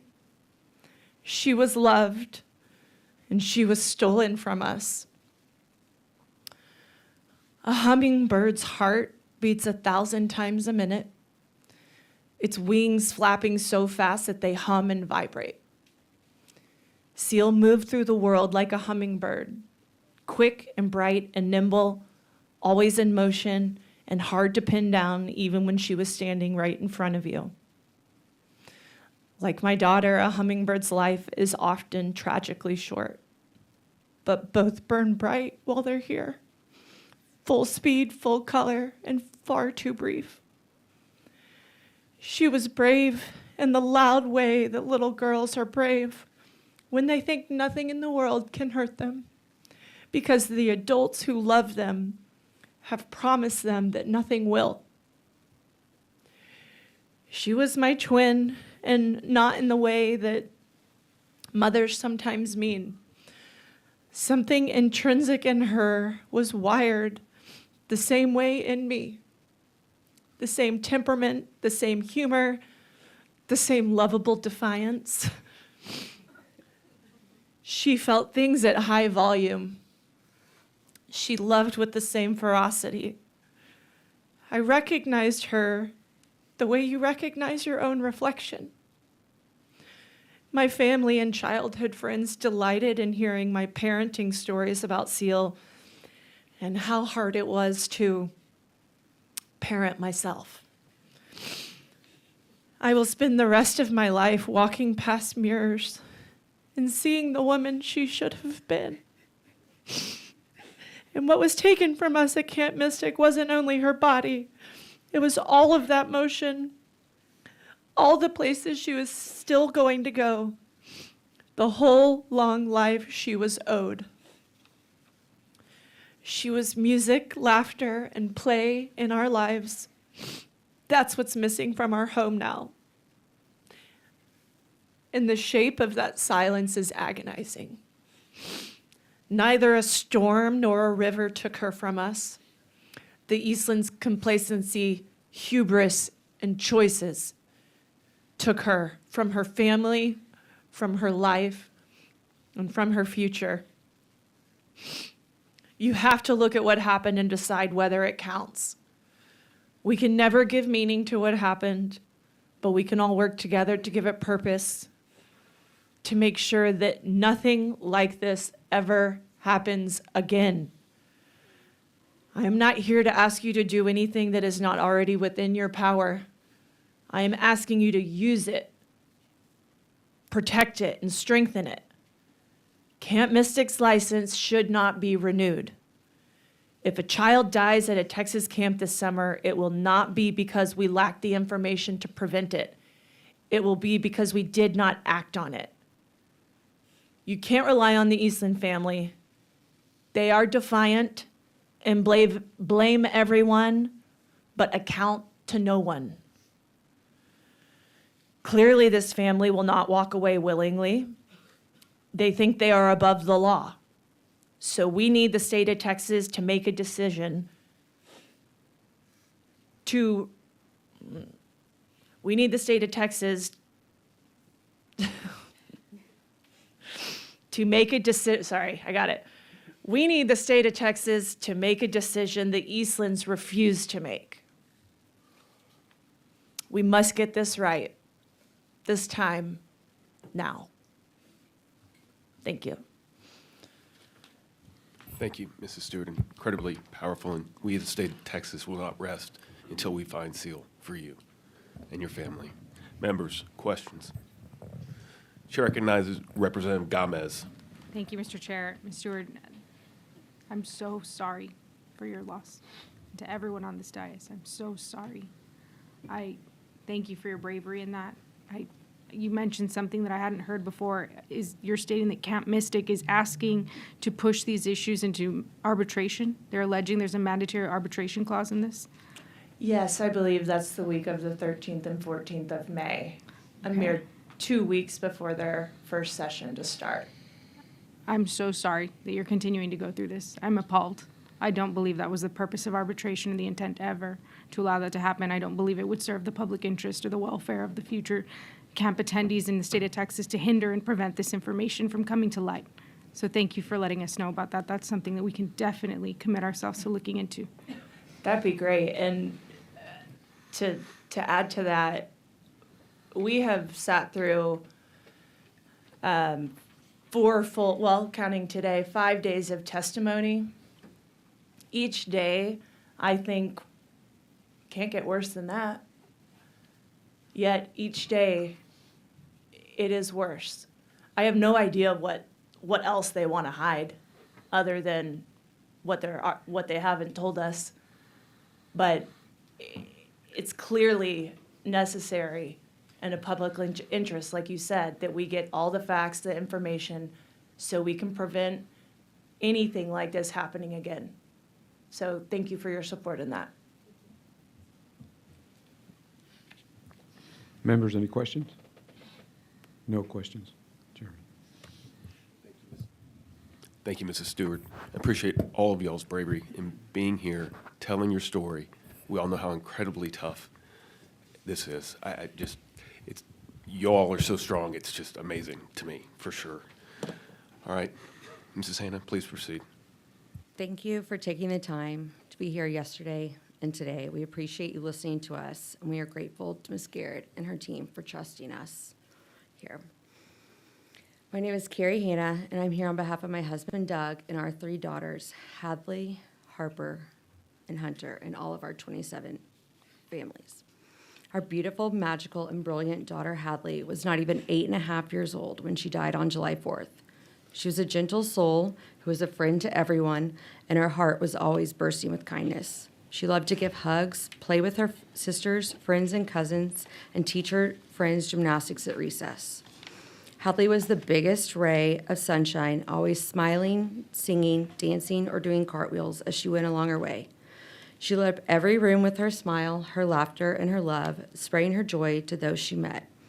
Our angel, beautiful on the inside and out, observant, compassionate, caring, kind, silly, smart, full of love and life, a vibrant ray of light. Hadley was our family's biggest cheerleader and the glue that held us together.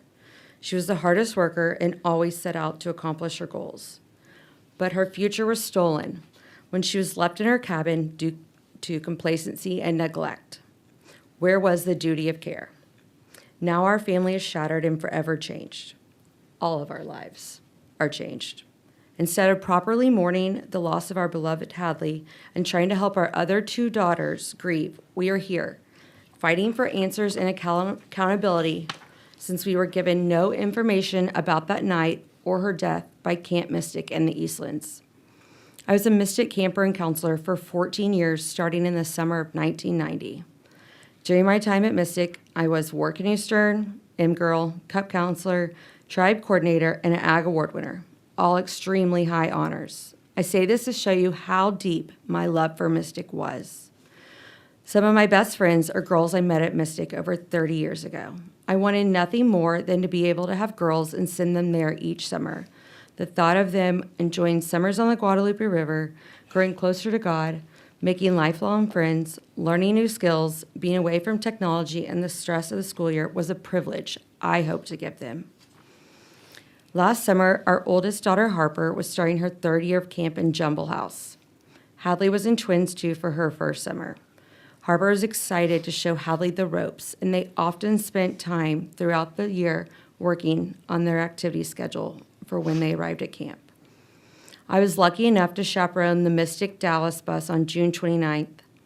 I went to see Hadley at her cabin before I left for the airport to say goodbye. I don't remember if I gave her a hug or kiss. She seemed happy and I was relieved. Leading up to camp and even the night before she left, Hadley was worried about being away from me for a month. She was my mini-me and best friend. I promised her she would be safe and okay. I told her camp was the safest place she could be and she would make new friends and learn new skills. Words Dick echoed to me as I left camp that day. The last time I ever tucked my child into bed, I lied to her. She not only wasn't safe, but she died because of reckless action that came too late. Unfortunately, 5 days later, the camp of my dreams turned into a living nightmare I can't wake up from. Usually our imaginations are worse than the truth, but in this case, the truth is far worse than our imaginations. Hadley, Harper, and all the campers should have woken up on July 4th and celebrated the holiday with their friends. Instead, Hadley waited in her cabin for hours while the lightning and thunder boomed. It filled with water around her, and then she was sucked out of a window by the raging water. Mere feet away were stairs to an upstairs 2-bedroom apartment. That higher ground could have saved her life, all of their lives. Hadley was strong, so strong. I thought if she could just hold on to something, she would be okay. Instead, she and 2 other little girls were knocked out of a tree and died. In total, 5 of the 12 girls from her cabin died. Unfortunately, the little details my husband and I know have been given to us by fellow 8-year-old survivors that have been brave beyond their years and ultimately should not be the ones providing us with this information. Our precious, hilarious, kind, caring, silly, loving little girl who always wanted to help others died because there was no plan, because the PA systems were not used, because there were not enough adults helping, because no one in authority heeded the warnings, because the sweet 18 and 19-year-old counselors did not have proper training on these types of situations. Every counselor on the flats was put in a terrible and hopeless position. And let me be clear, I don't blame a single counselor for anything that happened that night. These were sweet 8 and 9-year-olds, soon to be 3rd grade girls, who were never told where they could possibly go in an emergency. They were told to stay in place unless someone from the office told them otherwise, a rule that proved to be fatal. No one in leadership arrived at Hadley's cabin until it was too late. To the best of our knowledge, the water started rising a little after 1 a.m. on the 4th. I woke up at 7 to text after text telling me that 2 little girls, one from Hadley's cabin and the other from Twins 1, had been found downriver by a neighbor and asking if I had heard anything. The answer was nothing.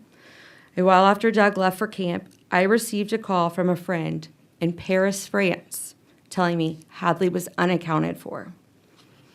She couldn't provide me with any other information.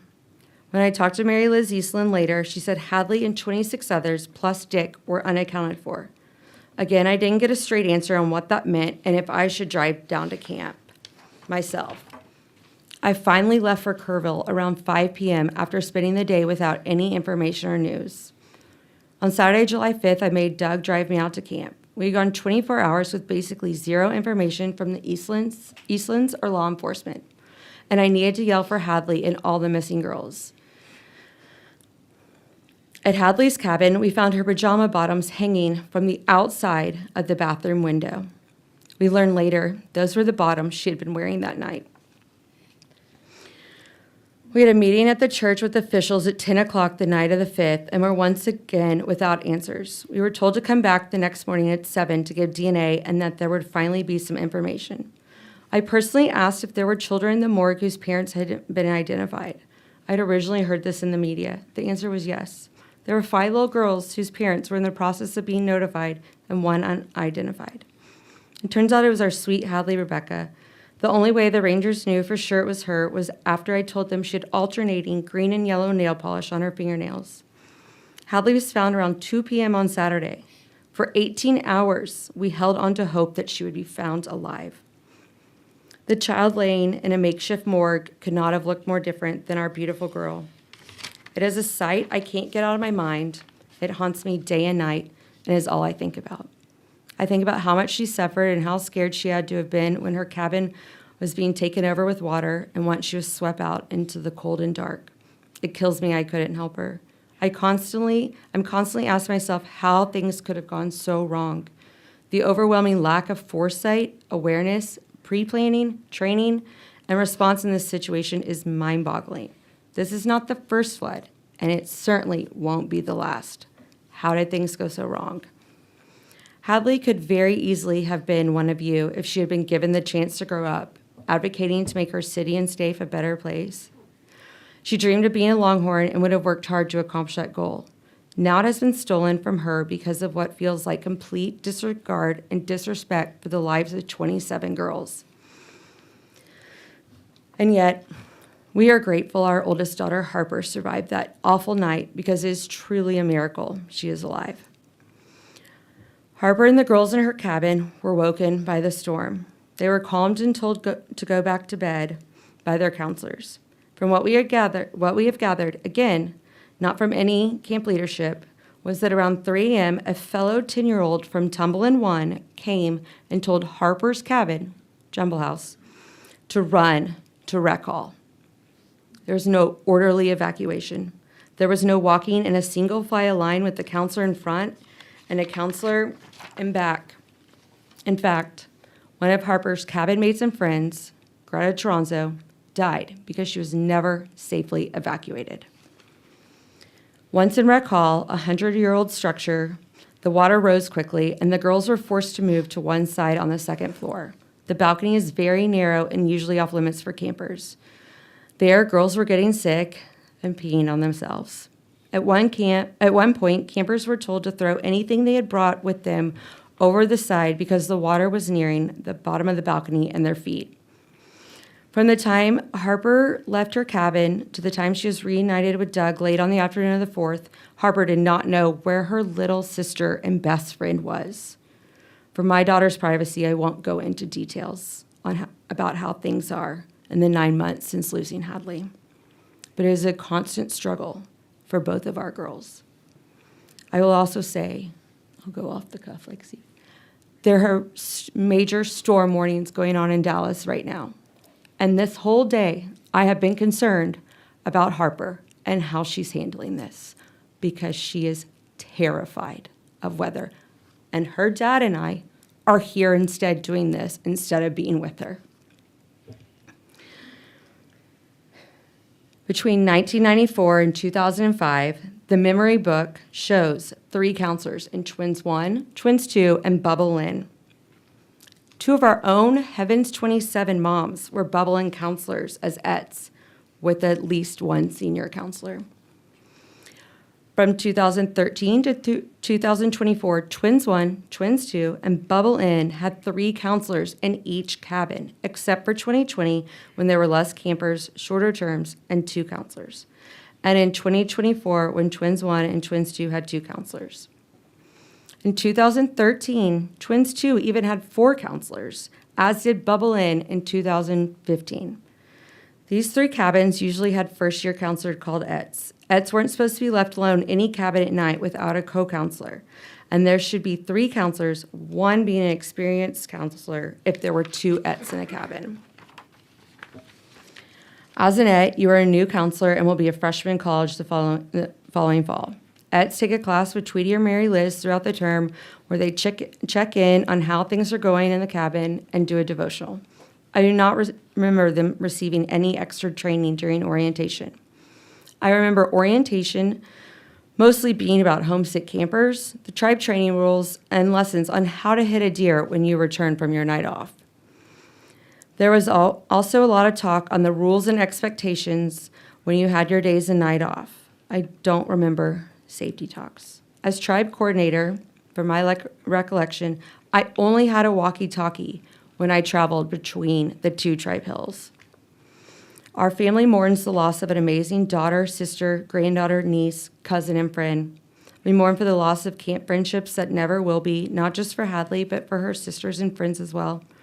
Camp must be a place where parents can send their kids free from worrying about their safety and leadership while they are there.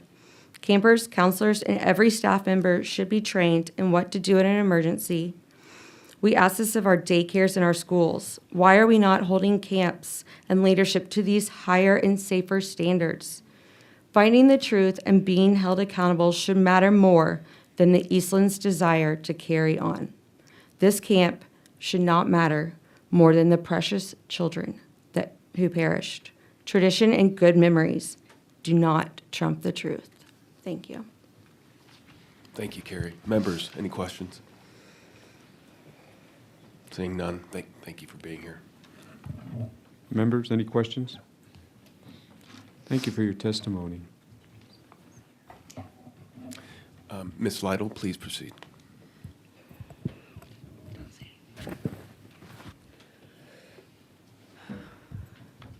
Good evening. My name is Mallory Lytle. My husband, Wade, and I currently reside in San Antonio, Texas. We have 2 daughters, Kellyanne and Emmeline, who mean the absolute world to us. My oldest daughter, Kellyanne Elizabeth Lytle, was a second-term camper in the Twins 1 cabin. Kellyanne tragically died at Camp Mystic on July 4th, 2025. She was only 8 years old. My husband and I did not receive a phone call from the Texas Rangers until a week later, informing us that Kellyanne's body was finally recovered and positively matched our DNA. Kellyanne was a cheerleader, a softball and soccer player, a Girl Scout, a beauty queen, a high-achieving academic student, and a true leader. She was a perfect daughter, a beloved granddaughter, a protective big sister, a fun-loving cousin, and a loyal friend to everyone. Kellyanne had the kindest soul, the whole world ahead of her, and her beautiful life was stolen from us. I was a Mystic girl. I attended Camp Mystic as a first-term camper for 9 years. This camp meant everything to me. The memories and experiences that I had as a camper, I wanted to share with both my daughters. My sister and my entire extended family attended this camp as well. When I brought my 2 daughters home from the hospital, I immediately signed them up to attend Camp Mystic. I never knew signing that Mystic application was signing Kellyanne's death certificate. I was a first-year camper in Camp Mystic in 1995. and was placed in the Twins 1 cabin. I requested Kellyanne to be in that same cabin. We had many discussions with Kellyanne leading up to camp. She was excited to go, but also extremely nervous as a first-year camper. I had multiple conversations with Kellyanne about her protection and safety at camp. She asked me specifically about rainy days and thunderstorms. I always reassured her that counselors would be trained to help her and that leadership would know what to do in any type of emergency. I believed that, I trusted that, and I was wrong.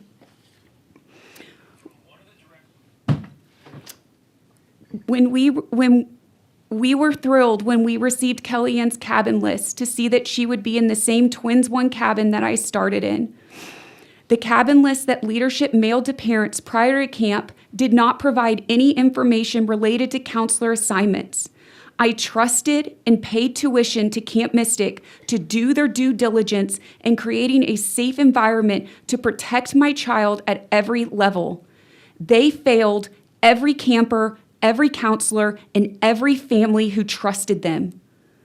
On June 29, 2025, my sister and I dropped our daughters off at Mystic together. As excited yet scared as Kellyanne was being a first-year camper, she got out of the car with a big smile on her face and told me, "I'm gonna do it."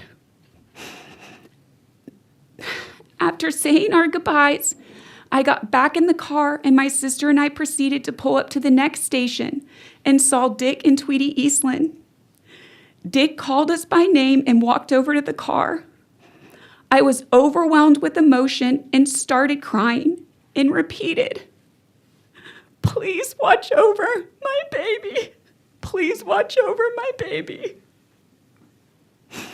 Dick asked me, "What cabin?" I said, "Twins 1. It's Kellyanne." And then Dick said back to me, "We got her." Those words will haunt me for the rest of my life. Camp Mystic did not have her.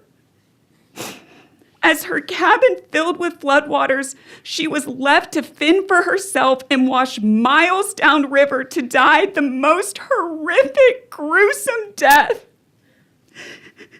Camp Mystic created an unsafe environment that just knocked on wood with its safety standards and rolled the dice with our daughter's life. After the tragedy on July 4, 2025, there was many alarming things that came to light. When I was placed in the Twins 1 cabin in 1995 with 12 campers, we had 3 counselors. Kellyanne was placed in the same cabin with 12 campers, but only had 2 counselors. I also learned that both Kellyanne's precious counselors were brand new first-year counselors. They had no prior experience being a counselor. As I look through 10 years of my camp memory books, Camp Mystic always had 3 counselors placed in the younger Twins 1, Twins 2, and Bubble In cabins for all the 3 terms. At what point did Mystic change this practice and reduce the number of counselors in each cabin without alerting the parents? Not only did Kellyanne have 2 inexperienced counselors, but I also later learned that one of her counselors was a minor, less than 18 years old. This meant while one counselor goes on her night off, Kellyanne and her 11 other cabin mates were staying in a cabin without any adult supervision. That should alarm every parent in Texas. 13 children left in a cabin alone. This is by no means any fault of the counselors, but Camp Mystic creating an unsafe environment for their campers and counselors that was all unknown to parents when we dropped off our daughters with the Eastlands. It is shocking to learn the unsafe protocols that Camp Mystic permitted over the last 30 years since I was there. How has time gone by with every school and every daycare tightening their safety standards, but Camp Mystic has only lowered their safety standards from when I was there in 1995? No logical-minded parent would have ever allowed their child to attend Camp Mystic if they knew all the red flags where leadership had cut corners to maximize profits. I want to be very clear that Kellyanne's counselors, who are babies themselves, were heroes that night. They too were put in harm's way, waiting on camp leadership to tell them what to do in an emergency because they were never trained other than to stay in place and wait for further instruction. No loudspeaker announcement was made, or to our knowledge ever attempted, to communicate with these poor counselors during a critical period of time that would have saved lives. Further, counselors were not equipped with walkie-talkies, cell phones, landlines, radios, or any form of communication to reach out for help or guidance. Kellyanne's cabin was a short walk to the rec hall building, a few feet from a hill to higher ground, and a few steps from an external staircase that led to a second story above the commissary, right in front of her cabin, where Mystic staff remained safe. Kellyanne had places to go to survive, but she was left in a death trap. She died because camp owners responsible for protecting her failed to prepare, failed to communicate, and failed to act. A total and complete failure on all levels. Additionally, cabins on Senior Hill were stranded and cut off from the camp for hours without any resources or communication. When the brave counselors broke into the riflery range to access a walkie-talkie, they were met with silence as they yelled for help. These counselors and campers were also abandoned and had to fend for themselves. Furthermore, we were told that there was a night watchman protecting campers at night.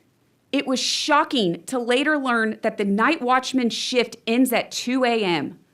Who was monitoring the camp from 2 a.m. until morning while the entire camp is sleeping on a typical night? There are still so many unanswered questions from July 4th. Why are camp directors not heeding to a life-threatening flash flood warning? Why were girls being told to put a towel down as water is coming into their cabin?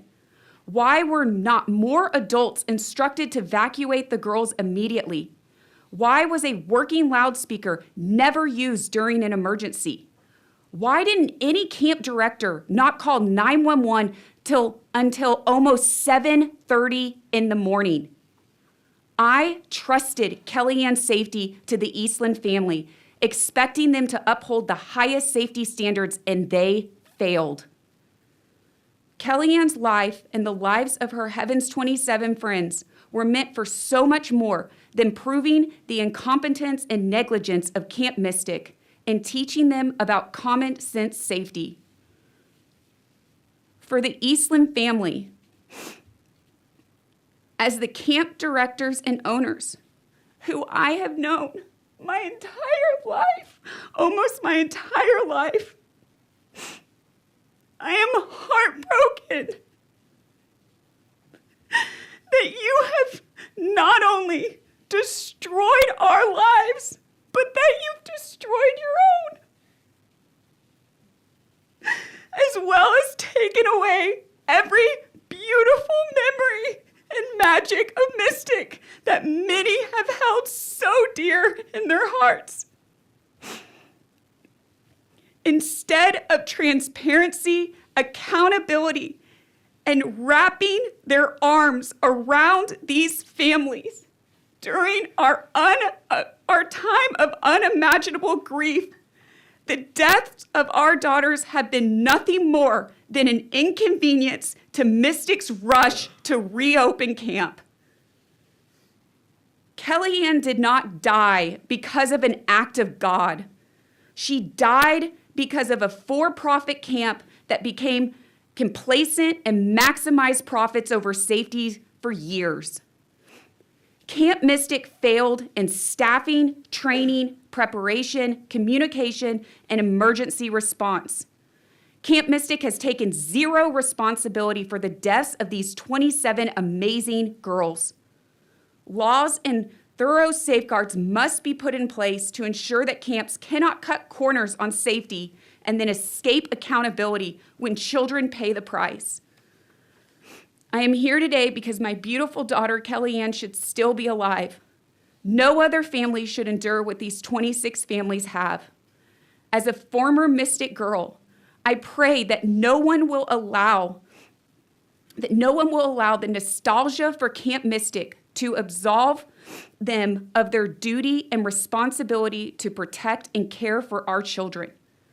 I sincerely thank this committee and to the investigators for taking their time to meet with our family and thoroughly and objectively investigating the tragedy that occurred on July 4th, 2025. Every story about Kellyanne always comes back to her kindness and willingness to help others. We are now tasked with carrying on her legacy and ensuring that every child can go to camp and feel safe and protected. Last and most importantly, to my precious baby, Kellyanne, it is an honor and a privilege to be your mother. You made me so proud every single day. Keep smiling and dancing in heaven, and I promise when I get there, I will wrap my arms around you, and this time I will never let go. I love you, sweetheart. Love, Mommy.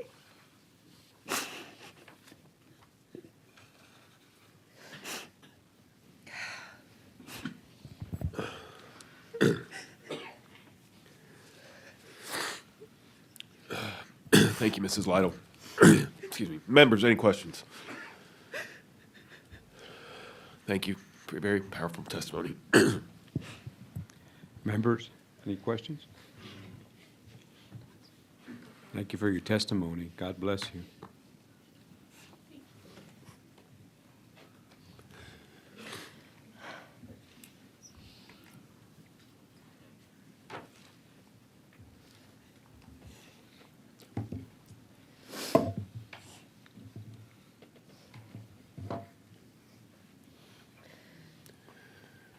Mrs. Naylor, please proceed.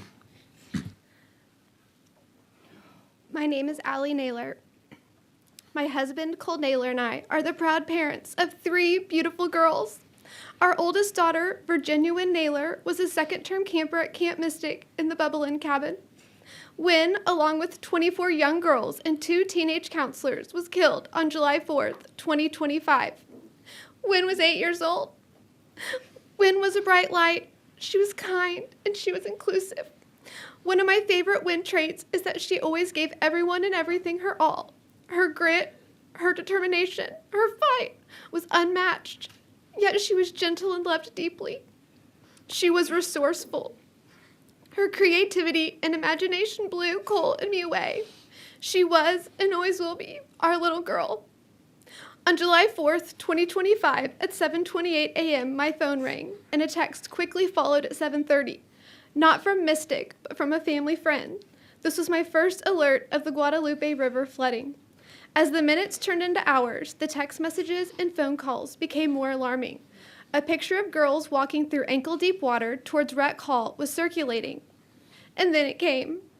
At 9:29 a.m., a Bubble Inn mom called me and said, "I talked to Mary Liz Eastland. Bubble Inn is missing." At 9:30, the Bubble Inn Mom group text received a screenshot of communication with Mary Liz Eastland. It read, "We are searching for Bubble Inn. They were with Dick, and we have not found them." I couldn't think or type a response. I was frozen.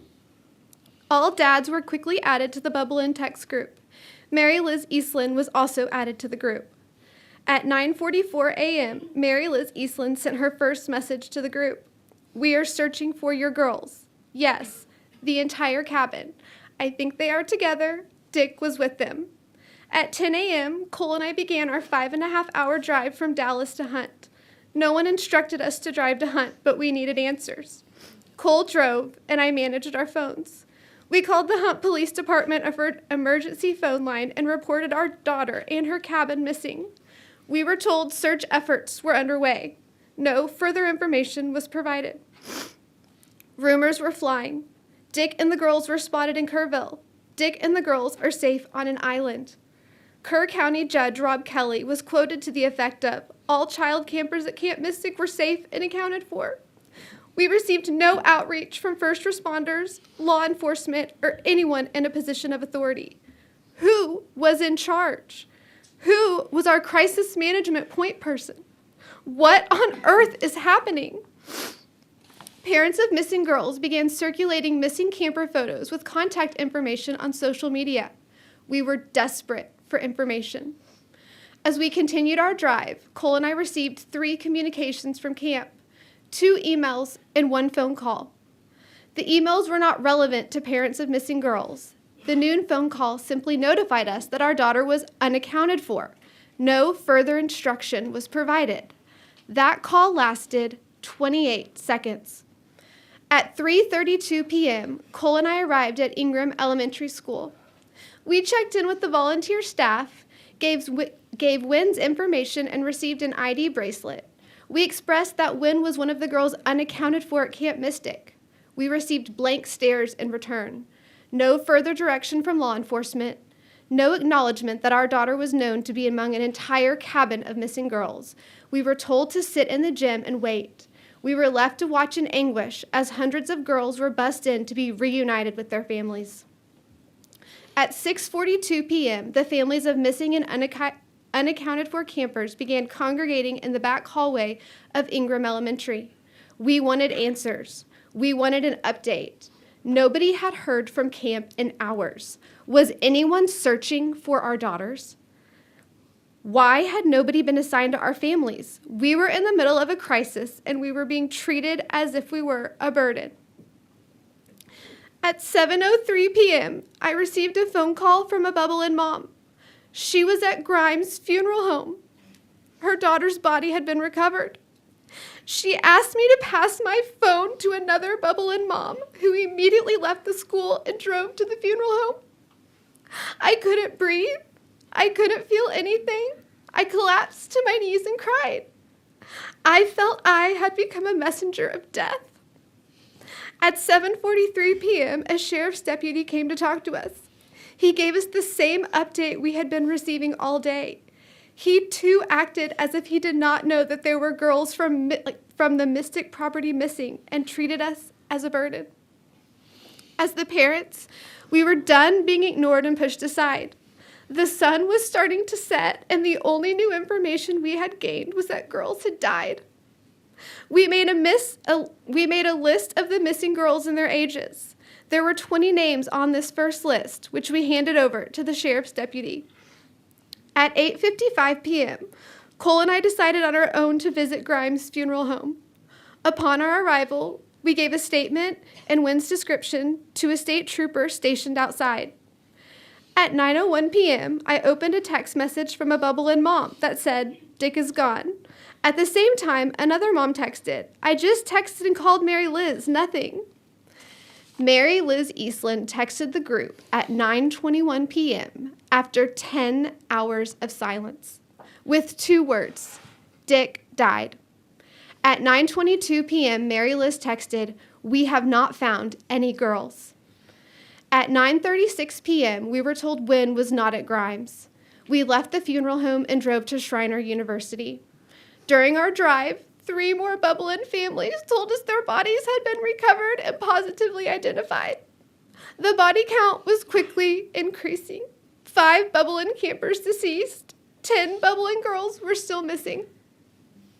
Schreiner University was another dry hole, but while we were there, we were informed that Mystic families needed to report to Trinity Baptist Church. Cole and I arrived at Trinity Baptist Church at 10:10 p.m. We were greeted by volunteers, a Bernie police officer, 2 state troopers, and other parents of missing girls. At 10:26 p.m., the 6th family from our cabin messaged that their daughter had passed. At 11:04 p.m., a patrol officer provided a search update at Trinity Baptist. During this update, we were told that there would be a standstill on body identification until 8 a.m. the next morning. The justice of the peace was exhausted for the night. Search operations would continue if the rain held off. There would be a briefing the next morning at 8 a.m. At the end of the day on July 4th, Cole and I remained hopeful. The other families we were with were hopeful. Wynn was a fighter. She was scrappy. She climbed trees. She ran faster than the boys her age. We thought there was no way the entire cabin was killed. 7 bubbling campers were missing, and they had to be safe with their 2 counselors.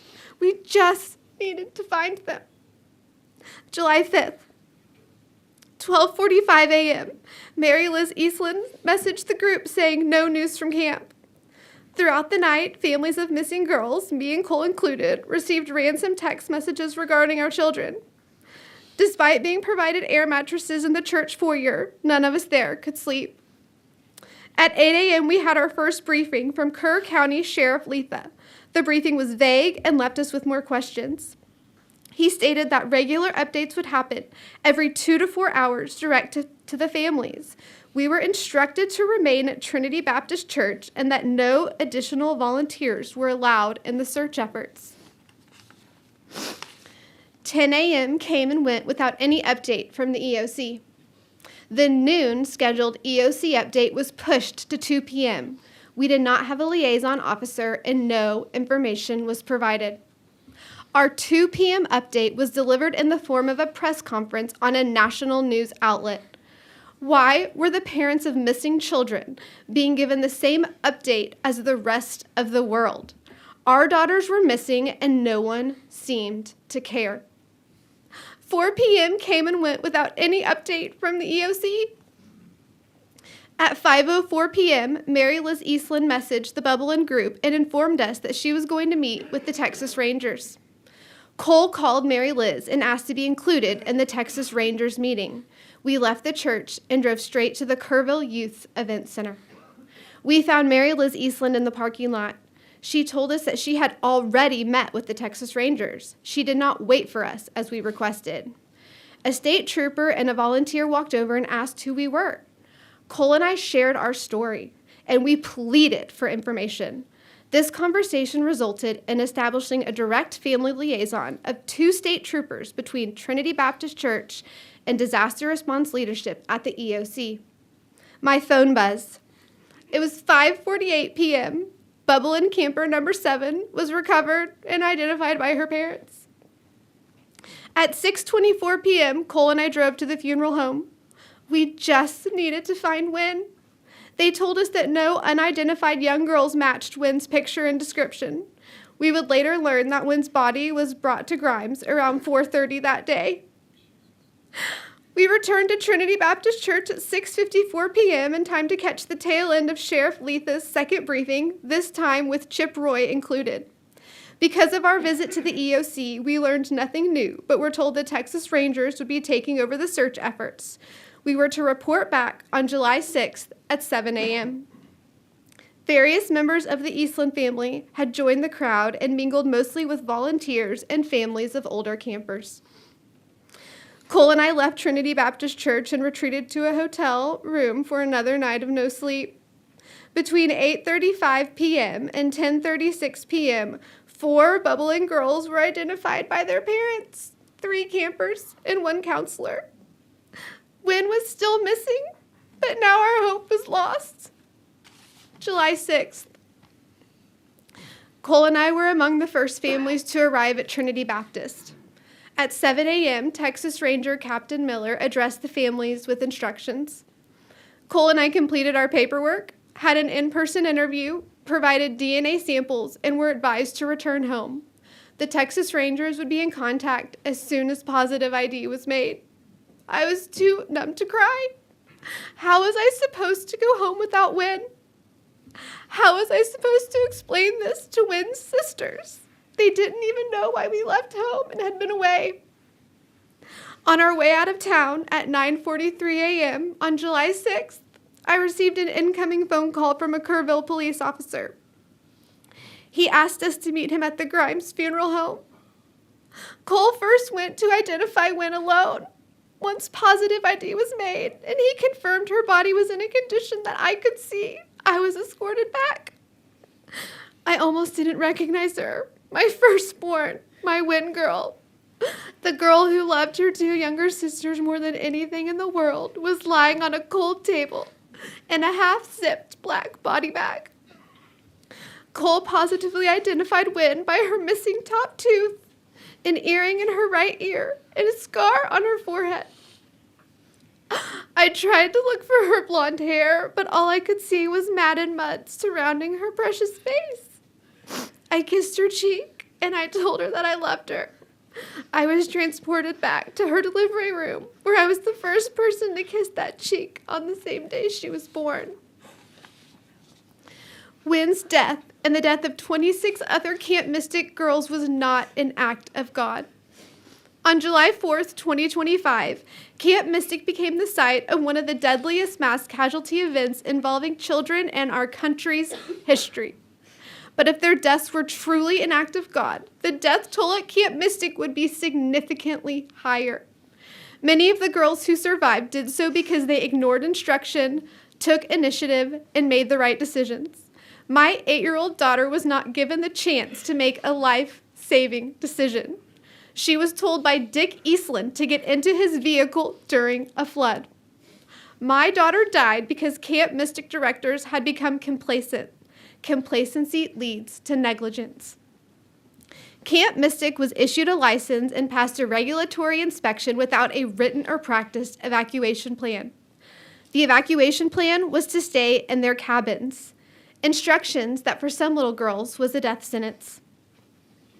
Camp Mystic directors received and largely ignored a 1:14 a.m. code red weather warning.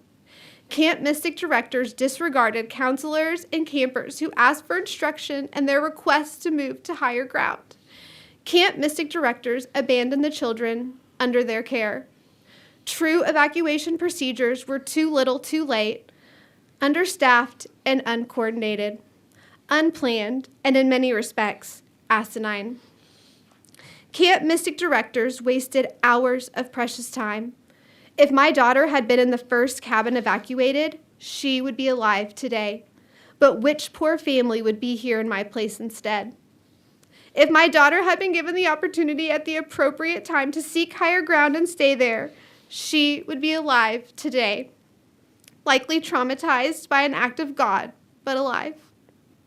Wynn's death was preventable, and the absolute hell Cole and I lived through the weekend of July 4th and the nearly 10 months since could have been mitigated by transparent communication, effective leadership, and basic human decency. On behalf of our children, on behalf of our citizens, drastic change needs to be made, and it begins at Camp Mystic.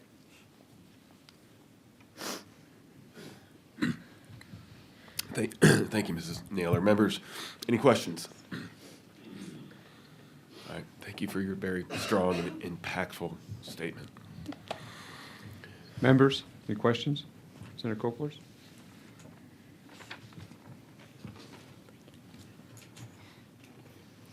Thank you for your courage.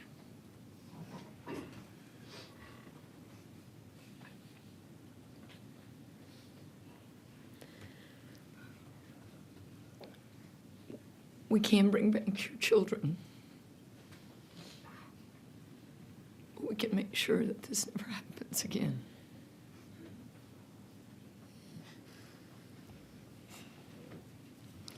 I wrote so many of your quotes down.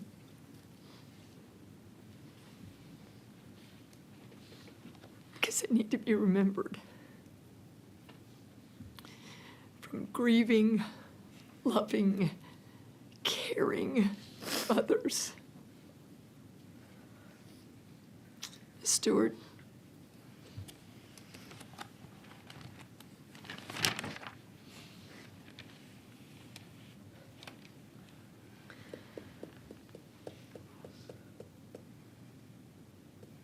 walking past mirrors and seeing the woman she should have been.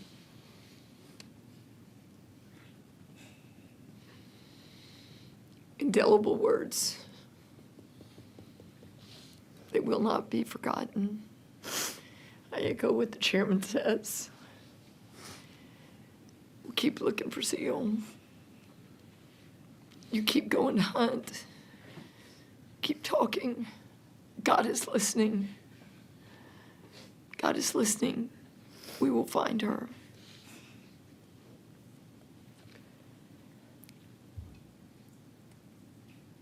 So many of you are legacy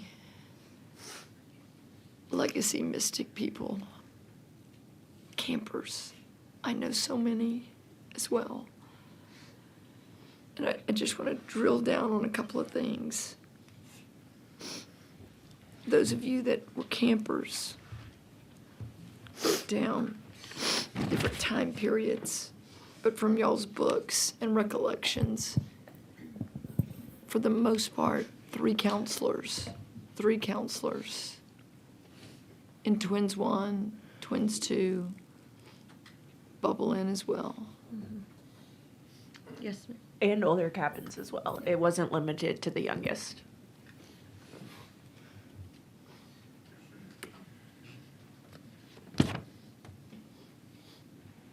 The other thing I want to ask, and I think I sometimes don't express myself well, although I talk a lot, is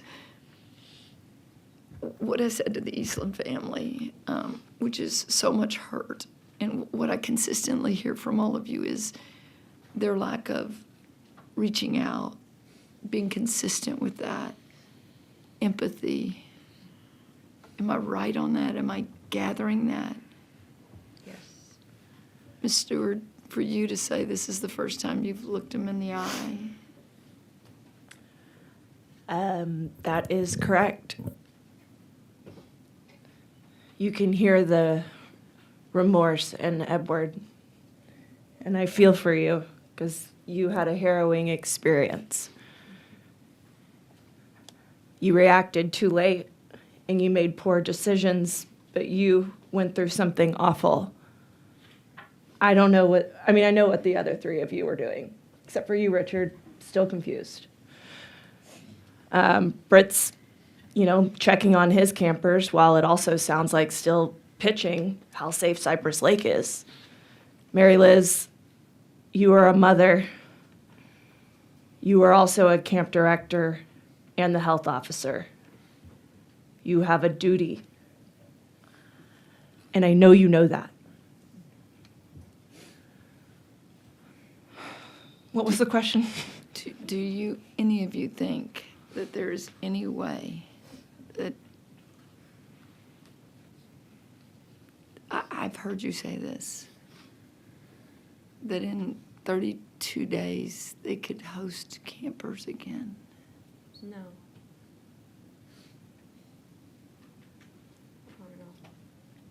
Do we think they're capable of it, or do we think they'll get away with doing it?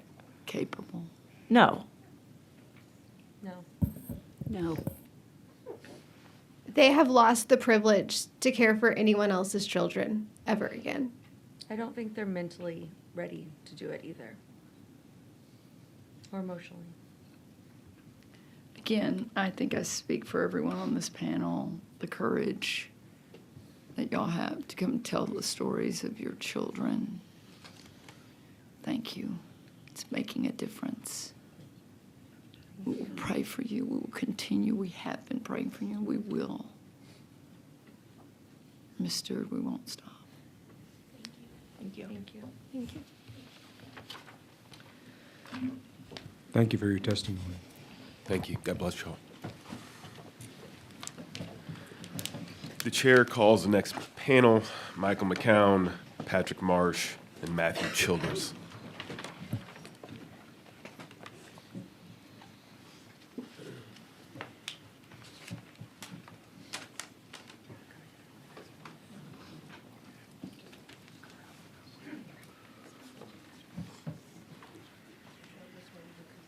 Wherever you want. It's fine.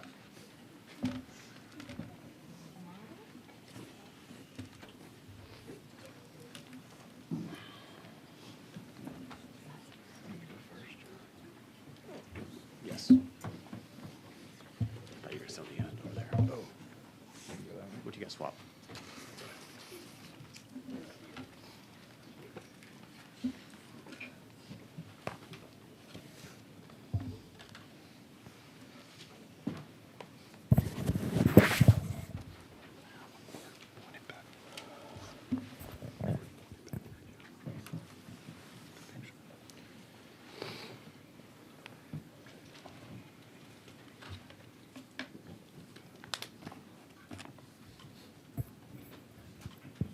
Mr. Marsh, why don't you go ahead and lead us off, please, sir? Good evening, Chairman, members of the committee. My name is Patrick Marsh, and I'm here on behalf of my wife, Jill, and our 10-year-old son, John. Our daughter, Sarah, was the youngest of the 27 girls killed during the flood at Camp Mystic on July 4th, 2026. She had just turned 8 on May 30th, less than a month before leaving for camp. May 30th is Sarah's birthday. Sarah is special. She was supremely confident. She believed she could do anything, and she wanted you to see it. The bigger the stage, the better. At 5 years old, I took her to a college volleyball match, and after an All-American player made a big kill, she looked at me and said, "I can do that." And the thing is, she believed it. She thought she could do anything. And had she been given the chance, I have no doubt that she would have changed the world. You see, what made Sarah special wasn't her confidence, it was her love. Sarah loved big. She loved her family, her friends, and even complete strangers. She would hug people out of nowhere and tell them she loved them, and she meant it. She made everyone she knew feel like they were the most important person in the world, because to her, in that moment, they were. Sarah loved God, she loved people, and she made you feel it. It's who she was. On June 29th, my wife Jill and I entrusted Camp Mystic and the Eastland family with the care of our 8-year-old daughter. The parents of hundreds of other girls also entrusted them with the care of their daughters.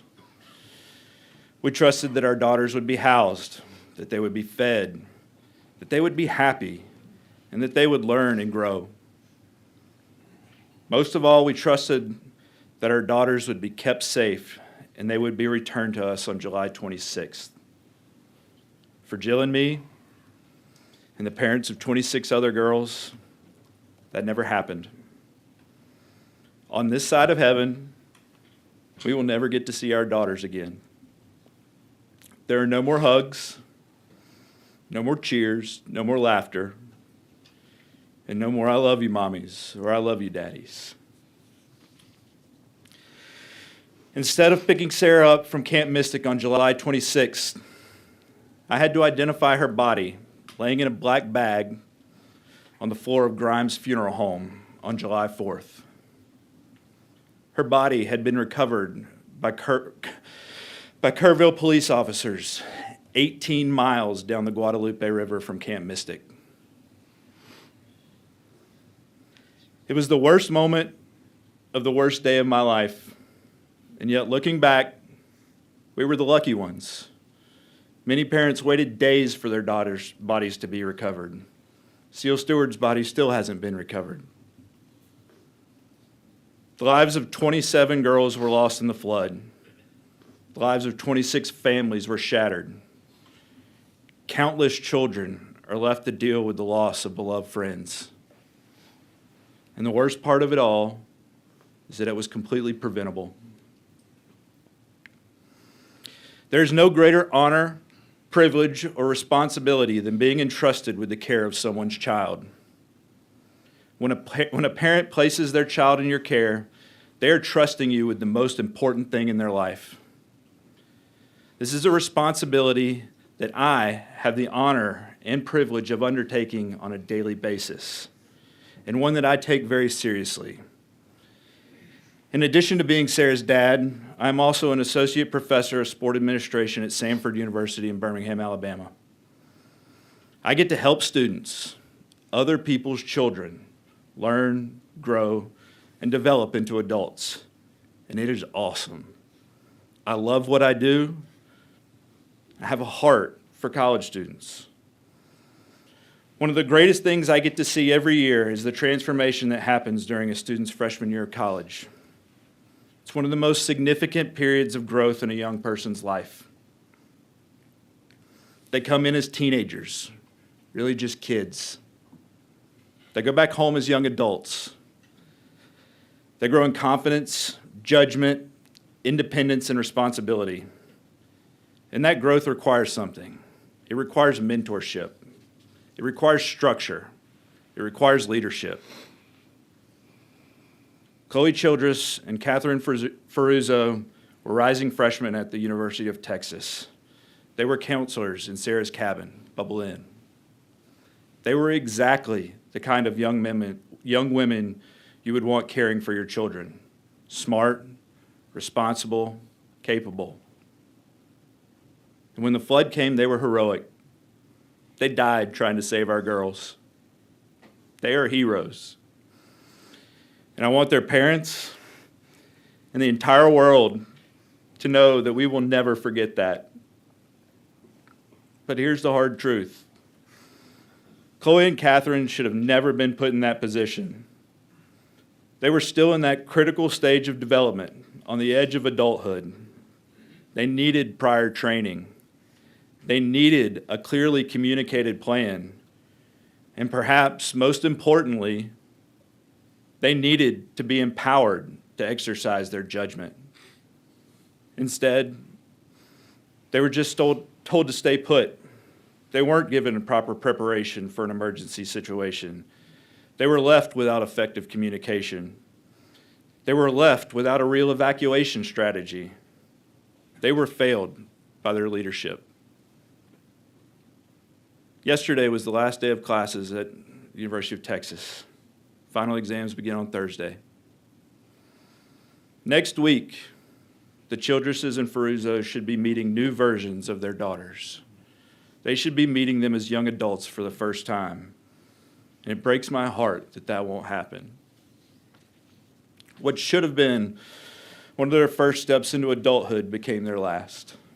Not because they failed, but because the adults responsible for them did.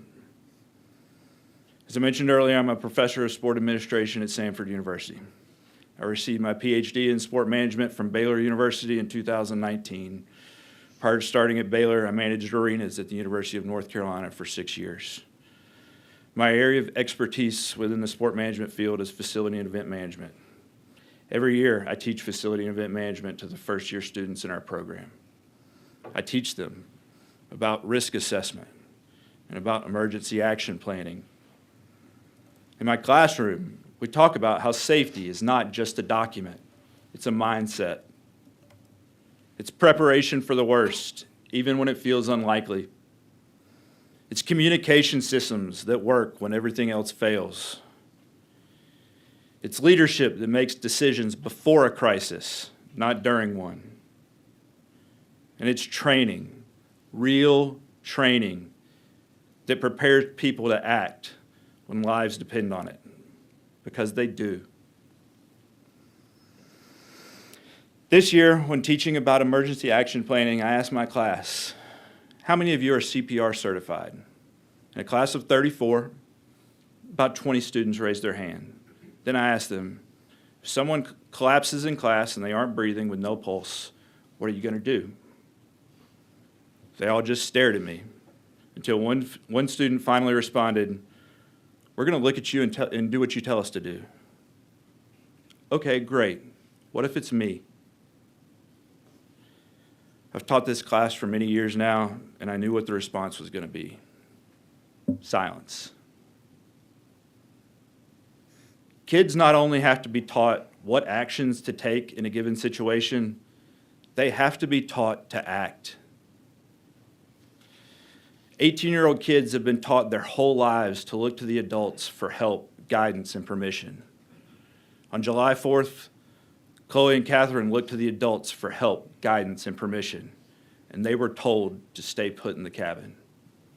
I can't help but wonder what would have happened if there weren't any adults around and they were able to follow their instincts, because I know they would have taken action.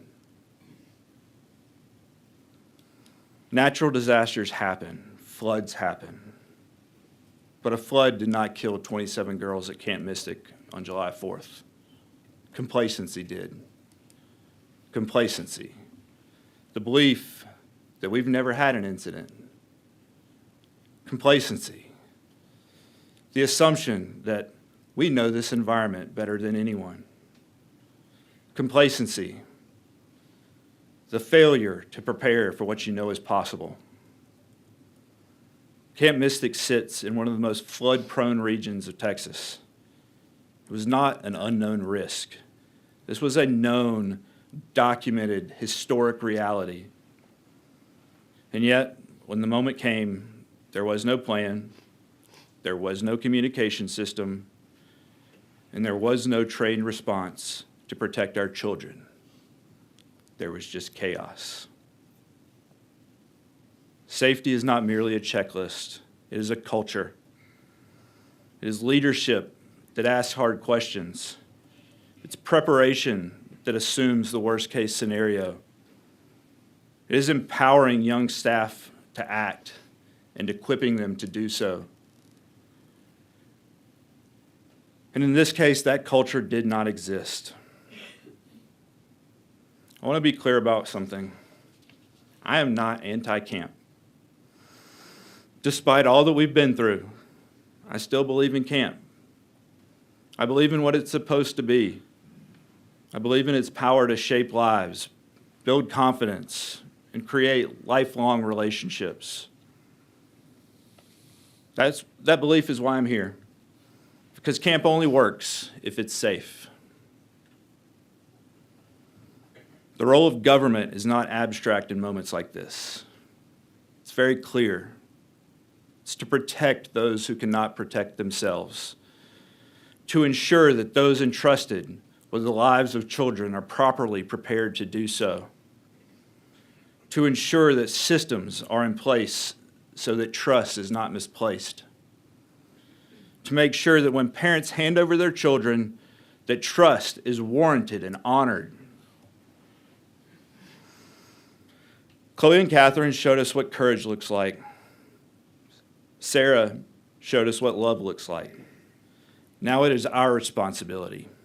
You, me, everyone in this room, to show what leadership looks like, because this cannot happen again. Not here, not anywhere. Thank you. Thank you to Ms. Garrett and Judge Massengill for your hard work and diligence. Thank you to the committee for listening and for doing the work to protect future campers. And most of all, thank you to Sarah, my little. Thank you for teaching me how to love big. I love you, and I hope that I make you proud. Thank you. Thank you, Mr. Marsh. Members, any questions? Job well done. Thank you. Members, any questions? Thank you very much for your comments, Dr. Marsh, and your advice. And we're very sorry for your loss. Mr. McCown, please proceed. I want to first start by thanking everybody on this committee. I want to thank Governor Abbott, Lieutenant Governor Dan Patrick, and Speaker Darby. I also want to thank the investigators. I can't say enough about how much they cared about this. And it was very refreshing to have an opportunity to speak openly about what we have gone through and what we are going through. My name is Michael McCown. My wife is Callie McCown. Our daughter, Lenny, was in Bubble Inn. Before I go into talking about Lenny and how special she was, I'd like to start with a section I'm calling Continued Trauma.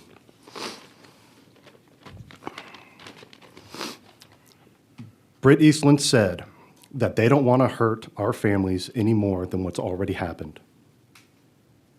Yet since July 4th, they have repeatedly added grief and trauma to us every single time they have opened their mouths or done anything in the public eye or private eye.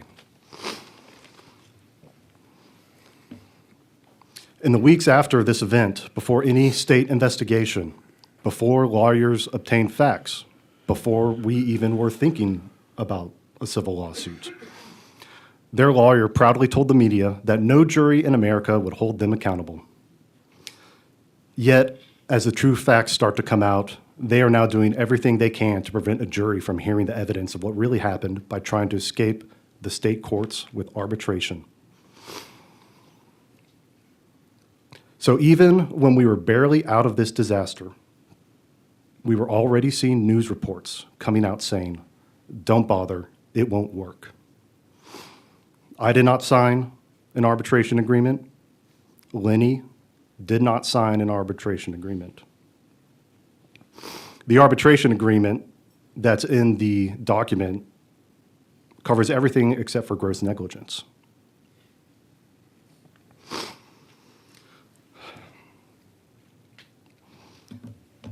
When the bills passed, DISHES held a meeting for all camps to come in and review the new laws and how they're going to be implemented. I was the only family representative there. I told my story. I felt like I reached the room. I was not vindictive. I felt I was very fair. And what I learned from that meeting was that most of those camps there were small camps, camps trying to help their community. Nonprofit camps, church camps, rural camps that aren't trying to seek people from out of state or from Dallas or Houston, San Antonio or Austin. They're trying to get their local community out into nature. After that, I had dozens of camp owners come up to me, shake my hand, offer their condolences, and give me hugs. We all cried together. Later that night, I saw a Facebook post by that same attorney who put out that original statement with a selfie and his DISHES badge that said, "I'm so proud about how Camp Mystic is helping to make camps safer." I never met him at that meeting. There was a line out the door, yet he could not come up to me, and he knew who I was. Everybody in that room knew who I was. He could not come up to me and look at me in the eye and give me condolences.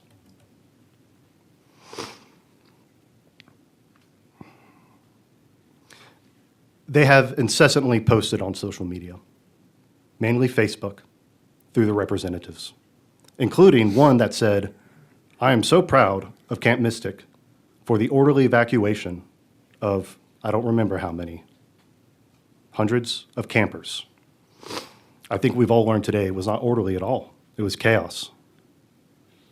They're lucky Rec Hall didn't just fall down and kill everybody.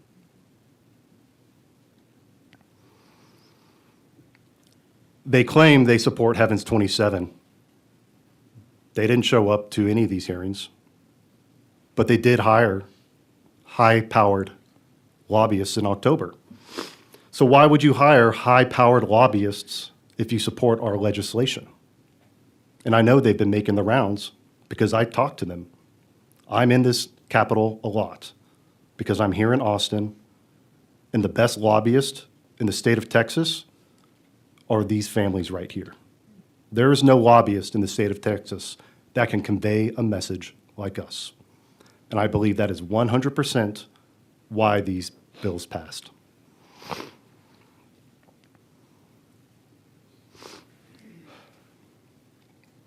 No father in this audience or at home who lost a daughter that day at Camp Mystic has received one piece of communication tailored to them directly from the camp since July 4th to today.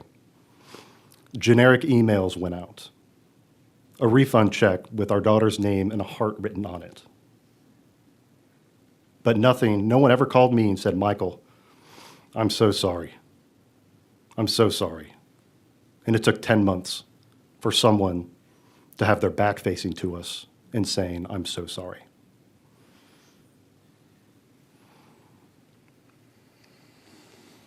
Do they even know our daughters' names? If put on the spot, could they say every single girl's names? I don't think so.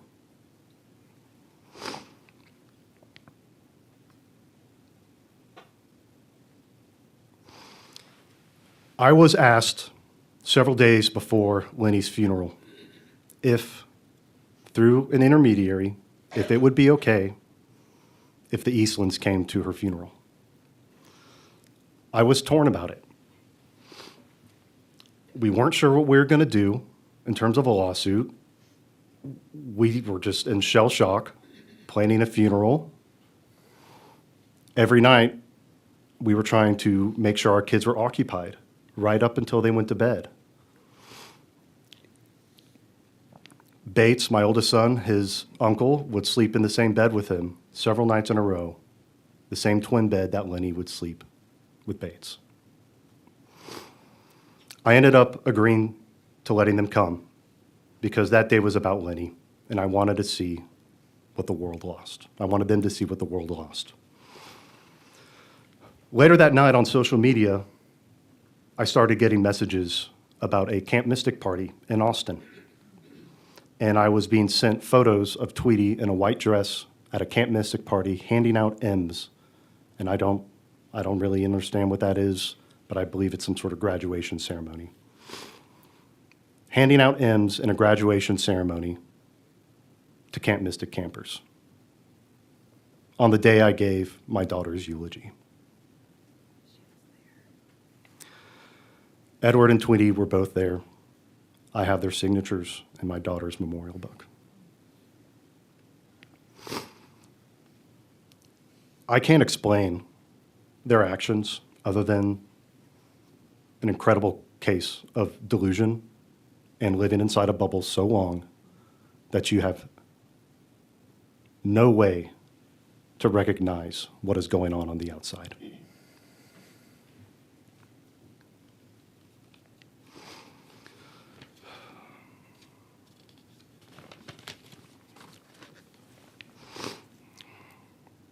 Lenny was our only daughter, nestled between our 3-year-old George and 11-year-old Bates. She was everything to us.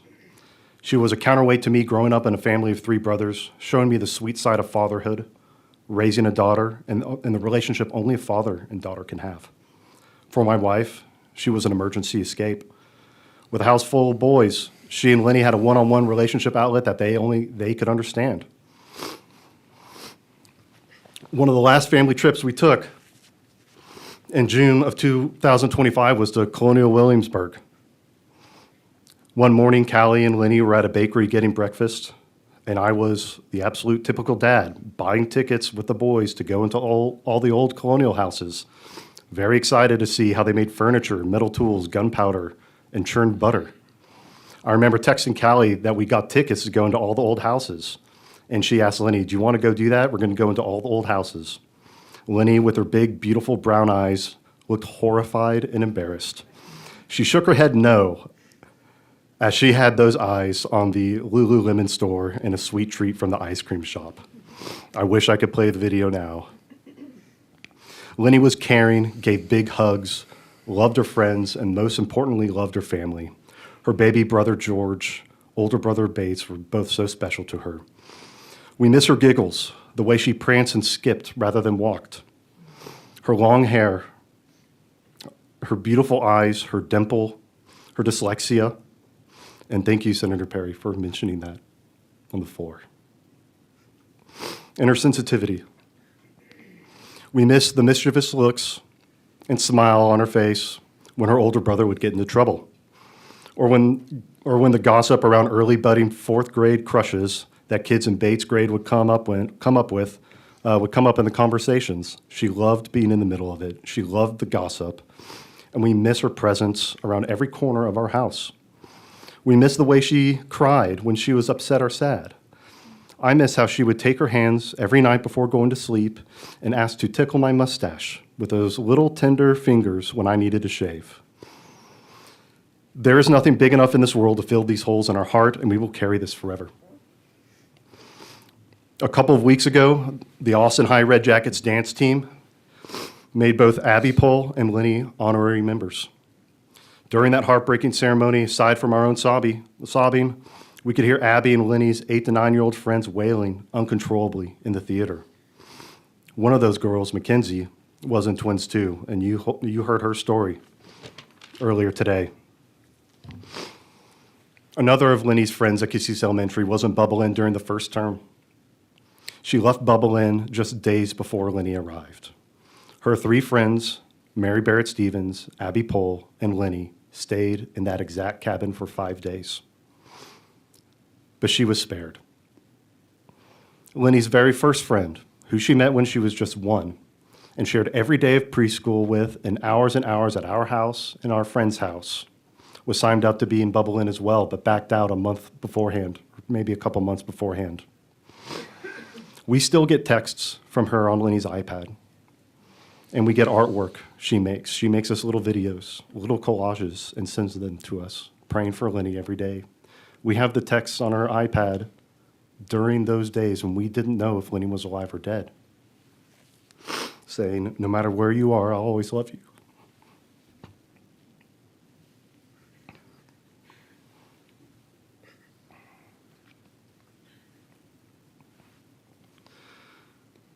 We didn't just lose Lenny. The world lost Lenny. Her best friends lost a lifetime friend, and the world lost the love and kindness that Lenny gave out so freely. We were not a generational mystic family. My father-in-law was a fraternity brother with Dick at UT. We hopped the line. We hopped the line in front of people who had been signed up for almost a decade. I have a text from my father-in-law to Dick that said, "This is Jimmy, Dick. My granddaughter, Lenny McCown, will be with you at camp starting next week. Take good care of her. I know you will. She's a lot of fun. Love to Tweety. Take care of yourself." "Awesome, Jimmy," Dick replied. "Yes, we will take great care of her. We are very excited to have her. Hope to see you at closing. Love, D&T." The next text in that conversation is Friday, July 4th at 8:19 OK from my father-in-law that says, "Everything okay, Dick?" There's no response to that. The morning of July 4th started like any other day, but our sweet Lenny was already gone by the time we woke up. We didn't know, and there was nothing we could do about it. I heard many of the rumors the investigation mentioned yesterday while driving down to Mystic. We both received an email from Mystic stating that if we haven't been personally contacted, your daughter is accounted for. It wasn't until 30 minutes after we received that email that an Austin rep from Mystic, not an employee, not an owner of the camp, called Callie and told her Lenny was unaccounted for. As I mentioned, I received no direct communication from the Eastlands and haven't ever since. And this goes for all the other dads. The Eastlands built something more than a camp. They built a family brand that parents trusted like a pastor or a priest, with ministry, faith, and kindness to others being taught. That trust was the product, and they charged premium prices for it, year after year, while never informing anyone that they were sitting in a flood canyon with no evacuation plan and no trained staff. No notice that they reworked buildings out of the floodway, and I say floodway on purpose and not floodplain, to avoid flood insurance. Despite the warnings from TDM and the National Weather Service in the preceding days, the camp did nothing. TDM and the National Guard even pre-deployed resources to the area. I know this because I saw these resources with my own eyes. The Eastlands claimed they did not know about TDM or the National Weather Service warnings because they were not hand-delivered to them. Is that the right mindset of a group of people responsible for the heightened duty and care of thousands of children over one summer? At 1:14 in the morning, for their specific location in Kirk County along Highway 39, the code red alert was delivered to their phones with the words life-threatening flash flooding. Dick received it, Mary Liz received it, Edward Eastland received it. I don't know if Tweety received it. But since she owns the camp, I hope she was signed up. I have no idea about Richard Eastland because not even his family knows. Yesterday was the first time we ever heard about his whereabouts. Britt and Edward both testified under oath that even 9 months after the fact, they don't know for sure his whereabouts that night. If I don't show up for a family birthday or Thanksgiving, do I think 9 months later my family would just not know where I was that day? If he was simply waiting around with the nurses, why didn't they just say that? I can't believe anything that they say. Anything that comes out of their mouth, I have to second guess. They have shown no good faith in communicating truth, so I have no reason to believe anything they say. What the Eastlands did, and more importantly, did not do, is a betrayal. Now, I want to talk a little bit about what emergency managers preach as there are no natural disasters. If you haven't heard the term, it's a concept that natural events and hazards occur with or without us. This term is used in media after a catastrophic event, mainly in the context of poor communities. For example, people born in Haiti on a fault line, living in poverty, who never had the resources or opportunity to protect themselves when that earthquake hit. That's a real important conversation, but that framework cuts the other way too, and that's where it hits me the hardest. The Eastlands had every resource in the world. They had money, making over $10 million per year with both camps open. They had lawyers, they had banks, they dammed up Cypress Creek into a lake. They also had decades upon decades of flood history on that river. Dick Eastland was appointed to the UGRA. The man responsible for managing that river sat on its governing board and still did nothing. If the county doesn't install flood sirens or you don't get the budget, and you are making $10 million a year, the onus is on you to do that. I'll get to later what I was told when I first got there and when I get there. They filed paperwork with FEMA 3 times, which proves exactly what they knew what they were sitting on. The exact disclaimer, and this is important, the exact disclaimer FEMA states on the LOMA process reads, the issuance of a LOMA does not mean the structure or lot is safe from all flooding. Events greater than 1% annual chance of it can and do occur. This reduces regulatory risk and eliminates insurance premiums, but does not reduce the physical risk of flooding. I totally understand why a homeowner who has a river house might do a LOMA. 100% I understand. But when you are in the care of 1,000 kids per year in these summer months, it is beyond me why you would cut those out and not abide by the regulations. Because right outside of that, these islands, if you look on the floodway map, everything else is red. There are islands in a sea of red that say floodway, not floodplain. The floodway is where the river naturally floods. That is very important to understand. And that floodway covers much of the Guadalupe side of the camp, of Camp Mystic. And I say camp because it is one camp, with shared facilities, shared management, same entity, and most importantly, same dishes license. They built Cypress Lake, but they left the old cabins alone. No upgraded infrastructure, no evacuation plan, no training for staff, just money coming in year after year, dressed up in the language of ministry. In the hours after the code red warning that said life-threatening flash flooding, days after TDM and the National Weather Service forecasted flash flooding, while the roads were still passable, while there was still time, do you know what Camp Mystic did? They moved canoes to higher ground. I understand that that's probably the first thing everybody does on a river. However, that warning came in at 1:14 a.m., and if I recall correctly, they moved canoes after 1:14 a.m. That is putting equipment over children. Insurance can pay for equipment. Their insurance cannot pay for children because they have no flood insurance. That is what an institution looks like when it has never once prepared for the moment that actually came, not a failure of instinct. Every decision that was made and could have been made failed that night and in the years leading up to it. No one in this room is arguing that the flood wasn't devastating. We are arguing that a loss of life was 100% preventable and that the people responsible for preventing it had other priorities. And honestly, the severity of the flood is irrelevant because simple safety plans would have saved every single person that night, including Dick Eastland himself.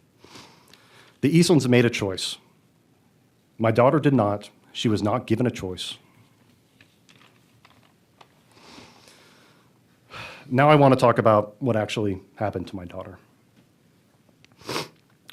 When I arrived at Camp Mystic on the morning of July 5th, my brother and I were the first people there, to my knowledge. There were 2 Texas game wardens outside the gate, and I begged them to let me in, and they let me go through. They said, please be careful. No one's been up there yet.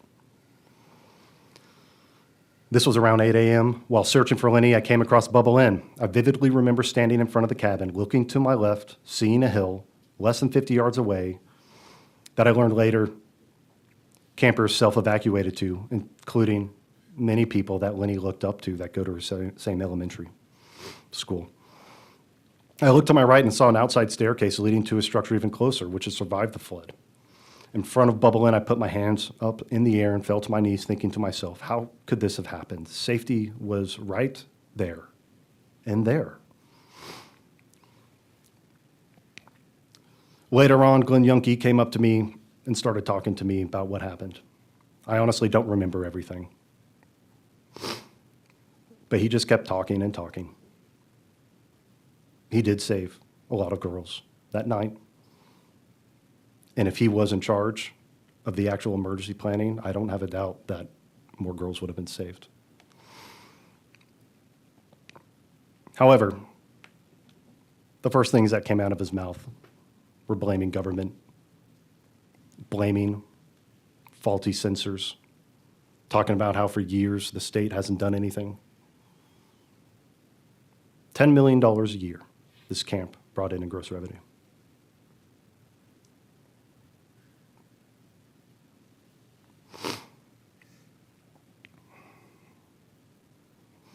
Eventually, Texas game wardens showed up, about 3 trucks full of them, and I asked them if I could search with them, and we did. We searched downstream from Camp Mystic on the canyon side. I remember a lot of things that day. I remember it looked like an explosion of bright neon clothes, camp clothes everywhere, amidst 100-year-old cypress trees split in half, trucks buried 12 feet into the mud, canoes wrapped around like paper clips on trees. I passed Dick Eastland's truck, or Tahoe. I opened up the doors. I looked inside. By that time, I knew that some of the girls had perished in there. And I was wondering why at Ingram Elementary I saw some of my friends, including Davin Hunt, who I was so excited to reconnect with because we knew each other in high school and I hadn't talked to him much in the last 10, 15 years. So excited our children were going to be together. And then early on at Ingram Elementary, they disappeared. And at that time, I was like, why'd they leave? That's so strange. Why would they leave? Like, we don't know what's going on. It was only until then, or only until later, that I realized that they were getting calls to go to Grimes Funeral Home.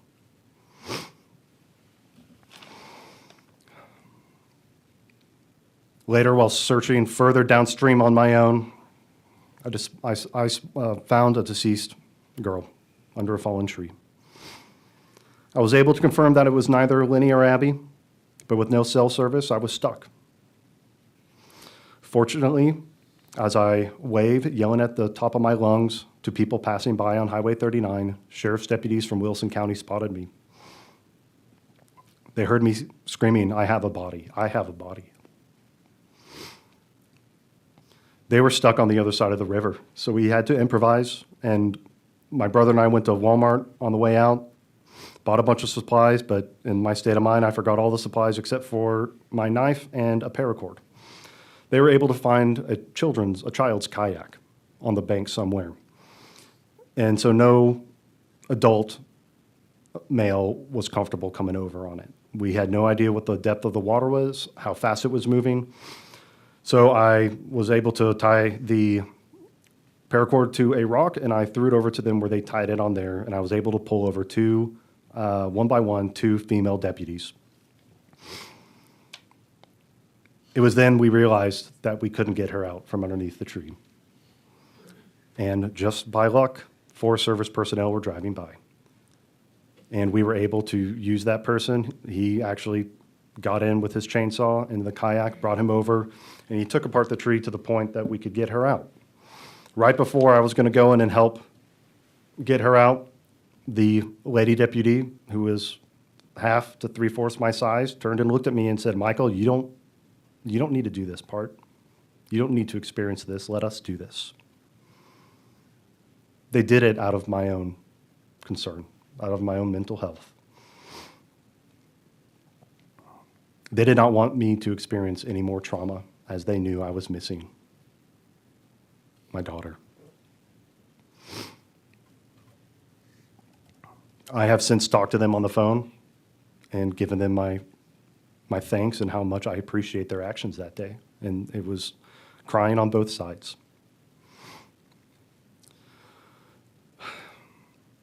I too, like many others, was invited to Grimes Funeral Home. The first body I was told was Lenny was not Lenny. Then the body on the river. And then that night I was called in again to identify Lenny, and I thought it was Lenny. I kissed her on her forehead. My brother and my father-in-law were also there. They thought it was Lenny. Walking in to identify a body is the worst thing I've ever experienced. You don't know what you're going to find.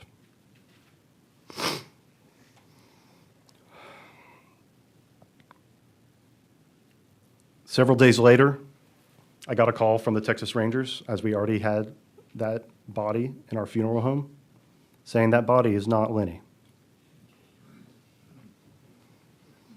So I had to drive back to Kerrville and do a DNA swab. So while we thought we had Lenny, then we lost her. And for several days, we didn't know if we would ever find her. Fortunately, we got a call, and she was matched by DNA. Just from the brief several days that I experienced that, I'm in a circle of hell right now. I can't even imagine, as someone who's lost a daughter, what the Stewarts are going through. You think it can't get any worse, but it can.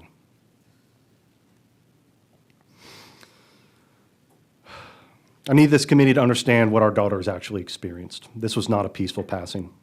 They were not surrounded by family and loved ones. We did not get to say goodbye. What the Eastlands subjected our daughters to was more akin to a war zone, a violent torrent of water and debris that gave them no chance because no one ever gave them a chance.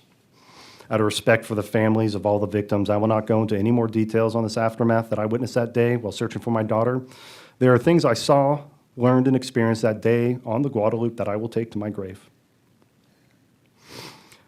The Eastlands assured us through their ministry, their branding, their reputation, that our daughters would be safe. We were lied to, and it has cost us everything. We saw the same flood and the same geography in Wimberley on the Blanco River in 2015. These hill country rivers have told the Eastlands what they are capable of. The Eastlands chose not to listen. It's not if a storm like this could happen, but when. As I mentioned, we saw it in 2015. What did the Eastlands take away from the Wimberley floods? Did they sit there and really think, nah, this could not happen to us? If there is anyone in this room or watching online who has stayed in Bubble Inn or Twins 1 or Twins 2 or any other cabin on the Guadalupe side, ever, and they have stayed there or had daughters or granddaughters in those cabins, they also would have died. It wouldn't matter if the flood were last year or 20 years ago. If they were left in their cabins like Lenny and those other girls, they would be dead. And like me, and like Callie and I, they would have a set of GPS coordinates provided to them by Texas Rangers, like we do, to visit and lay flowers and sit and look at the river that took my daughter and think, why was she in the line of fire? I was down there this past week laying flowers, and I was sitting by Lenny's spot, and I was just so angry because the river looked so peaceful, and I just couldn't imagine how this could happen. I laid flowers down across from where we found that girl, and I texted Mr. Frank, and I ended up getting in touch with him just to say, next time I'm down there, I would really love the opportunity to go lay flowers at her side, and he said, of course. One thing I forgot to mention, and this is the only thing of this whole situation that almost made me laugh. As I call him lumberjack, was chainsawing the tree, I heard rustling in the bushes next to me. Mr. Frank walks out because it was on his property. It took me 2 hours probably to get to where I was. Very treacherous terrain, boulders, trees all over, crawling under. I was completely exhausted, but here comes this guy who wasn't even breaking a sweat. And myself and the Wilson County Sheriff's Office looked at him like as if we were looking at a ghost. Like, where did you come from? And the only reason I say that is because out of that entire day, that's the only thing that made me like get out of myself for a second and think to myself, what just happened? Where'd this guy come from? So that was one point of levity in that entire day where I could escape the hell that I was currently living.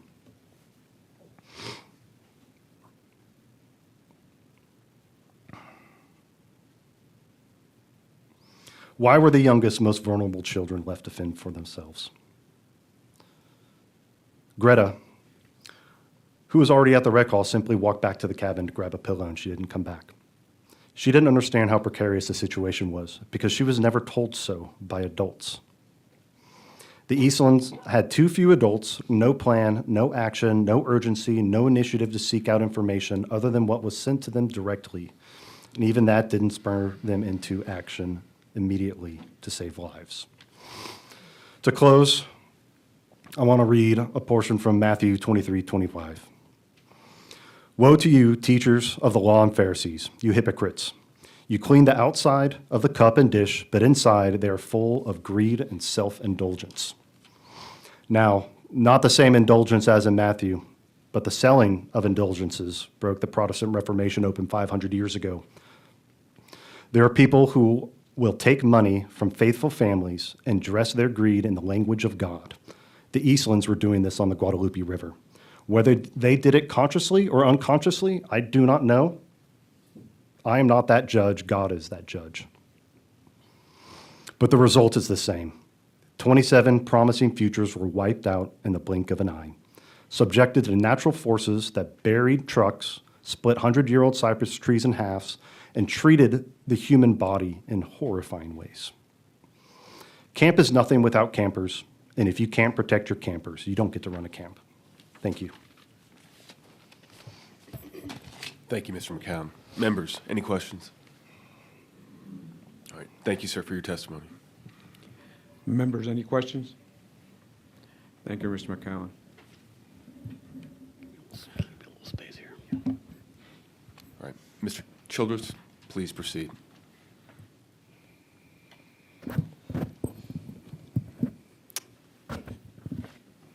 All right. I know it's getting late, but please be patient with me as we wrap up the day. My sweet wife leaned over to me earlier and said, please be concise. I said, you've met me before, right? So with that stated, please forgive any length or duplication as I try to wrap things up here. Because my mother taught me good manners, let's start with the thank yous. Thank you, Chairman Meyer, Chairman Flores, committee members, Lieutenant Governor, the Speaker, the Governor, the investigators, TDM, DISHES, Rangers, and all the governmental agencies that have been involved. And thank you to the public that have been engaged in continuing to stay informed and encouraging action. So like in August, I'm the caboose again, and hopefully I can land the plane here. My goal is to reintroduce myself, my daughter, discuss the facts of where we've been, and then focus in on where we are heading and how this joint committee can take further action to save children's lives in the future. So I'm Matthew Childress, and I'm here on behalf of my wife, Wendy, and my now only child, my son, Jack, who is 16, who is my best friend. It's good to see many of you again. I'm the same dad, hair and beard a little bit longer and grayer, but I'm happy to be here with you all. And somehow, for all of us, this has become a normal part of our lives. So I'm honored to be the father of Chloe Madeline Childress. Chloe was 18 years old when she died as a hero. She was a counselor with Catherine Ferruzzo, attempting to save a cabin of 13 8-year-old girls on July 4th, 2025. And again, to remind you, this was the largest mass child casualty event in the United States in nearly 100 years. Again, more than Uvalde, more than Sandy Hook. Her cabin was in the floodplain where she was instructed to stay by directors for hours while waters rose around her.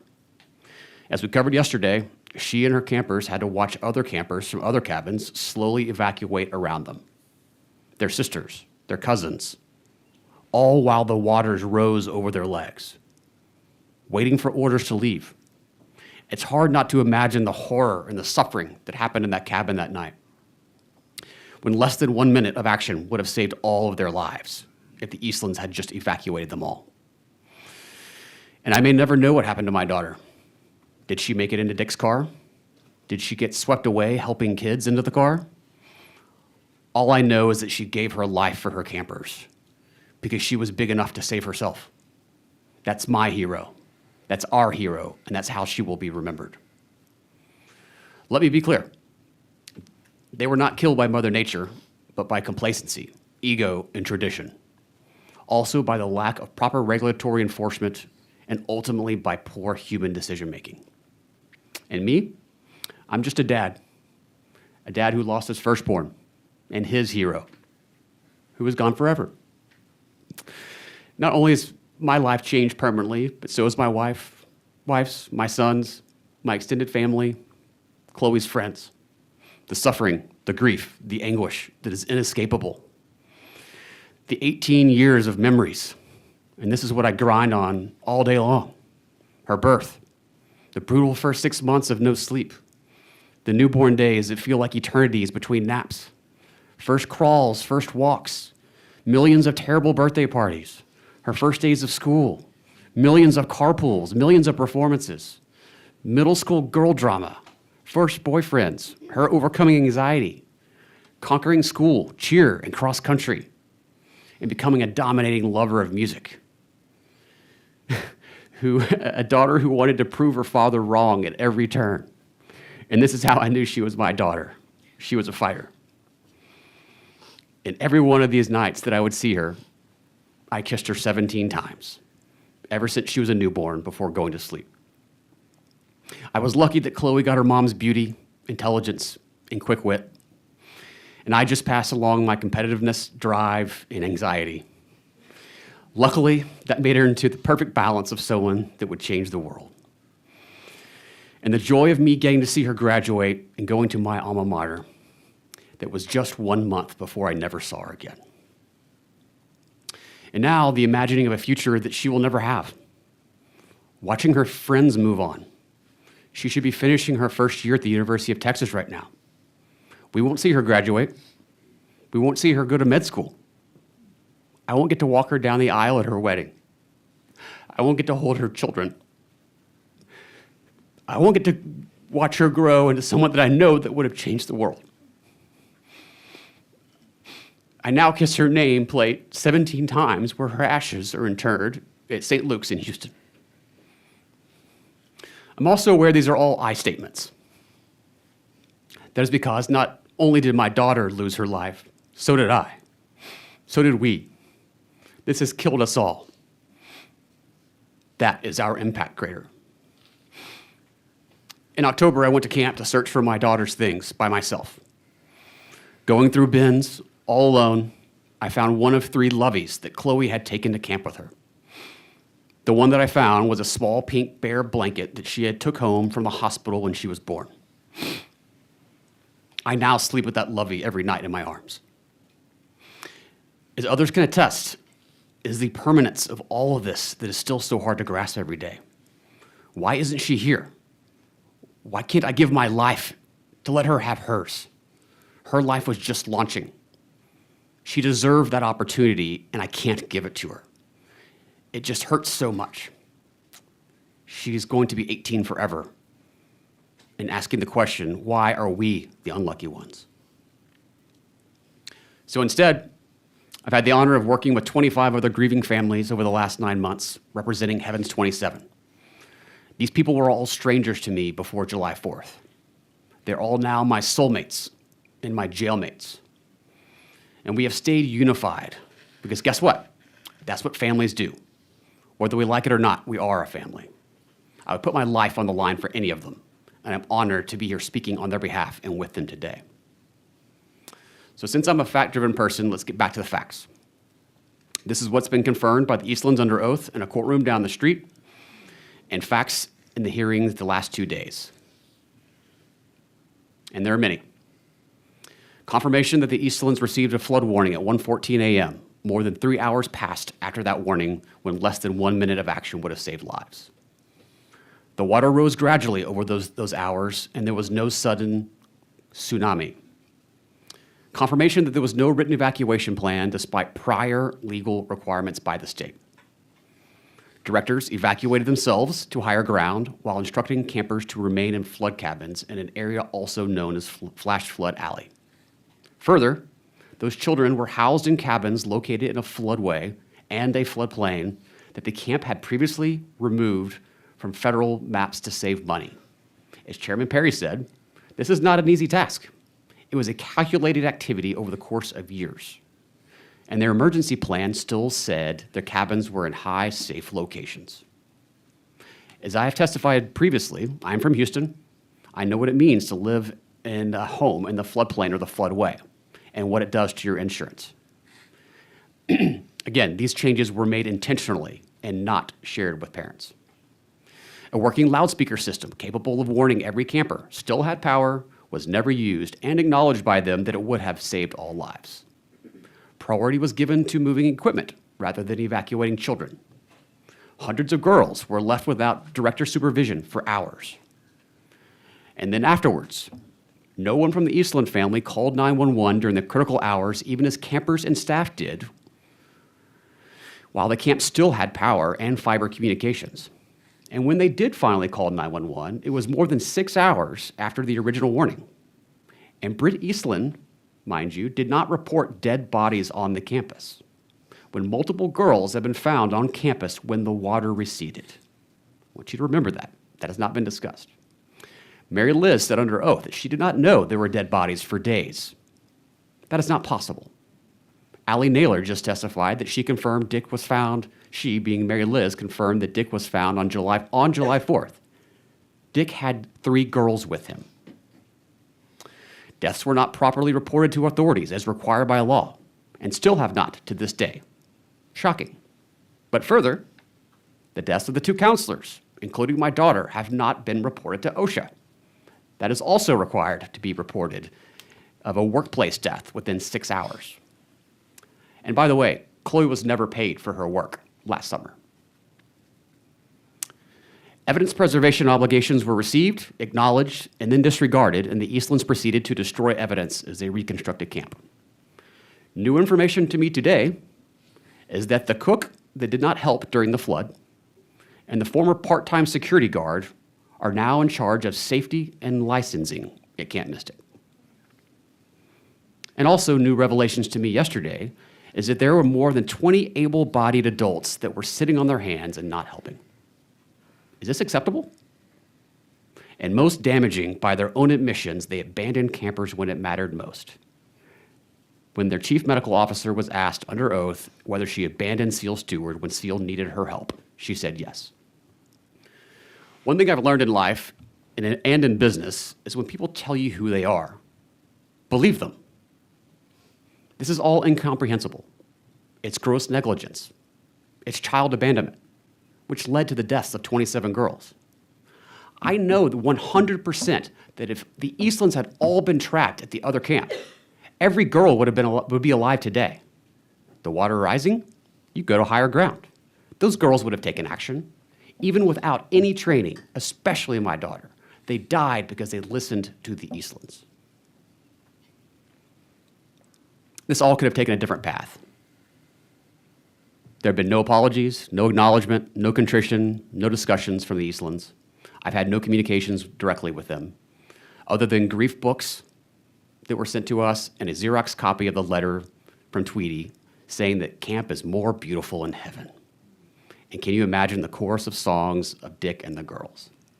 I still cannot believe I read those words. And the resistance of the camp to slow down before blindly pushing forward to reopen has been confounding. So we are here. Litigation, state investigations, criminal investigations. This is of their own making. And also, let's make no mistake, this is big business. tens of millions of dollars a summer when both camps are operating. They have several homes across the state, including a multi-million-dollar home on Lake Austin, suites at sporting events, and announcing reopening less than 2 months after the deaths of 27 children in their care. So let's ask the panel, how many deaths does it take to hold an operator accountable, especially when they admit to it? 1, 3, 5, 7, 12? I'm still going. So we're at 27. If you do the math, that is a death every 3.6 years of Mystic's existence. Is that an acceptable level of death? It's hard to grasp how we're still talking about the Eastlands still having a license to operate. And if it wasn't for the brave actions of other counselors that defied the Eastlands and Mr. Yunke's orders and evacuated their campers up hills, there could have been 20, 30, 50 more. If Rec Hall had collapsed, it could have been 100 more. All of those counselors are heroes and should be acknowledged as such, especially those in Twins 1 and Twins 2. Whether the Eastlands know it or not, it has driven fear of the unknown into families across the country. I know this because I've spoken to them. We are here to bring that confidence back, to bring transparency to those parents so they can be informed to make the right decisions for their families, and hopefully get back to enjoying the beauty and fun and camaraderie of camps. And even with all these public revelations, the acknowledgement of all our worst nightmares, there's catharsis. A lifting of this unbearable weight that we have all been carrying for more than 9 months. Knowing that more of the public now actually know the facts that we've been living with privately is helping to unburden us all. And make no mistake, the public is on our side. These facts from their own mouths have shown the public exactly who they are. And let me be clear with what Britt Eastland said earlier. And I quote, "I know these families will one day all be glad we reopened camp this summer." For the record, that is not an accurate statement. So in the face of loss, I'm so proud of what the families of Heavens 27 have accomplished. Anyone saying otherwise has not been paying attention.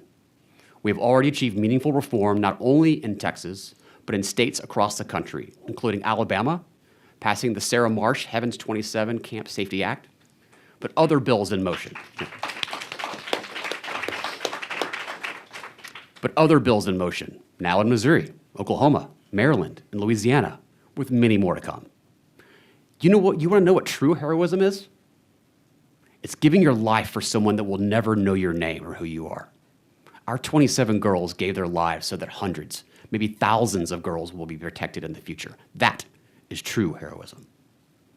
And also, as you heard from Charlie Johnson and about our partnership with Safety Navigator, in addition to what she shared, we've also helped to give hundreds of thousands of dollars in grants through Safety Navigator to at-need camps where they need infrastructure improvements and cannot afford it. Again, we're here saving camps. So let's look forward.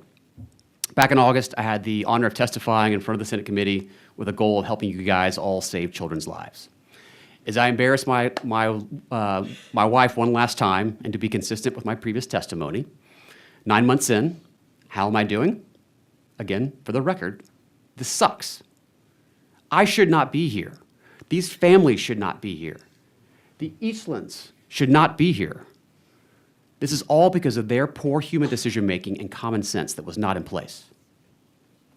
It is just so sad, and I'm so tired. I'm tired of having to console others who do not know how to engage with a father who has lost his firstborn. I don't blame them, because I don't know if I would be able to do the same thing if the roles were reversed. I'm just exhausted. But what else am I to do? Marinate in my own misery? So instead, we are all driven by guilt to impact change and affect change across the country. So as I communicated in August, I would make it my second job to continue the mission of children's safety. So here I am, pushing again for common sense, bipartisan efforts. You all started this with us, doing what you know is right. You should be proud of that. So let's finish it. So I'm on the downslope here, guys. So what's next? So again, what you guys can do, finish this report. Make sure the facts are known to the public. Next, enforcement. Stick to your guns. Stay committed.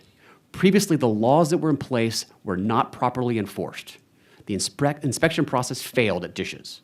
It missed that Mystic was not compliant and in violation and should not have been able to operate as a camp, even under the previous laws. Agencies have to be held accountable to enforce the law. We need you to stay committed because enforcement means accountability. What else? Incident response. We talked about this at length yesterday.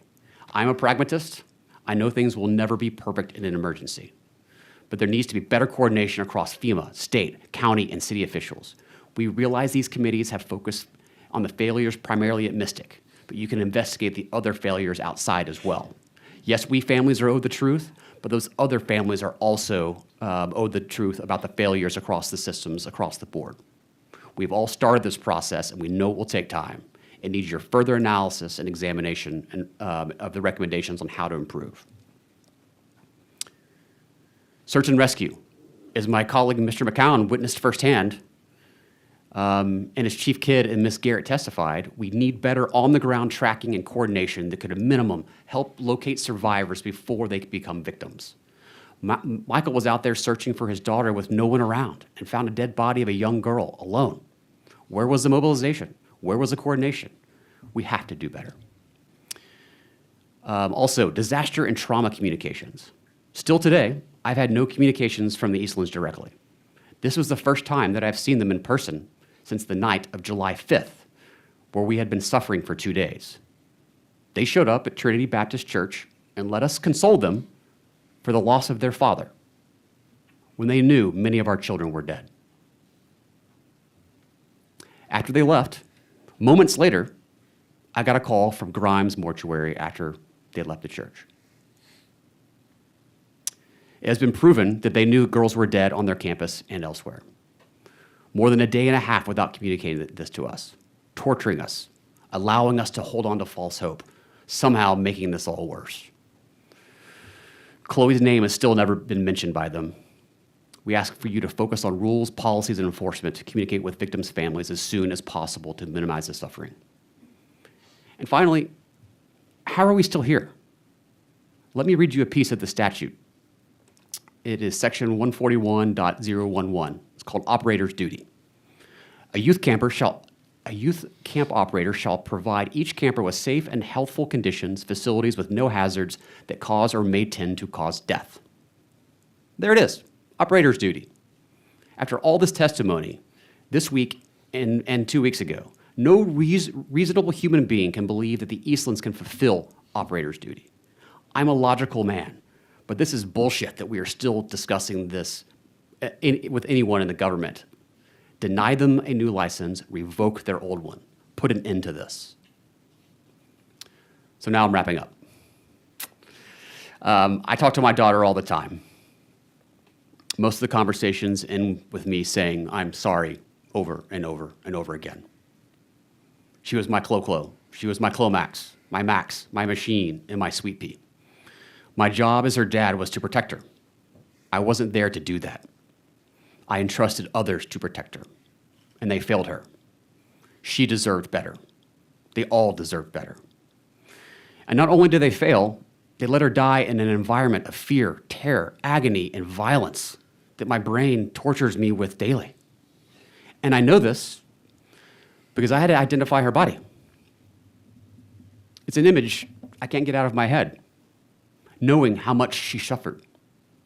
Her cold, wet, discolored, and wounded body. Before I said goodbye, I kissed her one last time, 17 times, as I had done since she was a newborn. Again, Chloe, I'm so sorry that you endured what you did, and we will never be able to escape this reality.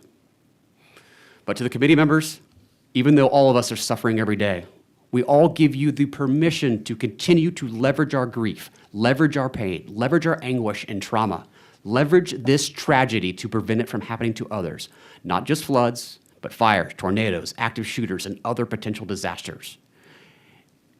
And then how we react as a state in a bipartisan way, hell, as a society, to help prevent unnecessary pain to victims and their families. That is what our 27 heroes would want. They deserve better, and all the children in the future should as well. So as I left you all in August, I'll leave you with the same lines. The time is now to take action for my hero, Chloe Madeline Childress, the rest of Heavens 27, and the millions of campers and parents in the future, so it does not happen again. Thank you for your continued efforts to do what you all know is right. Thank you. Thank you, Mr. Childers. Very, very, very powerful. Very, very, very well done. Members, any questions? Chair recognizes Speaker Moody. No question, just a comment. I want to thank you all and all the families that have come up to testify, to share their grief, their trauma. And Mr. Childress, thank you by closing by saying, giving us the permission. The world that you all are living in is not a world that we will ever understand. But thank you for giving us that permission. Yes, sir. Because that's the work that's ahead of us. Please do. You made a lot of statements about things that you won't get to do with Chloe. And you said you won't get to see her change the world. And I do want to tell you, I'm seeing her change the world right now. And she's going to. You're going to continue to. Thank you. So thank you.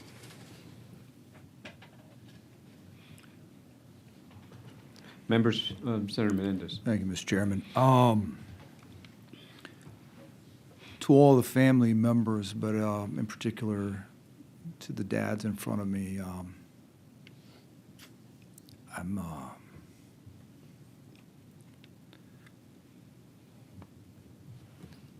we have a daughter, one daughter, two boys, and I feel your pain. I don't know your pain.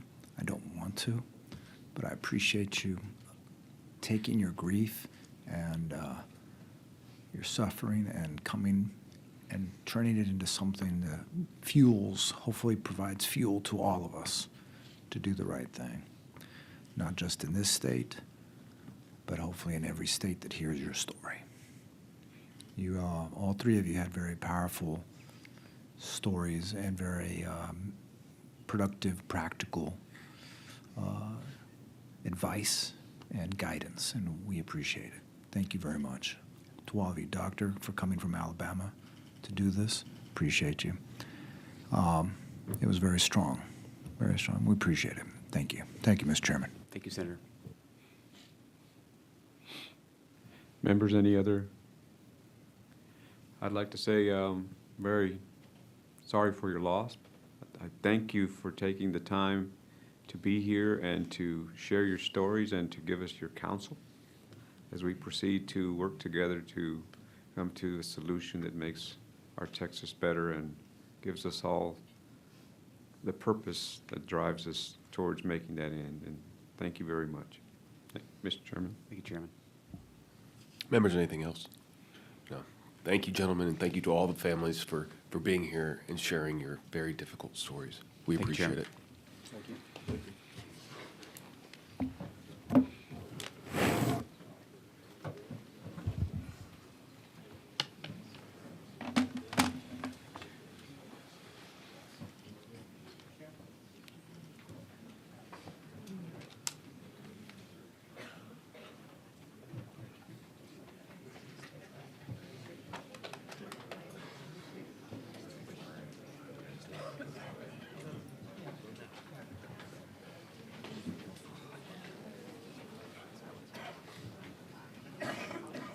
Thank you very much.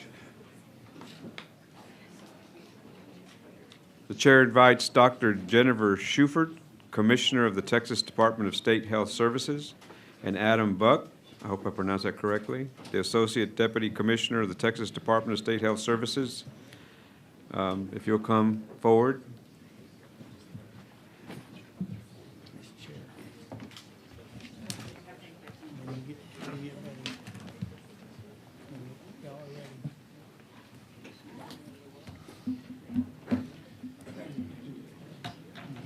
If you'll please state your name and title for the record, speak into the mic, and begin your testimony. We'll begin with Dr. Schufert.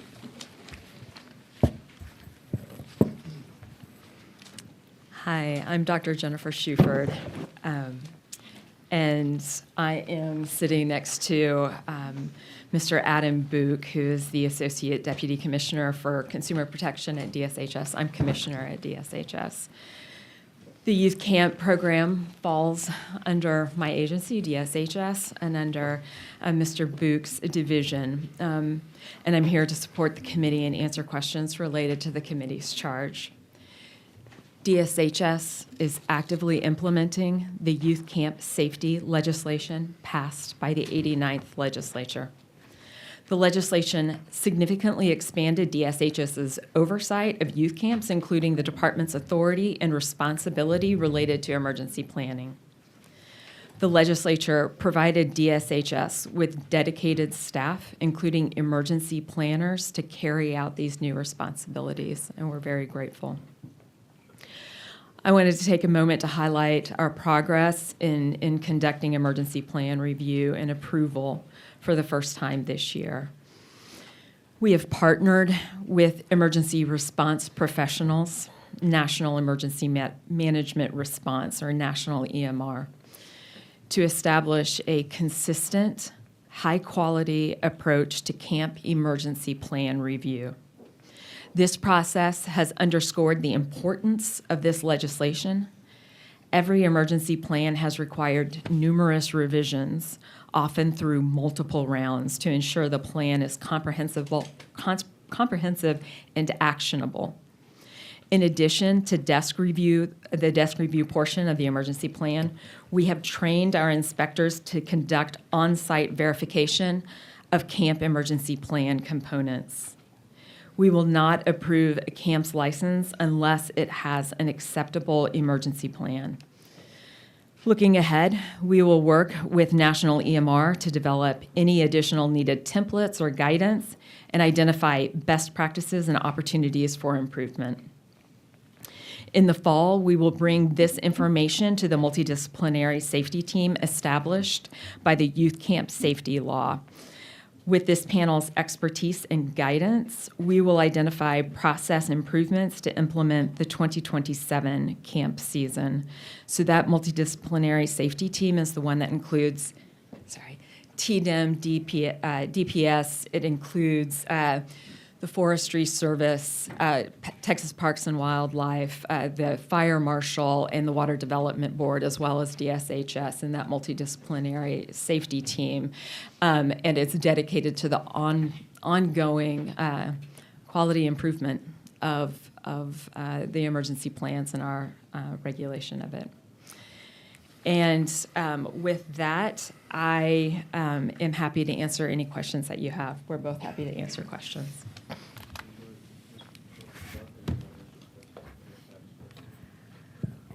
Does he have testimony or is he a resource? Mr. Buck, do you have testimony? I'm a resource. You're a resource, okay. So the chair recognizes Senator Perry. Thank you, Mr. Chair. So a couple of things, and so let's start with the form and the substance of a form over substance, substance over form, under what they actually were renewed of in 25. In the rules, really, it wasn't actually statute, but by rule, they were supposed to have a EVAC plan. Is that a fair statement? That's in our It's TAC, in your yes. it's in your deal. Yeah. Now, I can appreciate the fact that. So let's clear something up. Yesterday, it was given the impression that during that form, those rules, those times, and I think Madam Chair said it best, they should have complied with the existing statute before any of the bills that we passed in special, period. They had an obligation to have a safe plan of evacuation. Fair statement? Under the rules, prior to any of the tragedy, they were supposed to have a way to provide a safe evacuation. Is that true or false? Do you want to? Yes. Senator Perry, members of the committee, you may remember my testimony back in August. I was here, answered questions. We explained then that, we did not approve the plan. We verified that the emergency plan met. I don't want to get into that nuance yet. What I'm asking today, according to the code, the plan shall include procedures for emergency shelter and for evacuation of occupied building and facility. Yes, sir. Before any change, before any tragedy, they were supposed to have an evacuation plan. Yes, sir. And our inspector, yes. And so I can appreciate. And so really what that means, members, I want to be clear, there was an impression left by the investigators that there was a checkoff in the field by basically the food safety person, and then it was handed off to someone to review. That was not the process for 25, correct? That is a process that now exists today, where as this inspection comes through, there is a technical review of an actual evacuation plan. That's present. Is that a fair statement? Present. We review and approve the emergency plans. Now, that is very different than what we did last summer. So we can have differing opinions of pre-tragedy but existing rule. But clearly in the code, it says evacuation, and it makes a distinction: emergency shelters and evacuation of buildings and facilities. So where I'm going here is anybody that had the experience of that area of floods, anybody that's experienced floods, anybody that had evacuated, anybody that had sheltered in place, knew full well that the intent, and don't get me started, I mean, you could go round and round about some of the legislative intent that hasn't showed up in rules recently on a different subject matter altogether. We're going to have that conversation. Put it on your calendar. I'm back on the 11th. So the 10th, 11th, I want to have a conversation about how we got to where we ended up on a totally different issue. And it kind of goes to this stuff. It was intended that there was going to be an evacuation plan from the state legislature. Camp owners know it. It's in there. Y'all were not delegated to, quote, approve it. Y'all just said, do you have one? Fair statement? Yes, sir. And I'm not saying that's right, wrong, or indifferent. I think it was well made by Representative Gomez that at some point we got to trust somebody. And the question was asked to the Eastlands, can we not trust you? And I don't know that we really ever got an answer, because they kept pointing to what we're going to do now. So, it's kind of like I set the fire, I put the fire out, but thank me for putting the fire out. I mean, it doesn't work. So as a framework, there is no review under the existing license in which the tragedy came through. It's just, do you have one? They had a one-pager. You weren't told to go into the great detail of what that one-pager had behind it to support their plan. I can say that's exactly what we got today with the Eastlands, was nuanced workarounds, wordsmith, a lot of, make sure we're calculating what we say before we say it conversation, especially with Britt. So I think that the fact that they'll argue that it was never changed by the state, well, we never told you to approve it. At the same time, I think it's really, really disingenuous for a camp owner to say, well, we have one, and arguably it really wasn't an evac plan, probably from y'all's lens looking back, and we admit now it was short-sighted, but you didn't have to approve it. So that one's set aside. I'm going to cut to the chase, and I want your honest opinion. You're currently in review of a license application for Mystic. First round, after all the history that they've had, all of the history they have 22 deficiencies, and they weren't little deficiencies. They were the very heart of the legislation. When you have a trigger point and what you do accordingly, and that was higher ground, clearly in the new legislation. Are we clear on that? I mean, it's not a wiggle room. At this level, you move kids to higher ground. No discretion, no conversation, just do it. Because what we know is you have a pretty good window of time to save kids, a lengthy amount of time, actually, in real world. So, I want y'all to tell me where you're at, where you're going, and at the end of the day, if you feel like you cannot issue a license, knowing full well it will be litigated based on conversations from that side, unfortunately, because I think it's been clear today that the pain these parents are reliving and the legislature is spending time on is directly attributed to just move on.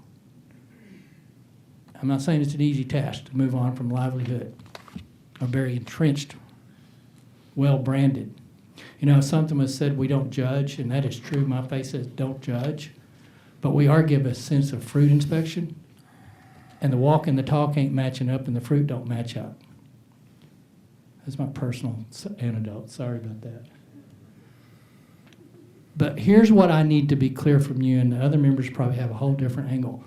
I need to know with confidence that the contempt that they showed by filing an application that was so deficient on the very heart of what we were trying to accomplish is in one consideration and enough.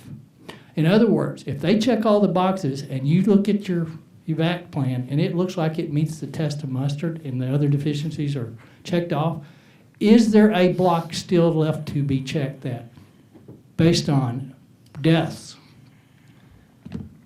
arguably and admittedly, abandonment, all of the things you've heard today, is there a, not subjective, but is there enough deference, is there enough discretion for the department to say, yeah, you complied finally, but because of all the other things that went down to get you to compliance, you are not worthy of a license? And if you, I need very clear answers on that. Yes or no? So we are reviewing the application right now and working with them on the deficiencies. However, there's active investigations going on, complaint investigations, investigations with the Texas Rangers. And so we are getting information right now about those things. And so we are not only focused on the application for this year and whether it meets the new standards of the statute and rule, but rather what other information is being found based on the testimony that we've heard in recent weeks, what our own findings are on our own investigations, on our own inspections, and then the inspections with the Texas Rangers.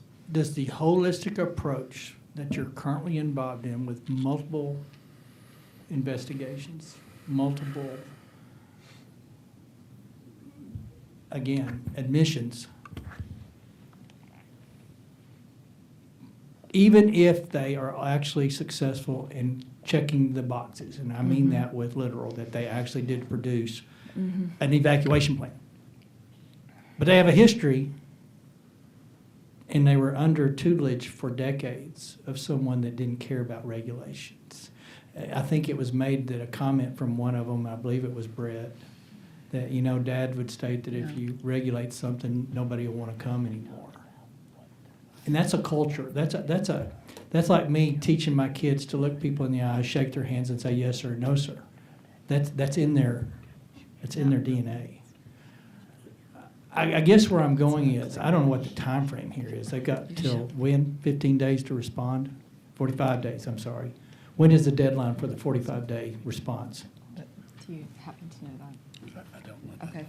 Yeah, we can get back to you. I don't know. I need to know exact what date. the deadline for the 45 days runs out. I think someone knows. Oh, June 7th and June June 8th. 17th. Yeah. June 8th. June 8th is the day that they're supposed to respond. I'm telling they're responding in the next few days. When you get that, how long do you have? Is it 10 or 15? Okay. We can get the whole timeline for you. We've got it all printed out. I need just don't have it with and, me. And then when is the last day that they will be available to actually have a license to be able to open camp? So they continue to have an active license. It does not expire while it goes through the due process.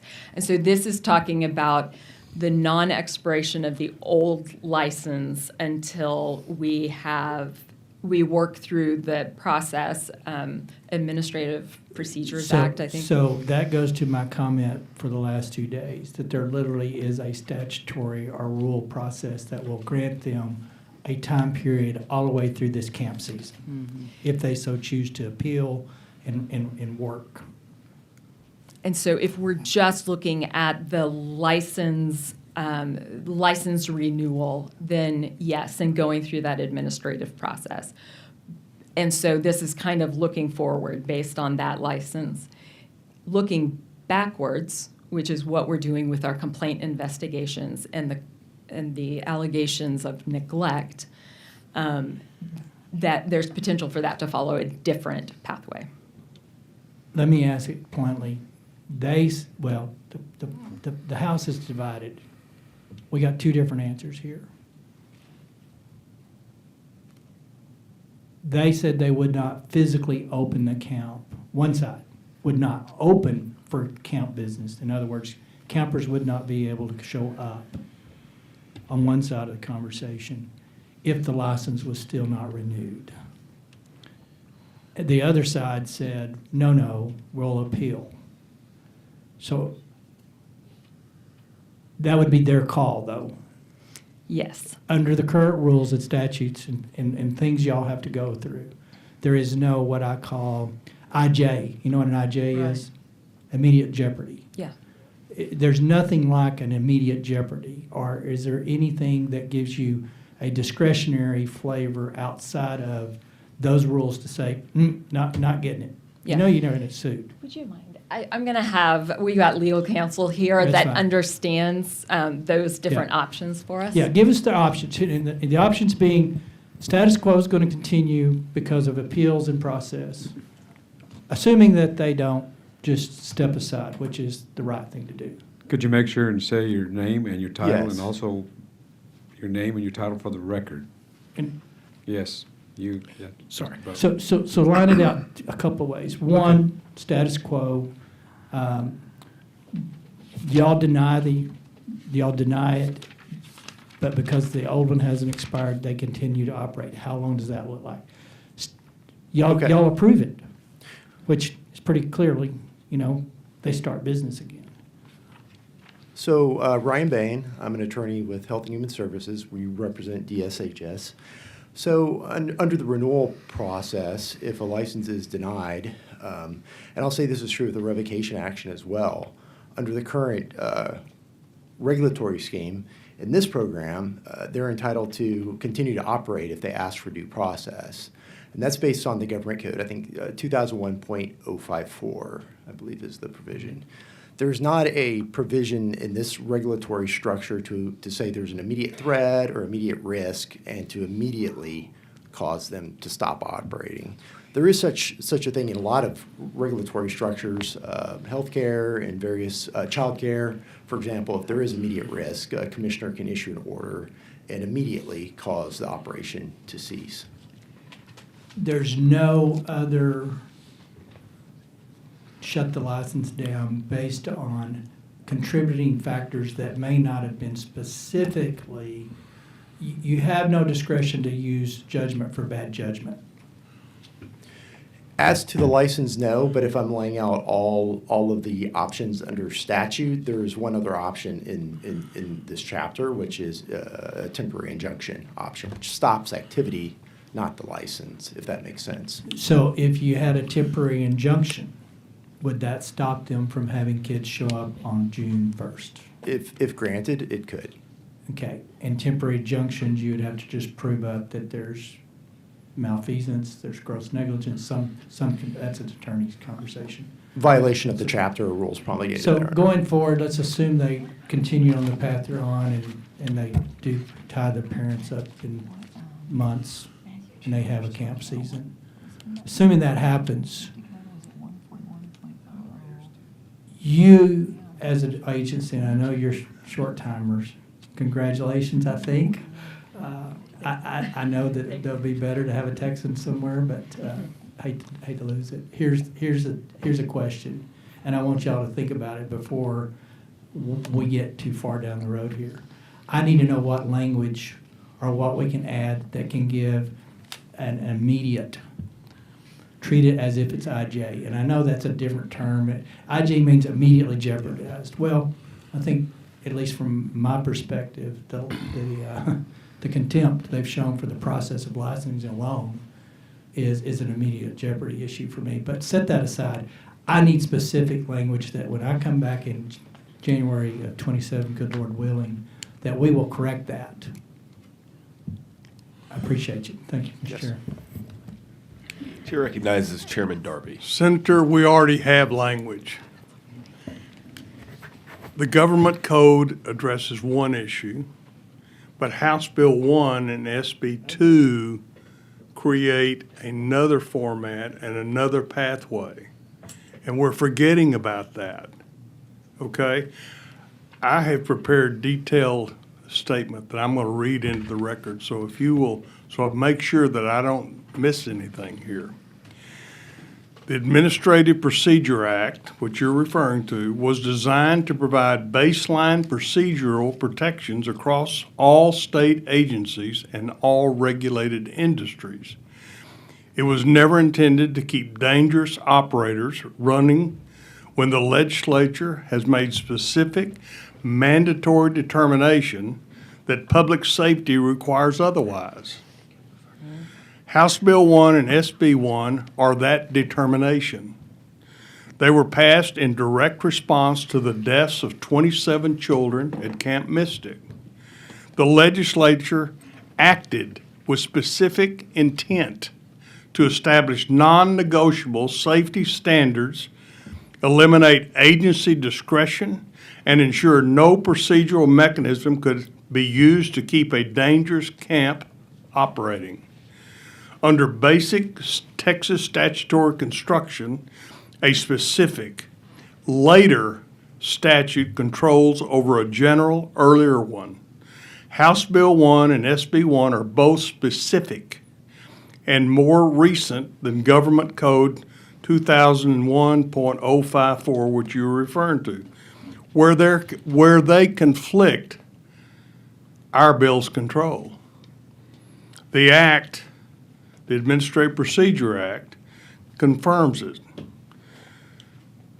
This section 2001.054C1 expressly contemplates that another statute can grant dishes the power to summarily suspend a license upon a finding of imminent peril.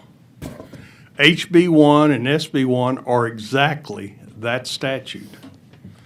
Finally, a camp that submits a renewal application without a required emergency plan has not made sufficient application.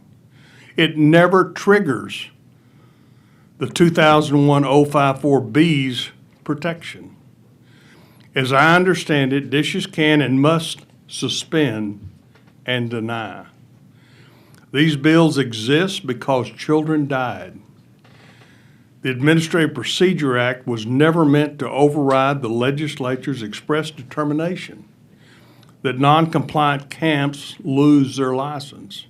House Bill 1 and SB 1 supersede Government Code 2001-054, where they conflict, and dishes must enforce them accordingly.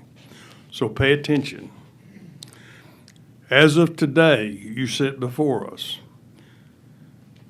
Does any camp with deficiencies in their emergency plans have an active youth camp license?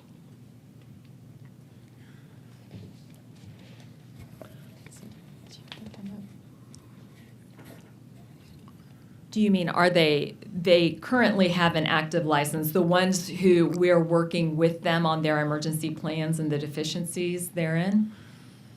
Okay. If so, if the department has found them to be out of compliance with Health and Safety Code 141.0091, which is the required emergency plan, Is the department prepared to suspend any active license pursuant to section 141.9904B of the Health and Safety Code? I'm going to call up my legal Yes or counsel no? again, because Get I'm him up not here. a lawyer. Get him up here. I will. Okay, thank you. Or her? My name is Nicia Deal. What? I'm also with HHS Legal. Okay, so. Sure.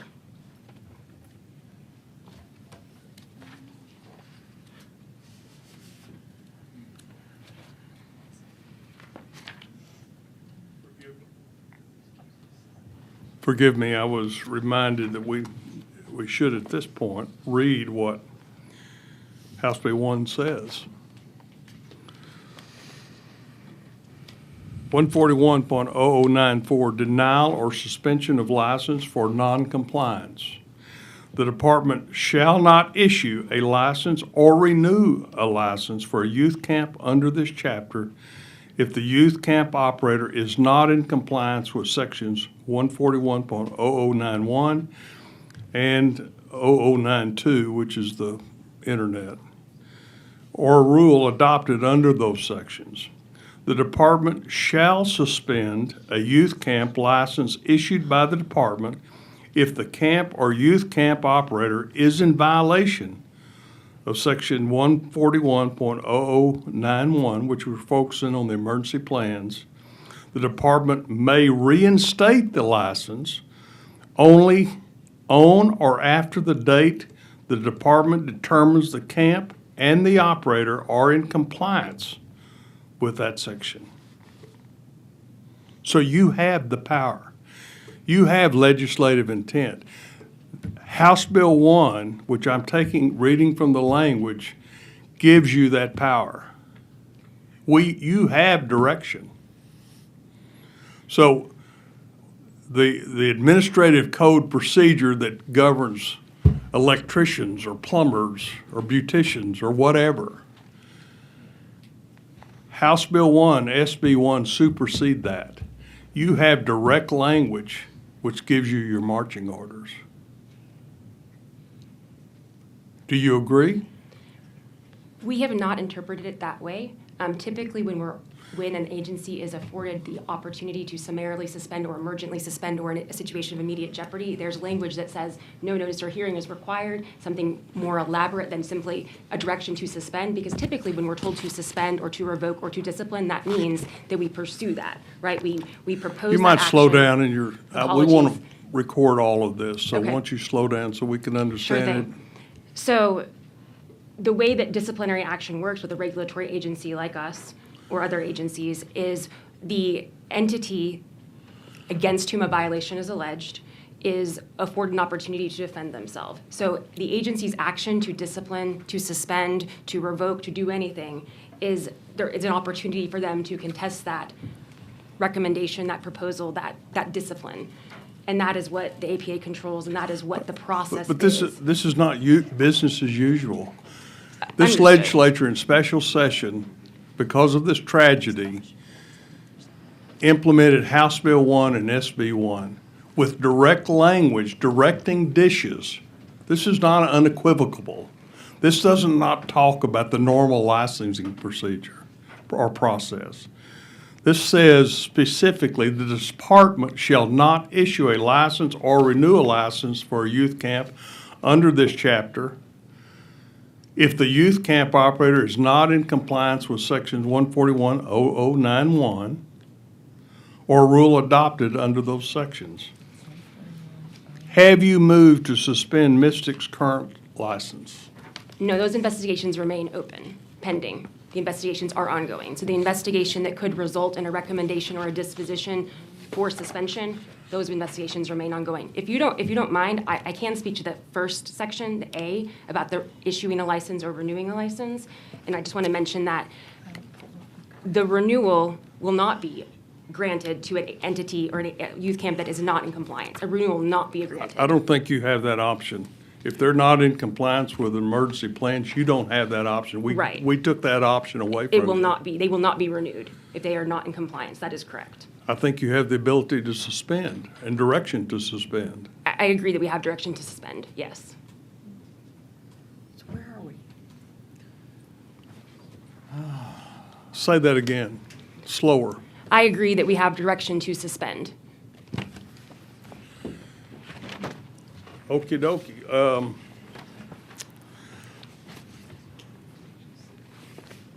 Have you started that process? We have begun the process of the investigation and the resultant disciplinary action, which could be suspension, could be revocation, could be an administrative penalty. There's a menu of options in this situation. Obviously, we're talking about more serious allegations, truly. But yes. Representative Darby, may I add one thing? So there's two parallel activities going on right now, right? As Dr. Schiffer kind of mentioned, we have the new license applications that are brand new with the new legislation that you guys passed in August that we're so thankful for. It requires these new emergency plan requirements, and so every single youth camp. We've issued 3 licenses so far. They meet all the requirements for fiber internet and the new emergency plans and all the things in the new law. We got 3 new licenses. The remaining 302 applications that have come in, 178 of those have deficiencies in their emergency plan right now. And so we are working with each one of those camps to get those emergency plans up to meeting compliance with the new law, and we will not issue a license or a renewal until all of those requirements are met. So that's the activity that we're doing with the new stuff, right? There's also the investigation of old stuff, the complaints from last summer that we've received that we're investigating. And so, but that was before the new law. And so that's maybe where we're getting a little confused. Well, the point is that, and I agree, you need to be working on, working out these plans with these camp owners. We want you to do that. We want you to bring them into compliance. But when these camps don't meet the requirements to have those qualifying emergency plans, you have, I don't want any equivocation that you don't have the power to suspend. You do have the power. We gave you that power.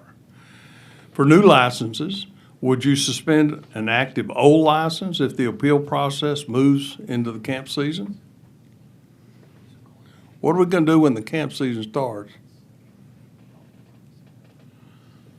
and they don't meet the requirements? I don't know that I understand the question. The timing is so tight. They've applied under the guidelines that DISHS has set out. And to Michael's testimony, they're working on, the department is working, and they are working to work out the deficiencies, okay? But at the end of that process, they're gonna, what you're saying is they have the option simply to appeal, if you will, to SOA.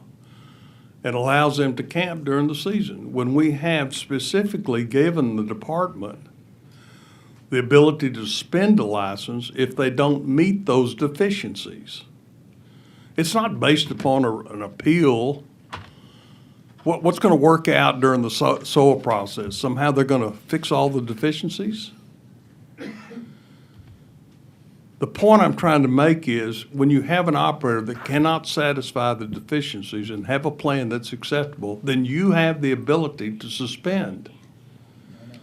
And I'm asking you, will you suspend? Make this real simple for everybody. It still falls under.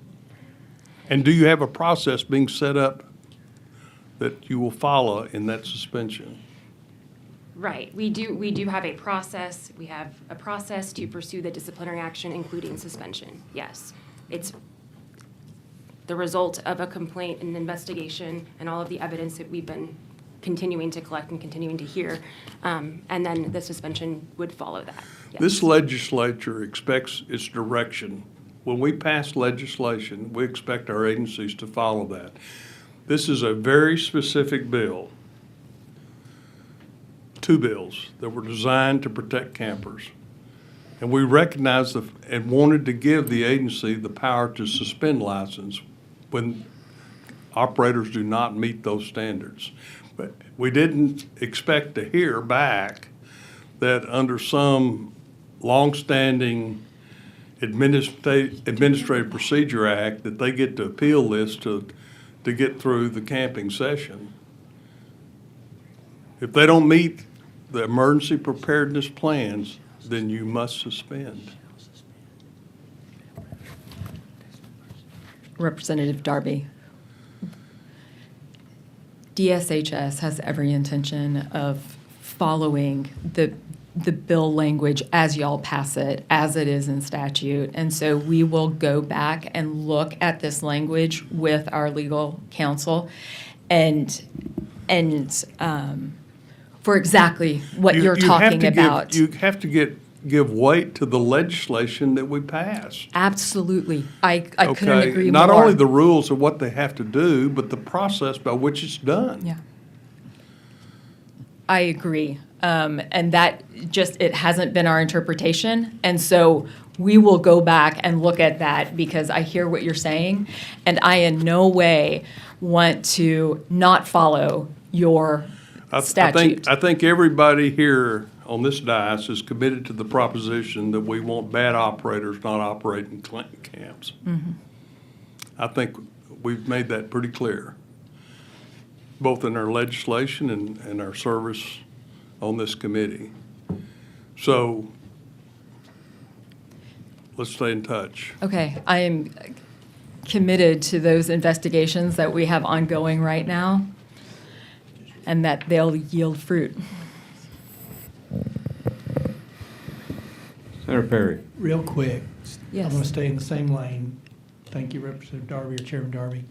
So there's 2 parallels. I love the way you set this up. You've got this administrative / legislative / everything's clear over there. Let's just assume, and this is where I was trying to get to earlier. Let's assume that they get all the boxes right. The plan meets y'all's definition and that would separate it. The investigative side, let's say that the courts tie this up for a year, which that's fast for courts because attorneys got to make a living, right? I mean, it's called billing a file. That's what judges tell me. They bill files. Set that one aside. Is the legislative, I'm not clear exactly what our purpose is, but assuming we adopt the investigative report, but is this one enough to effectively suspend or not issue a new license? If the administrative stuff, the statute's complied with, this function, do you have the latitude in existing law to say, okay, this outweighs that? Because everybody can create a plan. And if I'm a really lousy operator, but I have a great plan writer, does this process still weight enough to pull a license? So I take it, you mean our complaint investigation and our neglect investigation, that as a parallel track to the licensing. And yes, those investigations we can. We would have to go down this road of a temporary injunction. They're not Correct? dependent on each other. No. That's correct. In general, a renewal application, separate from a new license application, but a renewal application probably is typically more of an administrative check on things, on compliance with fundamental requirements. If there is disciplinary history that's been proven up, that the evidence has been substantiated, a judge has ordered something, an order has been issued, there's an actual disciplinary history, not a history of allegations, then that might factor into a license renewal in any regulatory context, not specific to youth camps. So everybody can do compliance, but if you're just a good compliance but a lousy operator, you still can be denied. Typically, Right. Like, if I'll you, get you a plan tomorrow. If I'm Mystic, I turn in a plan tomorrow. You ship it through your vet and your lens, and they come back and say the plan meets criteria. We think it's a good plan. At that point, assuming the rest of the 21 other deficiencies go away, because if you get the plan right, you get most of those right. At that point, let's say this investigative committee gets the report Monday, and we meet as a group and say, we're good with the report. Is that report enough based on what you've got in here to say that weight's enough? Senator Perry, I will say that we have communicated with Camp Mystic in a letter. We are taking the whole picture into consideration. We want to make an informed decision. And so our license renewal is based on, their new application, meeting the new requirements, your investigation, and then our investigation. And so we will make a license decision based on all of that information. So even though it's on parallel tracks, we will need all of those answers to all of those things before we can make an informed decision. And no one's weighted more than the other. Our historical bad operator habits would weigh more than meeting current criteria after you've gotten multiple bites of the apple with multiple direction. Internally, conversation. I got a guy over here that took 22 deficiencies after killing kids, after all of that history, messed that up. They finally got that little piece right. But over here, clearly what we've heard, I think, is fair to say, it is gross negligence. And I guess what I'm saying is, internally, you got to look at that. Yeah, they met the statutory requirement or the rule, but over here, man, I don't know if I trust them running the agency or not. Is that a conversation that y'all will have? And let me back up. I'm not being fair. Agencies take direction from the legislature. I hear that 100,000 times if I've heard it once. And we get in trouble for being too prescriptive, and then we don't get in trouble for being prescriptive enough. I've learned that the latter is the one that gives me the grief. If it's a threat of litigation that tilts the scales in these conversations internally, I promise you, you will have the support of the legislature to defend your decision if it's based on something other than form versus substance and historical context. Do you get my drift? Do not weigh your decisions based on litigation. It's the world we live in. Mr. Chairman. Chairman recognizes Chairman Darby. Just to follow, I just want to make sure we're clear.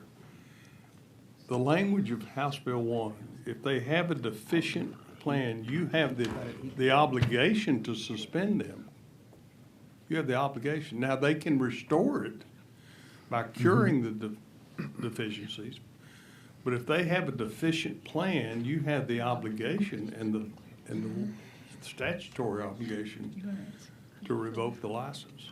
That's the old license. They're applying for a new license. You have the obligation to revoke it. Now, they can restore it if they satisfy the plan. But that's what this bill says. I do have one other question. I forgot to even. How do you consider a license for a youth camp? Do you consider it on a camp basis or an operator basis?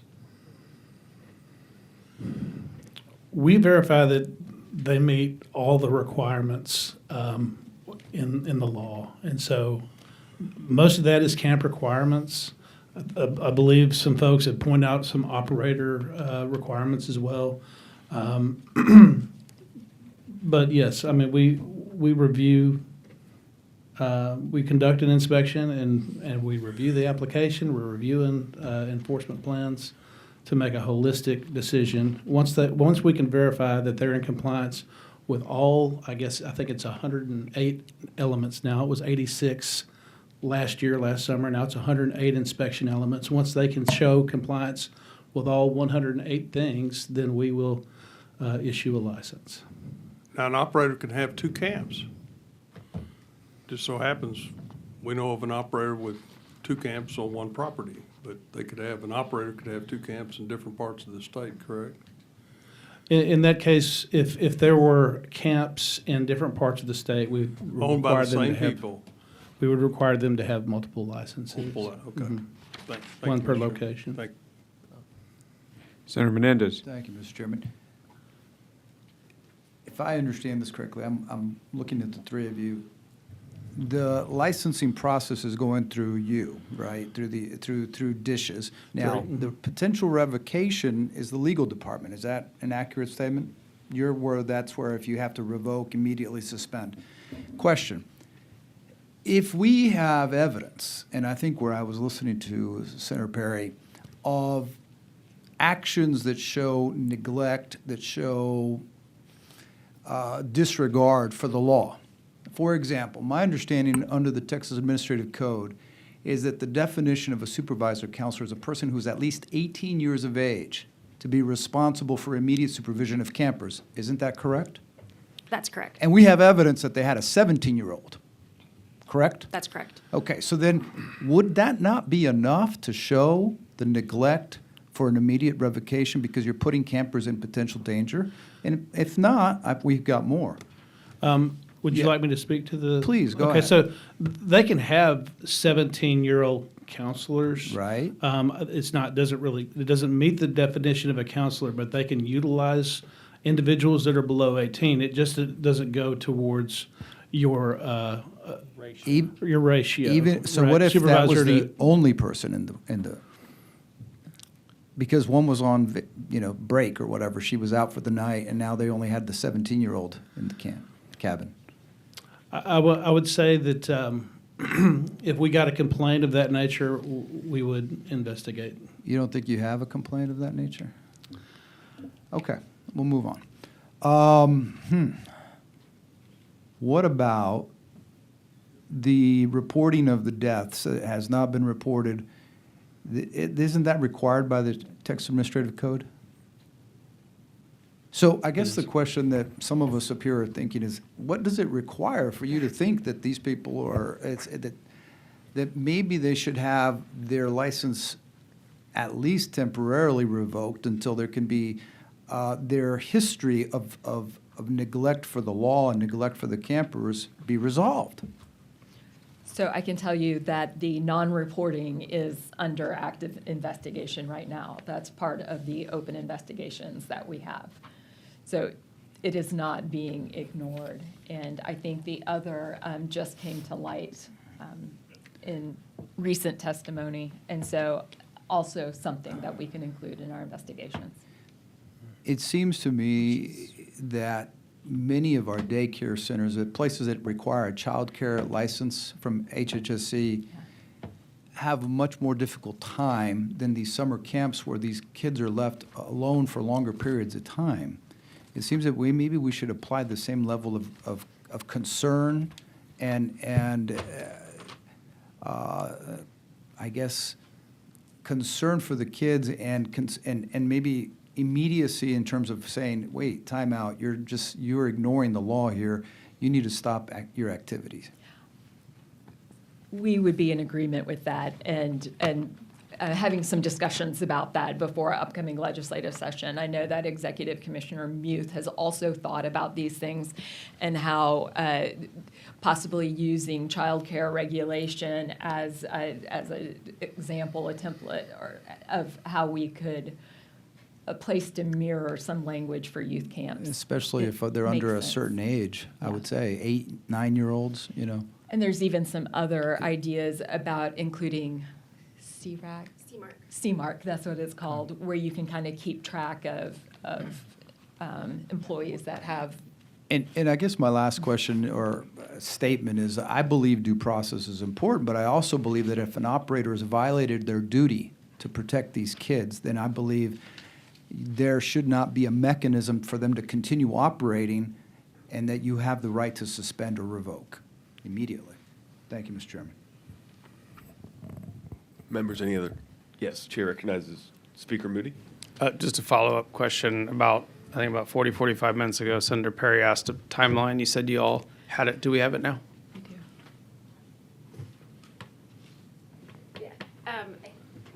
So, the timeline, we 'Cause are it- required to, I'm sorry. No, I think the answer to the question was y'all had it built out, and that was an answer about 45 minutes ago. Do we have it now for us? Is it a product that we can have? Yeah, we can have it sent to you. Like, we have people here that can get that for you right now. We were going to do it afterwards, but we'll do it now. Okay, thank you. Yes. Senator Kokos. Thank you.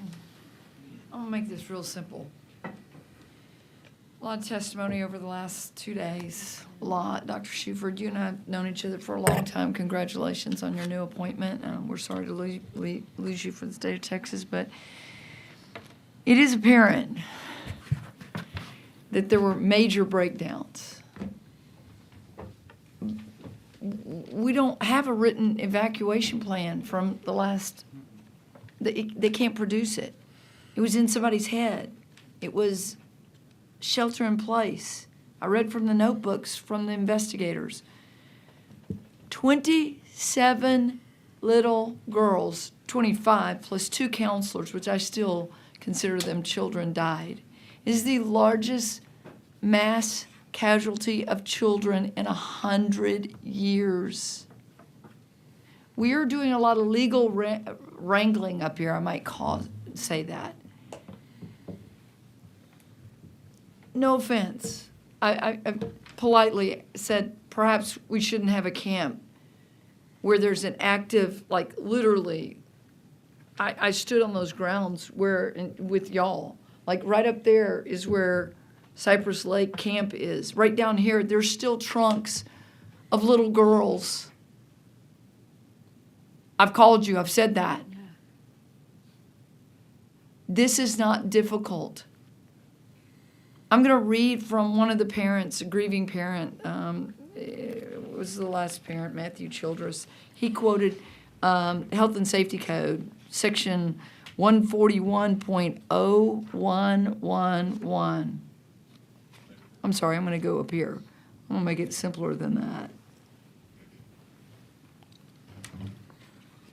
Hold on, I've lost it. I'm going to find it. Where it talks about operator's duty, 141.011.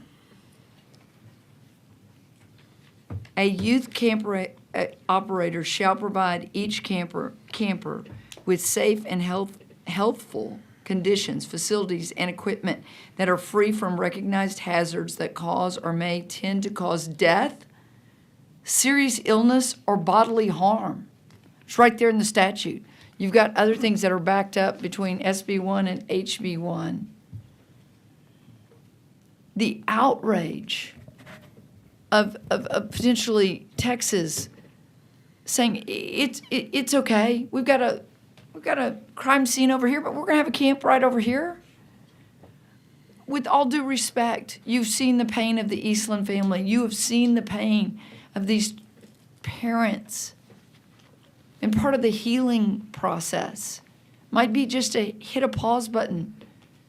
Because I know this, all in the Health and Safety Code, I mean, residential treatment centers, and this is more HHSC, immediate jeopardy, we've talked about that. One person dies. We are suspending that. I know this, residential treatment centers. We've been in a federal lawsuit forever. Think about a daycare center. What if we had a daycare center where 27 kids died in a flood, a daycare center? This isn't overnight for a month.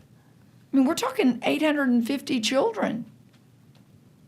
And I mean, I know that we have to get better with all these camps. And I'm going to go back to, and I'm going to point the finger at the legislature. We allowed a camp culture to persist with the Camp Advisory Committee, Council, correct?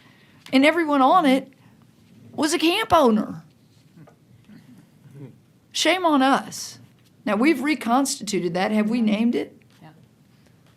Have we named anybody on there? Youth camp multidisciplinary. Oh, that's the safety one. Safety. But That's no, the safe- it's no, just we the haven't. Youth Camp Advisory Council still, but yes.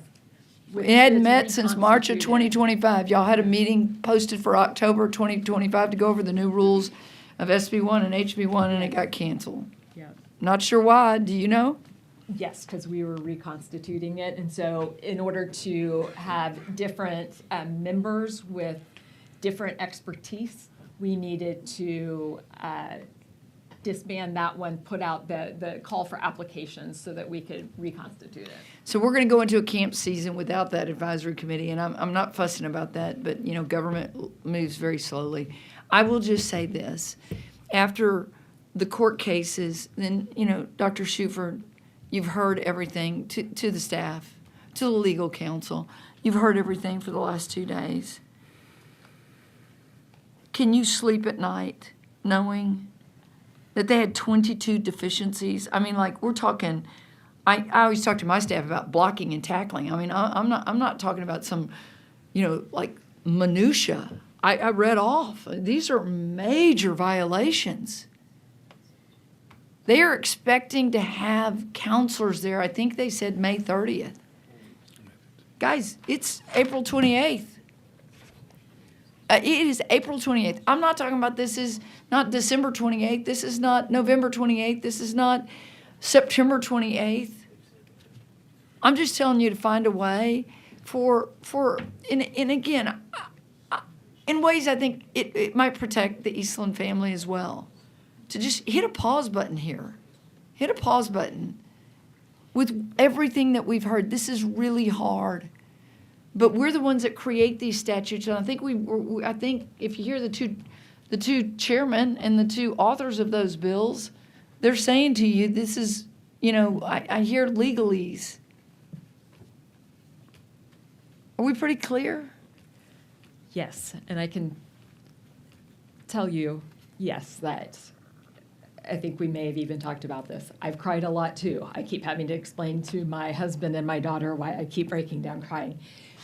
I saw you over there crying, and I like that in you. Hear the testimony, like I like that in you, Dr. Schuford, because if you can't cry over this, we need to get out of the business, right? Yes.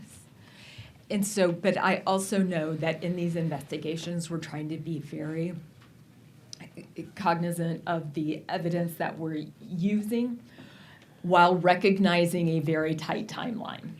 We do understand that operator's clause in there, and so we have an understanding of that. We're making sure that our evidence is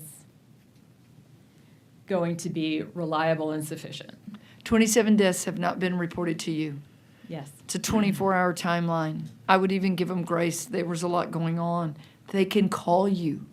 You give your phone number in that part of the administrative code. We're just talking about X's and O's here, like the simple things. And the concern is this. We have a duty to make sure that those 27 lives weren't lost in vain. I was kind of wrestling with this. That would be like 1 death a year at a camp over the last, since 2000, actually a little bit more than that. Or over the last 10 years. What is it, 2.7? Would y'all let a camp operate if it just had a death every year? No. This was a mass casualty. Mistakes made. I know they want to make it right. I think making it right is hitting a pause button here. That's what's making it right, and making sure. And for all the camp operators, and I've said it over and over and over, listen. Do the right thing here. We're begging you. I'm sorry I made it that simple, but it just, I love y'all wrangling with all your code and everything. I'm just going to make it real simple. And you've got something in 141.011 plus their bills. Chair recognizes Chairman Darby. Just one final question and a comment. My wife just texted me, and she said, "Don't be rude." You'll have to know her to understand that and I probably am sometime, but, right now, we've been here for 12 hours, and you've sat here the whole time. and it's been hard. It's not easy sitting. It's not easy listening. And if I was rude, I apologize. You reach a point where we're all frustrated and we're tired. We want to do what's right. And we're searching to try to do what's right. So with that, please accept my apology if in my wife's view I was rude to you, okay? But I do have one question regarding the counselors, camper counselor ratios. And I asked the question yesterday, but I've got you before me. And House Bill 1 adds a section, subsection C. It says the department shall review the camper to counselor ratios for overnight stays at youth camps and provide to the executive commissioner recommendations regarding minimum camper to counselor ratios. The executive commissioner, by rule, shall establish minimum camper to counselor ratios for overnight stays at youth camps. I guess the question is, have you done so, and what does it look like? Yes, we have. I actually have that printed out here. I saw that was a question that had come up yesterday.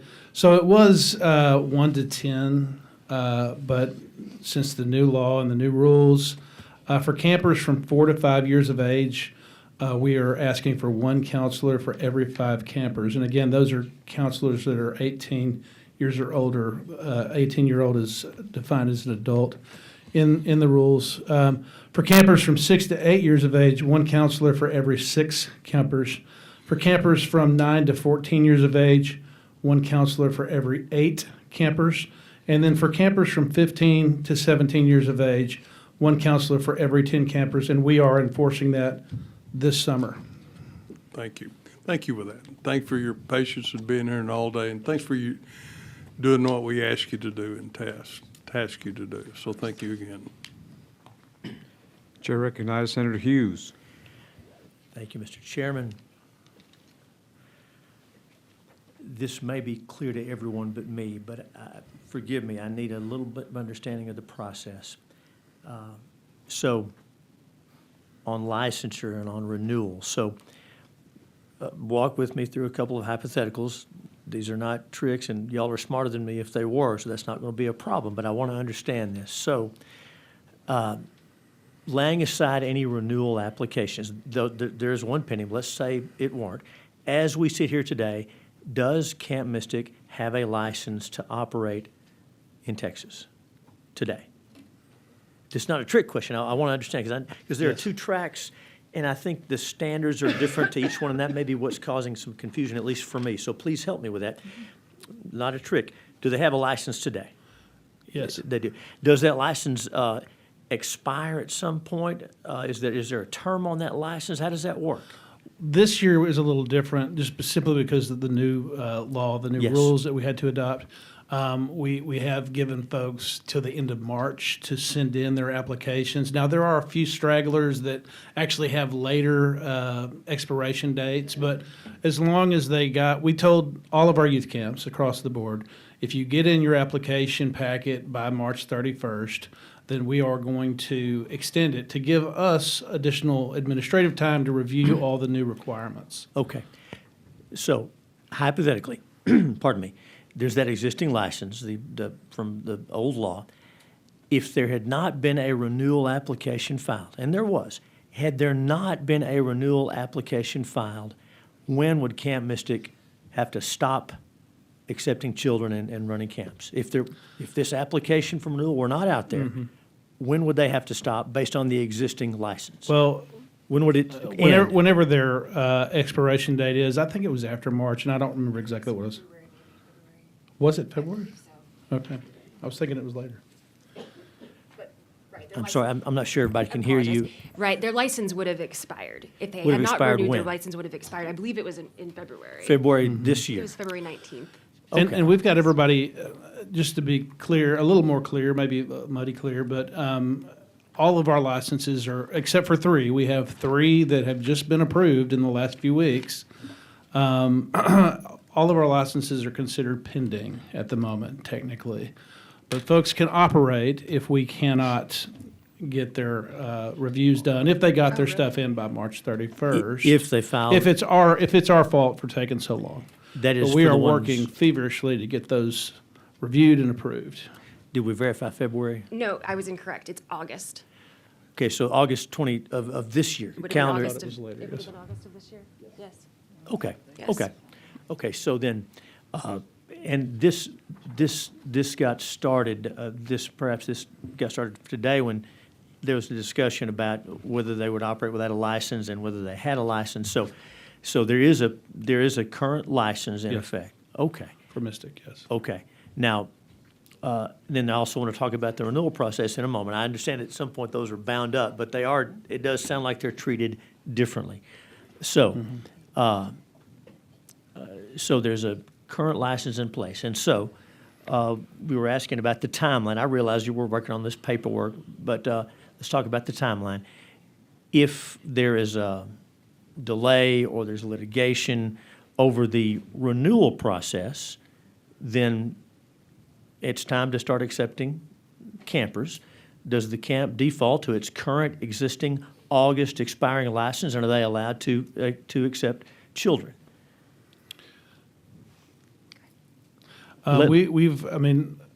So this, I may sound like I'm talking out of both sides of my mouth, and I don't mean to. It is kind of okay. a confusing It's okay. year with the two different It is. things. We did send Camp Mystic a letter that says we will not renew your license unless these three things are met. You've met Yes. all the new requirements. Yes. And these investigations are, your investigation, our DSHS investigation are complete, and we have all those results. That's when we will decide whether we can renew your license or not. So if you decide not to renew the license, and that goes to court, does the current existing license, which runs through August, does that provide the legal ability for Camp Mystic to start taking kids here in a few weeks, here in a month? Until the renewal is finally adjudicated, yes, the license remains in a pending status, and the entity that's licensed continues to be able to operate under their existing license if they're contesting our denial of a renewal. That's correct. So we talked about, were you going to say something else, Counsel? It's okay. Okay. You talked about, we talked about some complaints, investigations, this one, your own. So those are, would it be fair to say that those investigations, those complaints, and the results thereof would apply to, for these purposes, they'd apply to the existing license and to the renewal? Is that fair to say? That is correct. It is the license that would be disciplined as a result of an investigation or complaint, an investigation, and then a recommendation and an actual action taken. Yes, it doesn't affect the renewal itself because, again, those are two parallel paths. Renewal, inspection, complaint, investigation, different, but it would affect their ability to operate and the fact that they can hold a license. So are the standards different for determining whether to revoke that current license as opposed to the new application for the renewal? Are those different legal standards that apply in your analysis? Yes, in that an entity is eligible for renewal if they meet the requirements, whereas an entity is subject to disciplinary action or something else if they violate anything Okay. that we are concerned by. Okay. Yes. Is there, and I think I know the answer to this, is there an investigation for disciplinary action pending as to the current license? Yes, Is that process going on somewhat parallel to the process of the renewal of the license? that's correct. Okay. Okay. So this may be clear, but so I'll understand. Let's lay aside the renewal for a moment and talk about that investigation, that I don't recall the term we just used, about the existing license. That investigation for revocation, what's the time frame on that? Talking about the current license, not the renewal process, but the license based on the complaints, based on the concerns. Are you with me so far? This is going to help us a lot, I think, if we can sort this out. There were hundreds of complaints received. The Yes, ma'am. investigation is huge. Yes, ma'am. It's huge in scope. That does not mean that at some point in time, any moment in time, DSHS could not decide to move on the evidence that we have. So I don't know that I have a timeline for the completion of the investigation as far as all of it, but I can say that it's ongoing and that at any moment in time we could move forward. And so those hundreds of complaints and the investigation you're conducting, that analysis, that body of evidence, does that apply only to the revocation of the existing license, or does that also carry weight in the determination whether to renew based on the new law, the new application? I like the way that you asked that question. I think in effect, yes, it would. It would. In effect, it would. Go ahead and help us understand why. Because of the compliance requirement, that specific compliance requirement, that an entity that is not compliant with the fiber requirement and the emergency action plan requirement is not eligible for renewal. So as a practical matter, and maybe we were talking past each other earlier, we talked about the Administrative Procedures Act, which applies in some of these settings. We talked about the new statute, where legislative intent is clear and unequivocal for those statutes.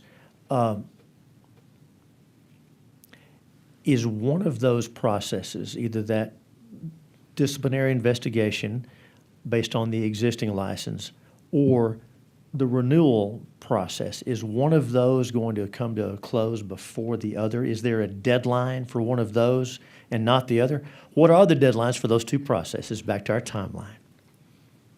We will get you the timeline. I understand that the renewal process does have multiple milestones within it, which we are, I believe by rule and by statute, obligated to meet. I don't have the timeline. But are they different timelines for the disciplinary process? Yes. Let me finish. For the Senator West would say, "Let me finish." He'd go like this, but it's I'm not fussing at you. But so or at him. Are the timelines different for the disciplinary action on the existing license?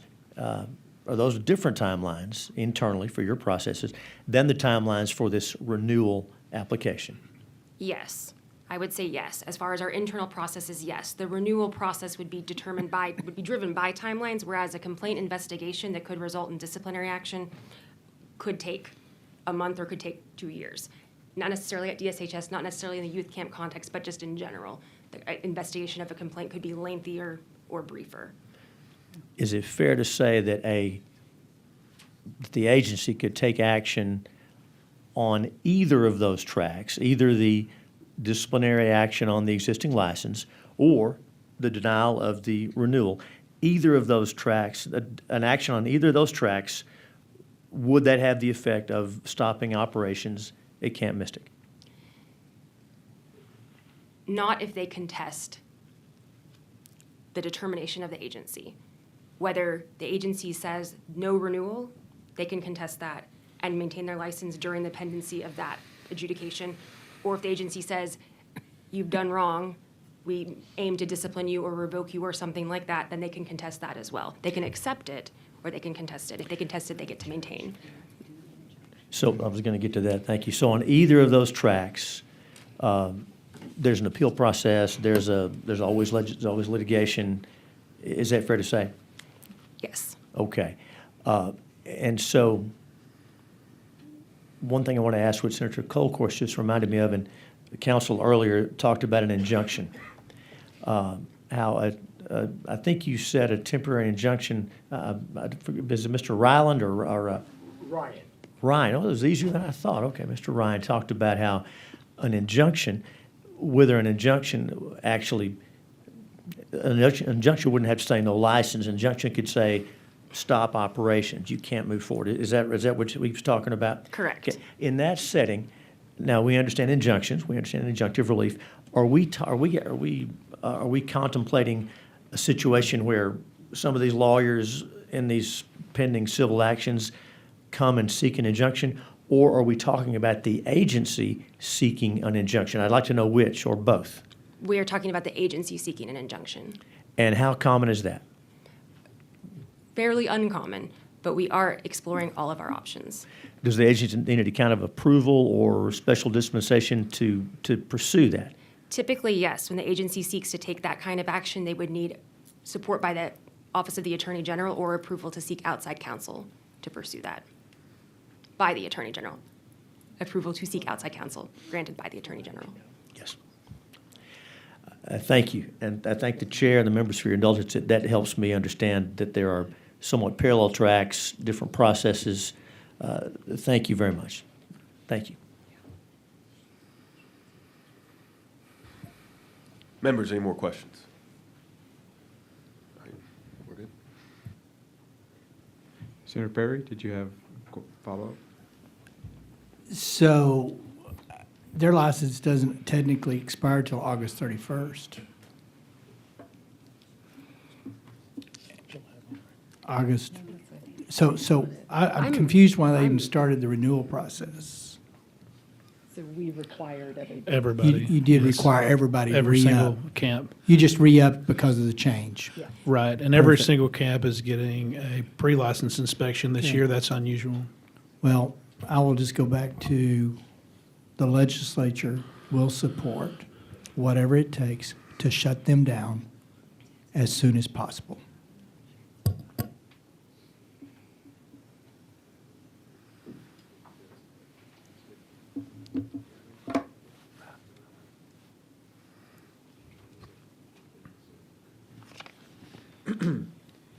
Thank you, Mr. Chairman. Thank you, members.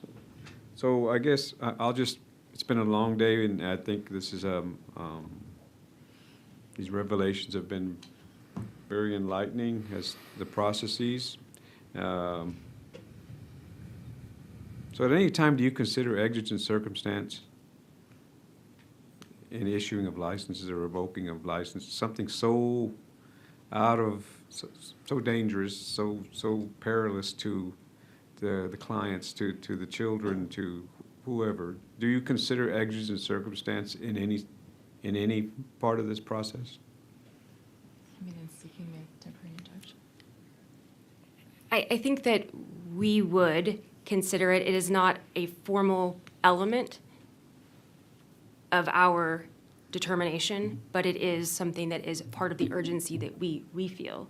Is there anything in your rulemaking authority that can put the exigent circumstance, or is there exigent circumstance anywhere in your rulemaking authority? When you make the rules, we give you the authority to make the rules, and so how they go about and how these processes you talk about, you make the rules that we authorize you to do. Is there anywhere in your processes that have an exigent circumstance? Things so egregious that you got to stop it, stop them from operating or pause them? I don't believe in our rules there is anything like that. I think that in our statute does speak to the option for injunctive relief, and that would be the exigent circumstance kind of reaction.